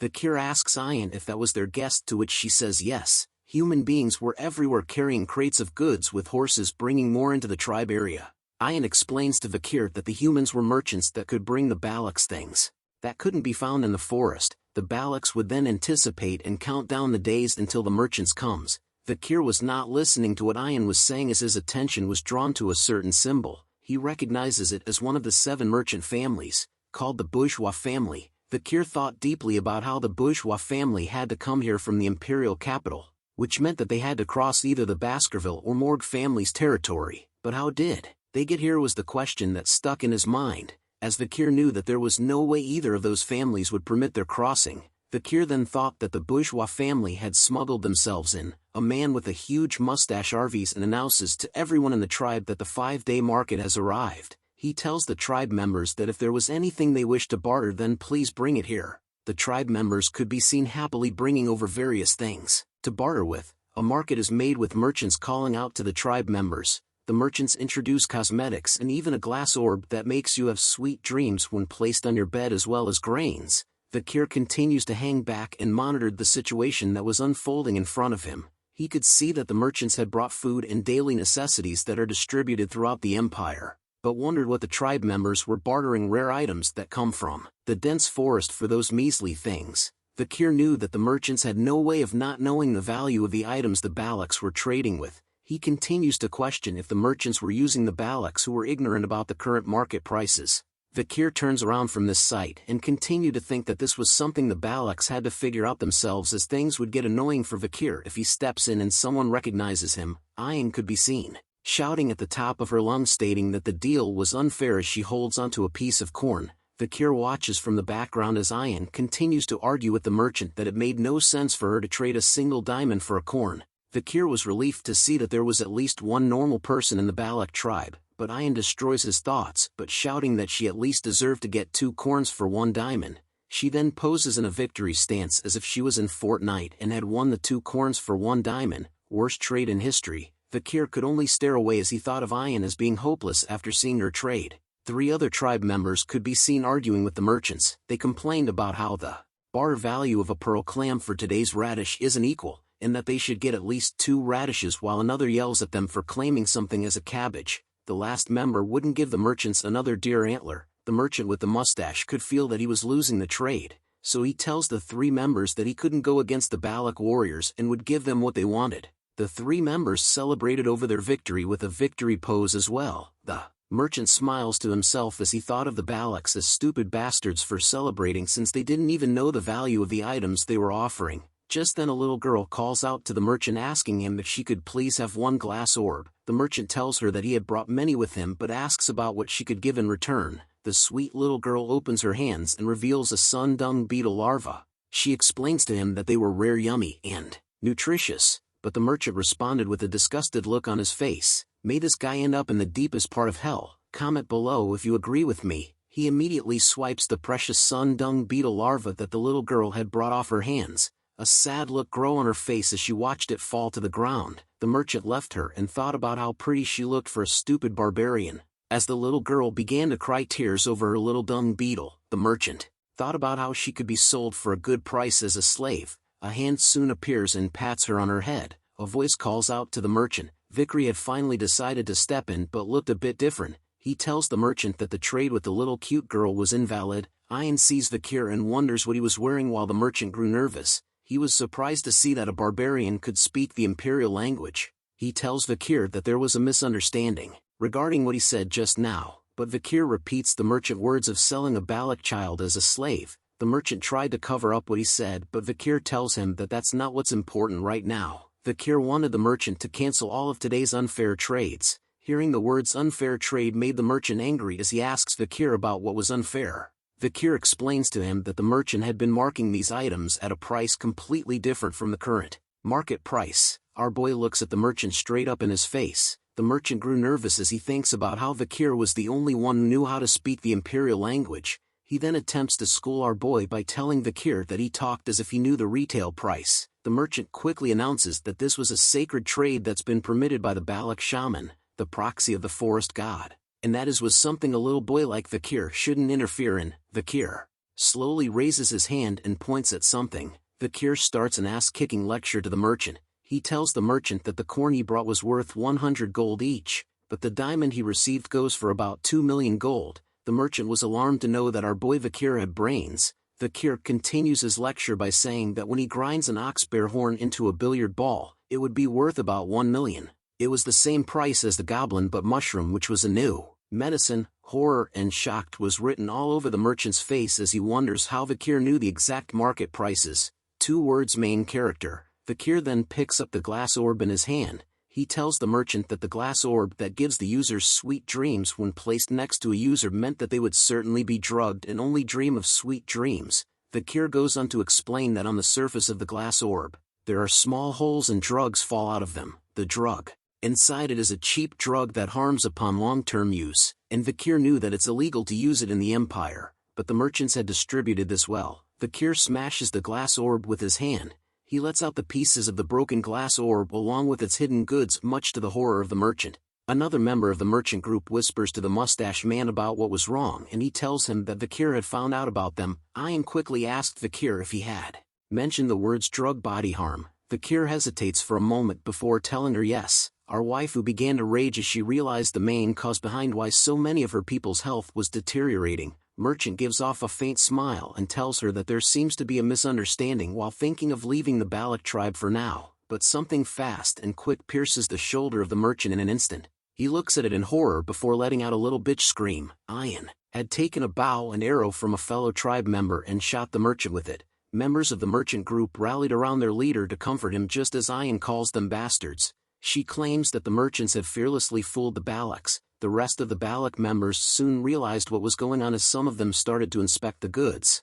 A dreaded feeling started to overcome the merchant upon being discovered by Ian. He yells at his ground to take their things and run. The entire merchant group began to flee on the backs of their horses. Vikir questions Ian about why she was letting them go since merchants were known for not returning a loss, but Ian assures Vikir that there was no way she would let them go. She explains to him that for beasts that live in large packs, injuring them and letting them go is also a hunting technique. The merchant leader could be seen holding onto his injured shoulder while cursing at the Balak tribe members. Ian continues her explanation about how they had the tendency to return to their pack when injured. A campfire is seen just as the merchant group finally slowed their pace. He shouts at a group of mercenaries decked out with weapons about how the Balak bastards had stolen their products. He then tells everyone to get ready for battle. Time for free experience points for our boy Vikir. Night soon arrives as a campfire is seen being lit in the middle of the forest. A bird is seen flying high in the air. It soon lands upon somebody's arm. They messed with the Balaks. There's only one way to take care of them,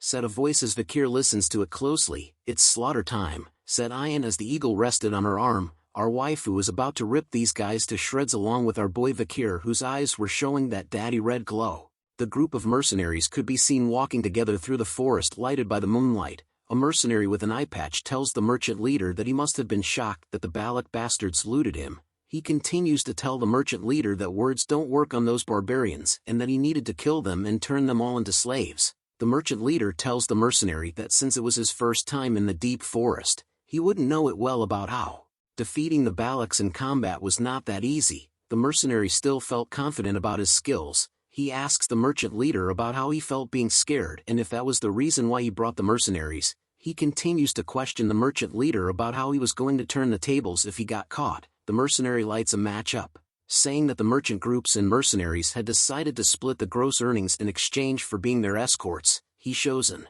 evil smug grin on his face with a cigarette in between his lips. He tells the merchant that if it comes to looting, then the mercenaries could treat everything as theirs. The merchant leader was nervous and silent upon hearing the disgusting words the mercenaries spoke with, but he soon turns forward and tells the mercenaries to do as they please. The mercenary was happy to hear that and asks a question. He wonders if the Balaks were really that special, since they wanted to exploit nighttime. The group wanted to ambush the Balaks while setting them on fire and finally to slaughter them, making them done for. The eye-patch mercenary continued to talk while two other members could be seen fight over the lit match. One of them grabs the member holding the lit match and tells him to not blow out the match since he needed to use it too. The guy holding the match decides to hand it over, but he tells the other guy that it was a rule that only 2 people can use a match, and asked him if he had heard on the battlefield that 3 people aren't supposed to share one match, but the friend didn't listen to him. He continues to light his cigarette with the lit match, telling the other member that he didn't believe in such superstitions.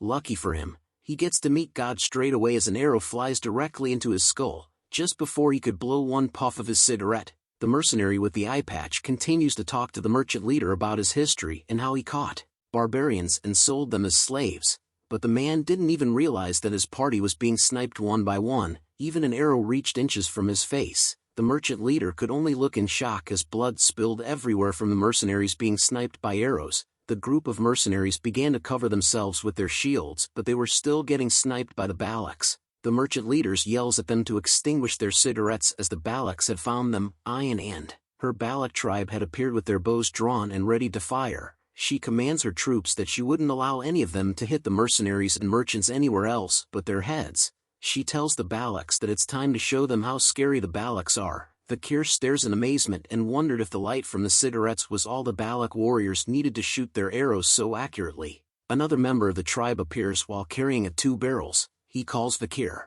a slave and tells him that Tay had finished preparing what he asked for. Vikir reminds him that he was a commoner and no longer a slave. The tribe member laughs and tells Vikir that he was being timid for fussing over something like that. The group of mercenaries could be seen cowering behind their shields to block the hail of arrows coming from the Balaks. A bald man orders mages to gather up, to block the arrows with the shields while the aura users prepare to counterattack. An arrow, covered in blue arrow, is seen flying through the air with a rope attached to it. The mercenaries could only stare as the arrows landed on the trees above them. Carrying between the 2 arrows a barrel, more arrows attached with ropes are sent flying into the trees. The space above the mercenary group were soon filled with barrels hanging above them. The bald man was alarmed to see that the Balaks had launched alcohol barrels. He looks at the barrels that began to leak a dark fluid and mutter the words, "No way." Flaming arrows were then sent flying into the alcohol barrels in the trees. It caused an explosion in front of the mercenaries which lighted the whole place as if it was the 4th of July. Yeehaw! The merchant leader had hid himself behind a tree. He watches the mercenaries being burned alive and hears their screams of pain.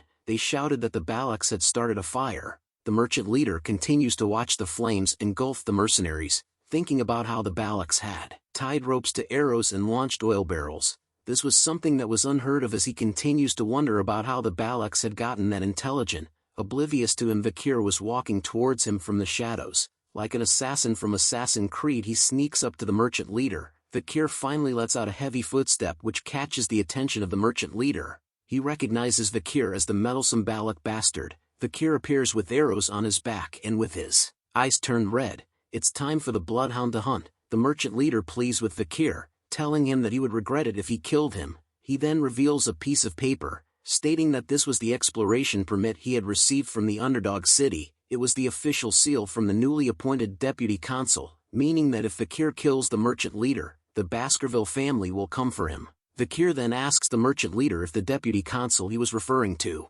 was named Vikir. The merchant leader immediately tells him that he was right. It was that infamous Vikir. Let's say a small prayer for the merchant leader, guys. How strange. I don't remember permitting that, said Vikir as flames grew around him. His disguise was removed and his eyes turned a bloody red. The merchant leader was horrified to see that Vikir's skin looks different from before, but he soon realizes something.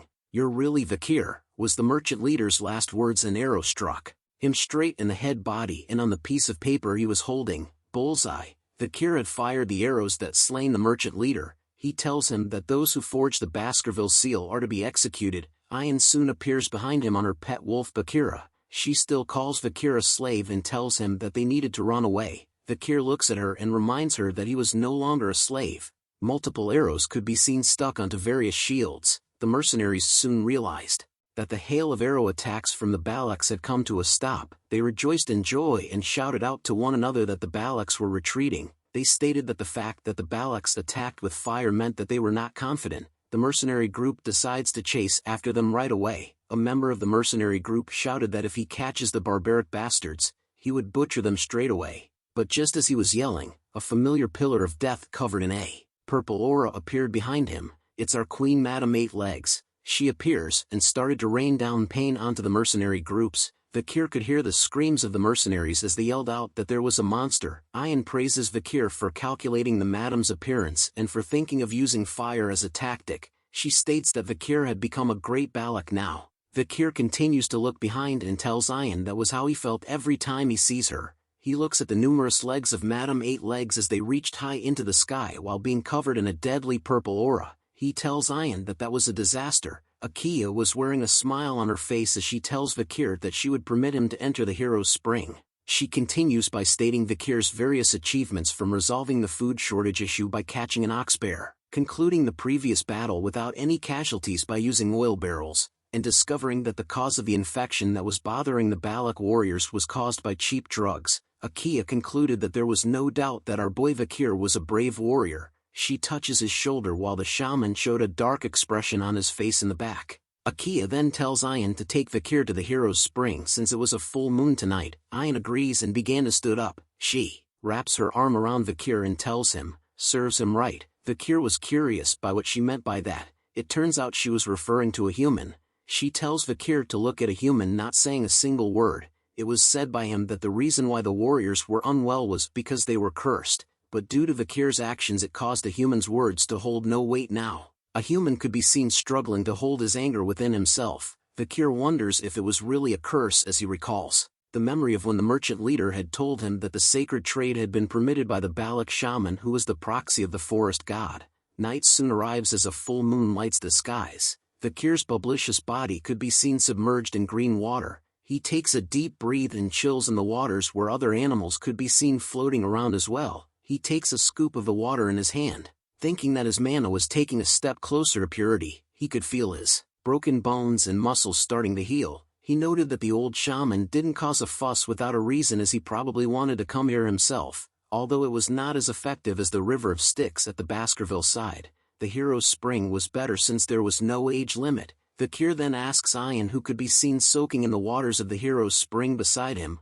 lucky main character. Comment below how many of you guys want to take a dip in those waters as well. He asked her about whether the efficacy would be halved since she was inside the waters as well, and Vikir was certain that the matriarch mentioned that only he could go in. Ayan wonders if that was really important since real Balaks do not fuss over minute things like that. She then tells Vikir to thank Sir Adonai for finding this hot spring. Vikir wondered who Sir Adonai was. Ayan explains to him that Sir Adonai was the only person who can fight against the madam that lies within the deep forest. He was the best warrior among the Balak legends. She teases Vikir that since he had become a dignified Balak, he needed to make sure to respect Sir Adonai, but Vicky was reluctant as he tells Ayan that he would respect Sir Adonai only if he fought against the madam head-to-head. Ayan screams him that it was true. She shakes her head in disappointment over the fact that it was hard to communicate with outsiders, but her face started to blush as she remained silent while thinking deeply about something. She recalls her mother's face, who tells her that since Vikir had become a commoner and has a good reputation within the village,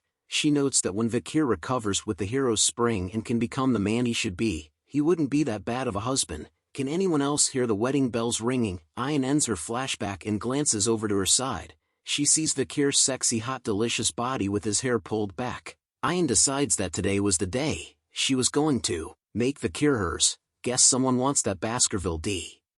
Vikir and Ayan continued to bathe in the waters of the hero spring. Lucky man. Ayan soon reveals to Vikir that she knew that those merchants were taking an excessive amount of profits. She had a vague idea, so it was a good chance that they used this chance to get back at them. If Vikir hadn't done it, Ayan would have. Vikir closes his eyes with a smile, saying that he understood her intentions. But Ayan was feeling embarrassed as her face started to blush heavily. She tells Vikir to not laugh at her as she genially knew about what the merchants were doing, and that she knew for a fact that those diamonds were more expensive than corn in the Empire. Since she brought up the topic of corns, Vikir questions her about how much more expensive they were compared to the diamonds she sold. Ayan stutters but says 20 corn. She soon changes her answer to 30, but Vikir tells her she was still wrong, and finally reveals the number of corn she can get with 1 diamond. A little cute rabbit is seen floating in the waters as well, Netflix and chill style. What? Ayan screamed out loud. She was shocked at the amount she could have bought with the diamond after Vikir revealed the truth to her, but she immediately covers her mouth, still calling Vikir a slave, and told him that she knew that. She says that the login within the Empire is strange. Where would they even use that stone? She questioned Vikir. Vikir looks at her and tells her that it didn't matter. He then changes the topic. My name or slave? He asked Ayan. Between the two, which do you want to call me by? He tells Ayan that he didn't like to keep things ambiguous. Ayan took a moment to think about what she should call Vikir by. She pauses for a moment in silence. She then moves closer to Vikir, to the point that she was right in front of him. This isn't everyone. Comment below what's gonna happen. You don't like ambiguity, right? Ayan asked as she stood in front of our boy. She places her finger onto Vikir's lips, telling him that she was gonna make things clear. This causes our boy to be taken aback for a moment. I don't want to call you slave or Vikir, said Ayan as she looks at Vikir with innocent eyes and a blushing face while the waters of the spring drip down her body slowly. She pulls her face closer to his, whispering to Vikir, what I want you call you is. But a bunch of kids appear suddenly behind her. They jump with joy and laugh out loud as Ayan was stunned and embarrassed. The kids come up to Ayan and greeted her as Commander Ayan. They also called out to Brother Vikir. Ayan looks at them and questions them about how they managed to get here, but the kids didn't bother to answer her. Instead they just wanted her to play with them together in the spring. Vikir watches from the back once again, thinking about how if it's neither his name nor slave, then how does Ayan want to treat him? Our boy Vikir is dense like a rock. You rascals, shouted Ayan as she splashes the waters. She tells the kids that if they enter the spring, its efficacy will reduce by half. Vikir cuts in and repeats what Ayan said to him. He tells her, didn't someone say a true Balak wouldn't be stingy regarding such things? The kids hid behind Vikir and agreed to what he said. They even went as far as to call Ayan a stingy commander. Ayan couldn't talk back to Vikir as he had used her own words against her. Hun appears as well with 2 other little girls by his side. He tells Ayan that they were here based on the matriarch's command. Due to the drug side effects brought upon by the merchants, the matriarch had told the sick children to go into the hero's spring. Ayan could only recall her mother's cheeky smile. She thought about how she wanted to make a fool out of her. Ahem, said Hun, which catches Vikir's attention as he turns to look at him. Hun shyly thanks Vikir for helping his younger sister with the merchant. It was the cute little girl that wanted to trade a larvae for a glass orb. She smiles and thanks Vikir as well for his help. Hun then takes the chance to apologize to Vikir about misunderstanding him this whole time. Vikir simply gave him the bombastic side-eye before replying. Yeah, was the only word that Vikir said to reply to both of them. This leaves Hun stunned and silent. He then bursts out in anger, yelling at Vikir that he and his little sister had come here to apologize, and all Vikir said was yeah. Vikir continues to chill in the water. He tells Hun that he has too much anger inside of him. Ayan watches the 2 boys talk to one another. She showed a relief expression on her face as Vikir had finally become a part of the tribe, and that the tribe members were slowly accepting him as one of their own. She continues to think about how there would still be a lot of time to continue what she tried to do. Comment below if you are jealous of our boy right now. She then calls out to Vikir, cheers to you for becoming an official Balak member, Ayan announced out loud as she stands in front of him, posing with a bright smile on her face. The kids in the back cheered on as well. 2 years has passed by. A barbarian could be seen getting his face being rearranged by a powerful blow straight to his face. The barbarian falls back onto his ass as another member towers over him. Other members were alarmed to see the interaction as the barbarian continued to sat on the ground with a bloody nose. You're more of a crybaby than I thought, said a voice as a familiar fist is seen pointing outwards. It was our boy Vikir van Baskerville with a ponytail now. He had finally reached the age of 17 years old. He relaxes his fist as he called out to Hun, one more time, shouted Hun as he covers his nose. The other members came to his side in order to help him get up, but Vikir dismisses his request, telling Hun that their sparring ends here today. As Vikir continued to walk away from Hun and into the forest, Hun shouts at him about whether he was running away. Vikir tells him that he was simply taking a stroll. Hun calls Vikir an annoying bastard, while telling the others that Vikir had become more monstrous after his body had recovered. The other members mentioned that they had heard that Vikir's marksmanship is on par with Commander Ian recently. The other member questioned how they could compare Vikir with Commander Ian. He tells them that he can hit Hun's nose too and make it bleed, but Hun tells them that he didn't get hit, which surprises the tribe members. Hun explains to them that Vikir's fist didn't hit him, he had just stopped it in front of his face. Vikir is slowly becoming One Punch Man. This revelation brings a shock to the tribe members' face as they soon realized something. Vikir had managed to make Hun's nose bleed from the wind's pressure caused by his fist. Vikir could be seen sweating all over as he continued to breath hard. He looks up at something, saying that he could do it perfectly now. The sixth technique, Vikir can perfectly bear the sixth fang. 6 holes that looked like they were drilled into the huge wall could be seen as Vikir stood below them. Vikir knew that there's still a long way to go before achieving the 10th technique. He finds it already impressive that he managed to get to the 6th technique at 17, which is formidable growth. The almighty Beelzebub sword continues to screech out loud. Vikir also has 6 mana circles within him. With this, he can be a high-rank graduator. Vikir releases his sword ability, thinking that including the river Styx his blessing, the demonic sword. Beelzebub, the usage of the marksman and assassination techniques he learned from the Balaks. Vikir could now go up against the highest rank graduator. Our boy has fully transformed himself into a member of the Assassin's Creed. He looks back at the forest, thinking about how it has already been 2 years since he had set foot into the deep forest. Looking back at it, Vikir wonders if he was bidding goodbye to the Balaks once he was done preparing. Bakira could be seen playing around with a butterfly. Vikir looks at some deep track marks etched into the ground. He determines that the tracks were from the deep forest snake Mashusu. Our waifu Ian had grown up too. She now has long hair and a different hairstyle. Comment below which version of Ian you like, the short hair or long hair version. Vikir continues to explain that the snake was the large and ancient one. Vikir tells her that if they could catch this, the food would be settled for the village for at least 4 days. Ian continues to repeat the same words, I see, to Vikir regardless of what he said. This causes him to look back at her and thought about something. He asks Ian if she was thinking about something else while they were hunting. Ian blushes hard after being caught, but she tells Vikir that she wasn't.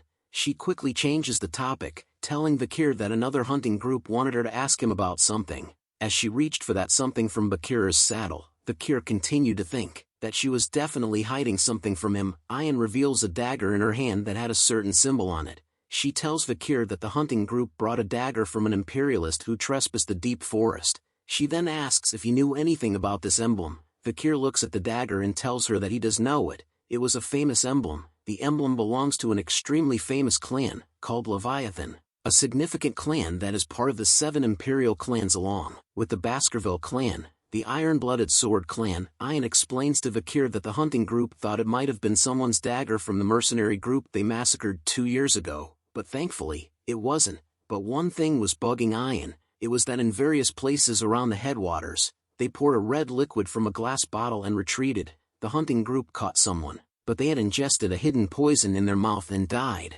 The only thing that was left behind was that dagger. Vikir continues to inspect the dagger in his hand, but Ian tells him that there was more. She wore a nervous expression on her face as she tells Vikir that there was something she wanted to ask him. Don't you want to return to your hometown, Vikir? Was the question that Ian asked him point blank. Vikir questions Ian about why she was suddenly asking him about that. Even wearing a weird expression while asking it, Ian touches her fingers together nervously. A sweat drop drips down her face as she tells Vikir that she doesn't like secrets or lies, and that he should tell her. Ian reveals to Vikir that there was another imperialist who came to the deep forest, and that Ian believes that their goal was Vikir. Vikir received a shock upon the sudden revelation from Ian. She looks at him with a worried face, pausing for a moment before revealing another painful information. She finally reveals to him that a certain waifu had came to the deep forest. Ian continues to tell Vikir the honest truth. 2 years ago, when he had fought the madam up until now, that certain waifu, together with a search party, came to investigate the deep forest. Ian believes that she was looking for traces of Vikir. She didn't dare to look Vikir in the eyes as she asked him if he was going to go with her. Ian's thoughts started to go haywire. She wonders if Vikir will hate her because she hid this information up till now. What would she do if he says that he'll go with her? Should I stop him from going by using the tribe's rules? These were the thoughts that ran through her mind as Vikir stood there silently. Would that even work? Was the final thought she had as Vikir finally started to open his mouth. I won't go back, said Vikir with a stern look on his face. Silence came over Ayan after hearing those words from Vikir. She stutters her words as she asked Vikir if it was true. He tells her yeah. Our waifu's face shined bright like a diamond. She hugs Vikir with joy, telling him that Vikir isn't leaving. Meanwhile, Vikir thinks about how he thought the Empire knew that he was alive, but it seems like they don't.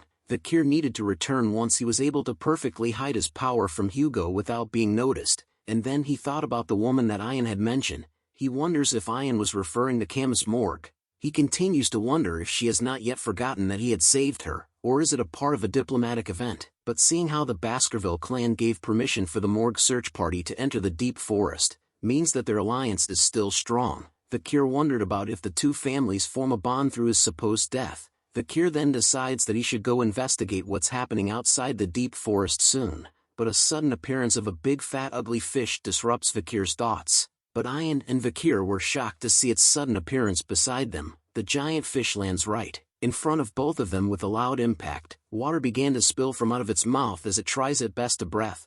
A lungfish, said Ayan with a perplexed look. She states that seeing as how it jumped out of the river, it seems like the rainy season will come soon, judging from its size. This year's rainy season might be long, but Vikir tells her to wait as he spots something. He wonders what that arrow-looking thing is that was poking out of the ugly fish. They decided to slice the fish like sushi to find out what it was from the inside. They were surprised to see a skeleton holding what looks like a spear from inside of the fish. Ayan looks at the skeleton and figured that it was a Lococo bastard based on the clothing. Since he stabbed the fish with an arrow and there are traces of resistance, it seems that the Lococo bastard was quite surprised after being eaten. She explains to Vikir that a lungfish was a stupid beast that eats dead things, but this was a little strange to her. Vikir states that the Lococo bastard might have been very weakened to the point where the lungfish thought it was a corpse. Ayan then questions why would such a weak person be hunting. Vikir looks at her and answers her question with a question. What if their tribe's situation is that bad? He continues to tell her that something might have happened within the deep forest, and that it was not a bad idea to investigate. After walking a far bit distance, Vikir and Ayan were taken back as they witnessed something that causes Ayan to shriek. The scene before them was like from hell. Dead bodies covered with red marks could be seen around the Lococo village that Vikir and Ayan had stumbled across. They wondered if all the Lococo warriors were dead. Vikir inspects the dead Lococo warriors. He sees that they had signs of vomiting and diarrhea, along with red spots, which he soon realizes what it was.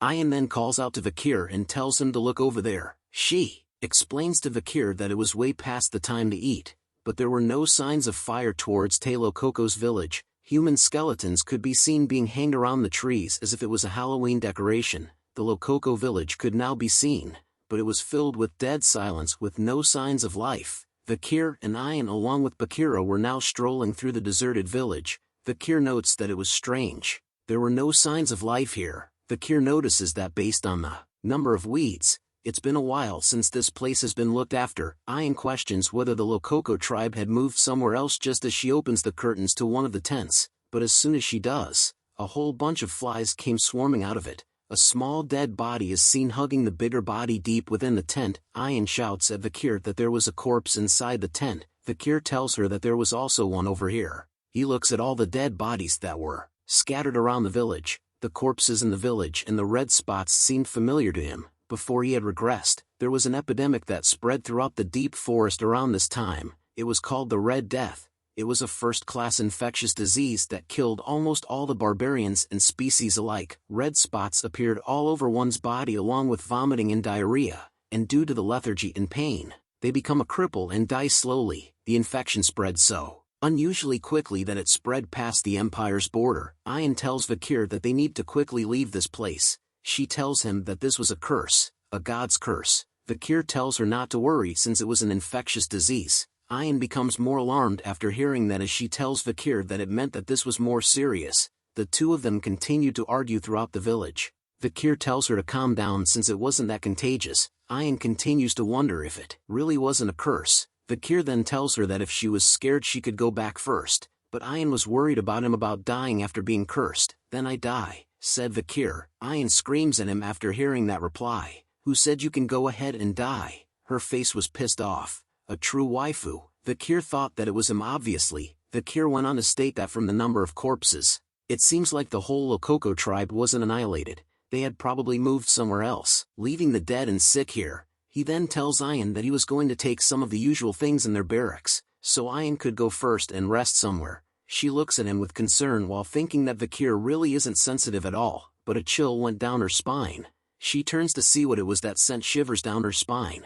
She lets out a horrifying scream that even caused Vikir to sweat a bit as he turned to see what had happened. What is it, Ian? Said Vikir as he walks over to her. Ian had dropped to the ground out of fear. She tells him with tears in her eyes that it was the curse. She points her trembling finger towards a certain direction in the village. She turns to Vikir and tells him that here was a cursed child. We need to run away, Vikir, shouted Ian. She tells him to go first and that she would follow right after, but all of a sudden, Ian yells out that her legs got a cramp. But our boy isn't a simp. He ignores her and moves towards the so-called cursed child. He kneels in front of her to inspect her. Judging from the child's appearance, Vikir noted that she didn't look like she's from the Lokoko tribe. She's about 5 years old too. The cursed child was startled to see Vikir up close. Vikir then notices that there was a pile of rocks with a flower near it. He deduces that she was mourning someone's death. Who are you? Asked Vikir to the cursed child. But the child remained silent for a moment before answering. Lokoko, slave, kitchen maid,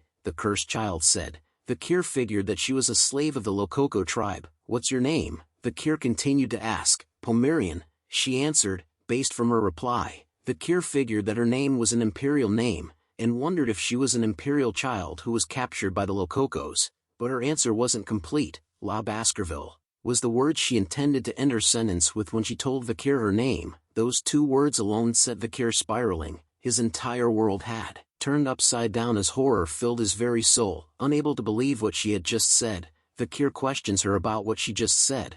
With her cute little finger pointed upwards, she points back to herself. Palmerian, La Baskerville, was her name as her red eyes were revealed amongst her messy hair. Did we all just get a little sister? Comment below what you think of our new family member. Thanks for watching the latest part from the voice of Manhwa. Subscribe for more content and don't forget to comment below what you want to see in the future. Like and share for more.